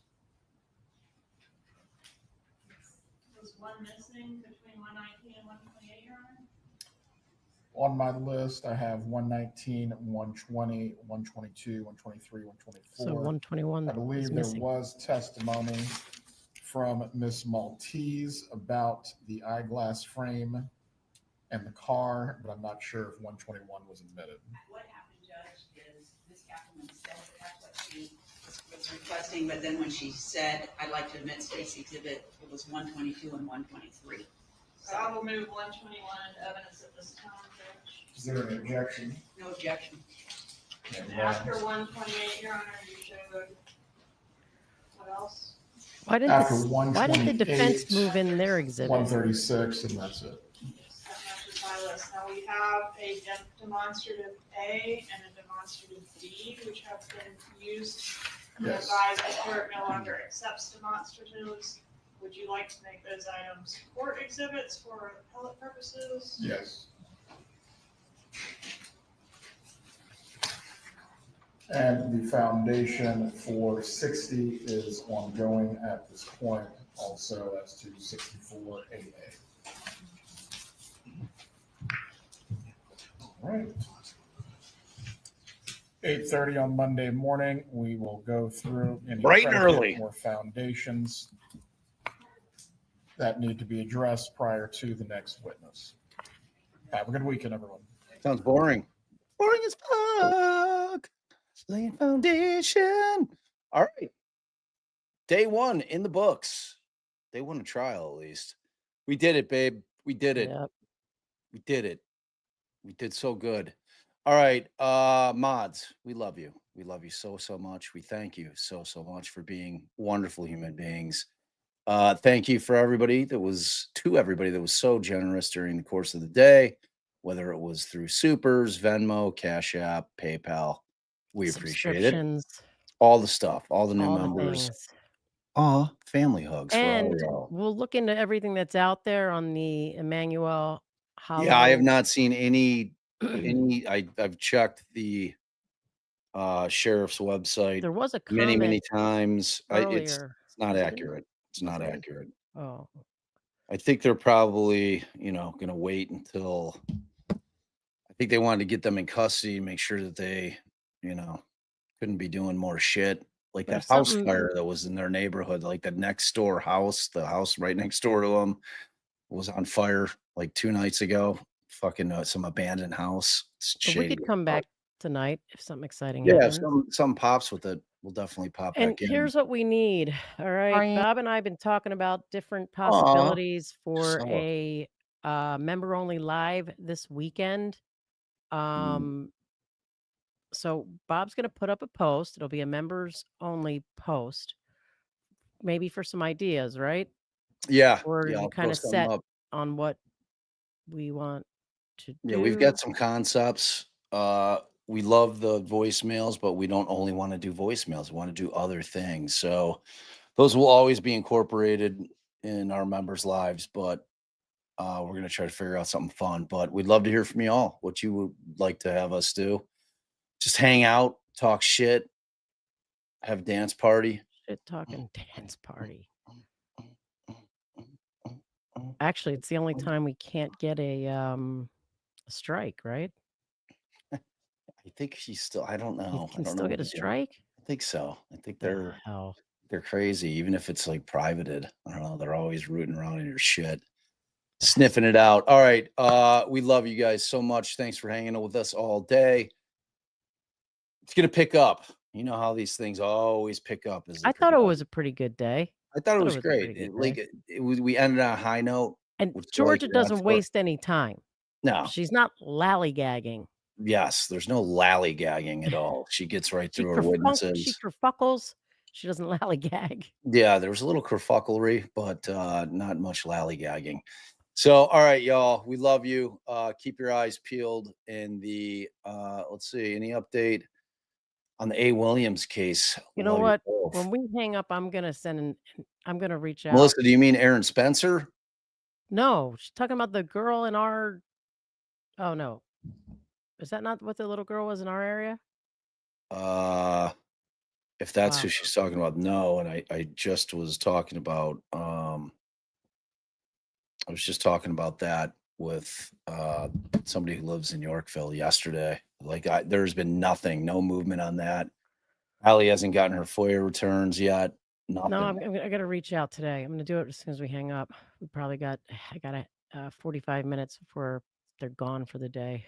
Yeah, there is that Austin Drummond case got weird. I don't know if you heard about that case, babe. It was the 4 people were killed down in, I believe it was Tennessee. All relatively young adult to young middle age, and killer left a baby alive in a car seat on a different property in a area that was not near where people were killed. And so there was like a week-long manhunt. Oh, the whole family was dead, murdered Except for the baby, yeah. And then they So tried to say the defense did that the defendant intentionally did that to try and claim he's not eligible for the death Yeah. penalty. So that guy, Austin Drummond. So what comes out 2 days ago is Drummond calls some reporter from some TV station, and he does like a recorded call and he interviews him. And Drummond goes on to say that he had actually been busted about 6 months earlier and that he was an FBI informant that was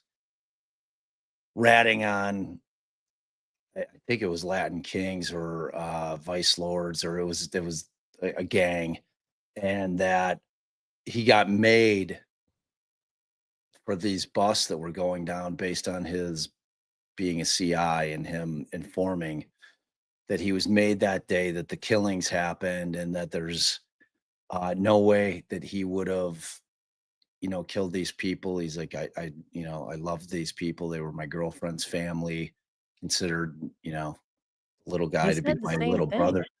He said this. It's crazy because I mean, like, that's something that would have been vetted. But like, if I'm his lawyer, I'm going out of my fucking mind. I'm like, are you serious?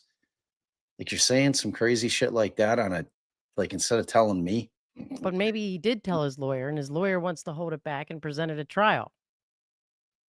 Well, if the feds can, it reminds me exactly, if it were true, it's just like the situation that happened with Lance's dad, with that whole thing, that case that he was representing, the American Made case with the pilot. So who was a Fed, and he ended up, a judge. He was getting What Bob's speaking about now, you'll have to listen to on an upcoming season of the podcast. Yes.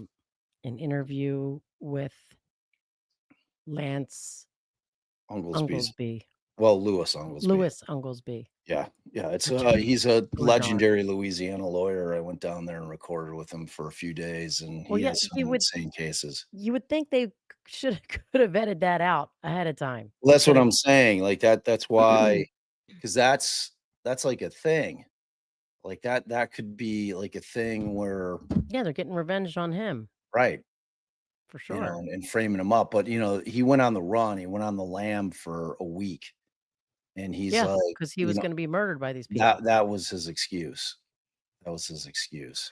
So he could be completely full of shit. It's easy to say that, Trace, but it's like, no. What evidence do they have that it was him? I don't know. Nothing. Like they caught him. Like that was it. They assumed it was him. I don't know what forensic evidence they have, but it's weird. It's super fucking weird. You can't just say I was a snitch for the feds if you weren't a snitch for the feds. That's what I'm saying. Like that's not something that you just straight up make up, lie about, because it's easily vetted. Like somebody in the feds is going to have to give up the information if he was a CI. Unless he's smart enough to just get the public riled up. It begs the question, like, why wouldn't he have had his attorney like trying to work out some kind of deal? Why would he have called a reporter? It's a really weird circumstance. It's a strange twist in that case that I thought was worth mentioning. Whether or not it's bullshit, it's yet to be determined. Certainly could be.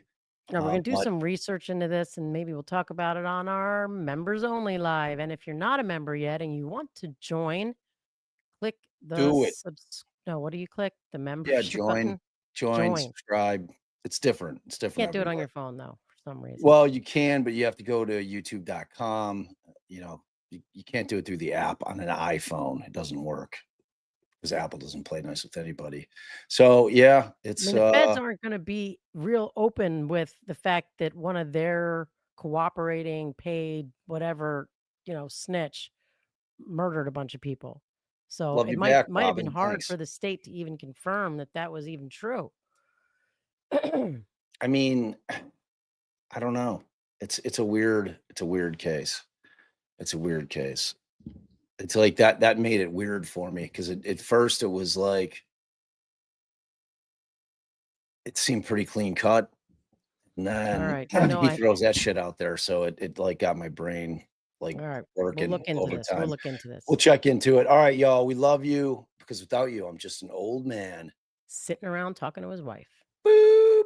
See you Monday if we don't see you this weekend. No, we'll see you this weekend. Member live. Yep. Bye.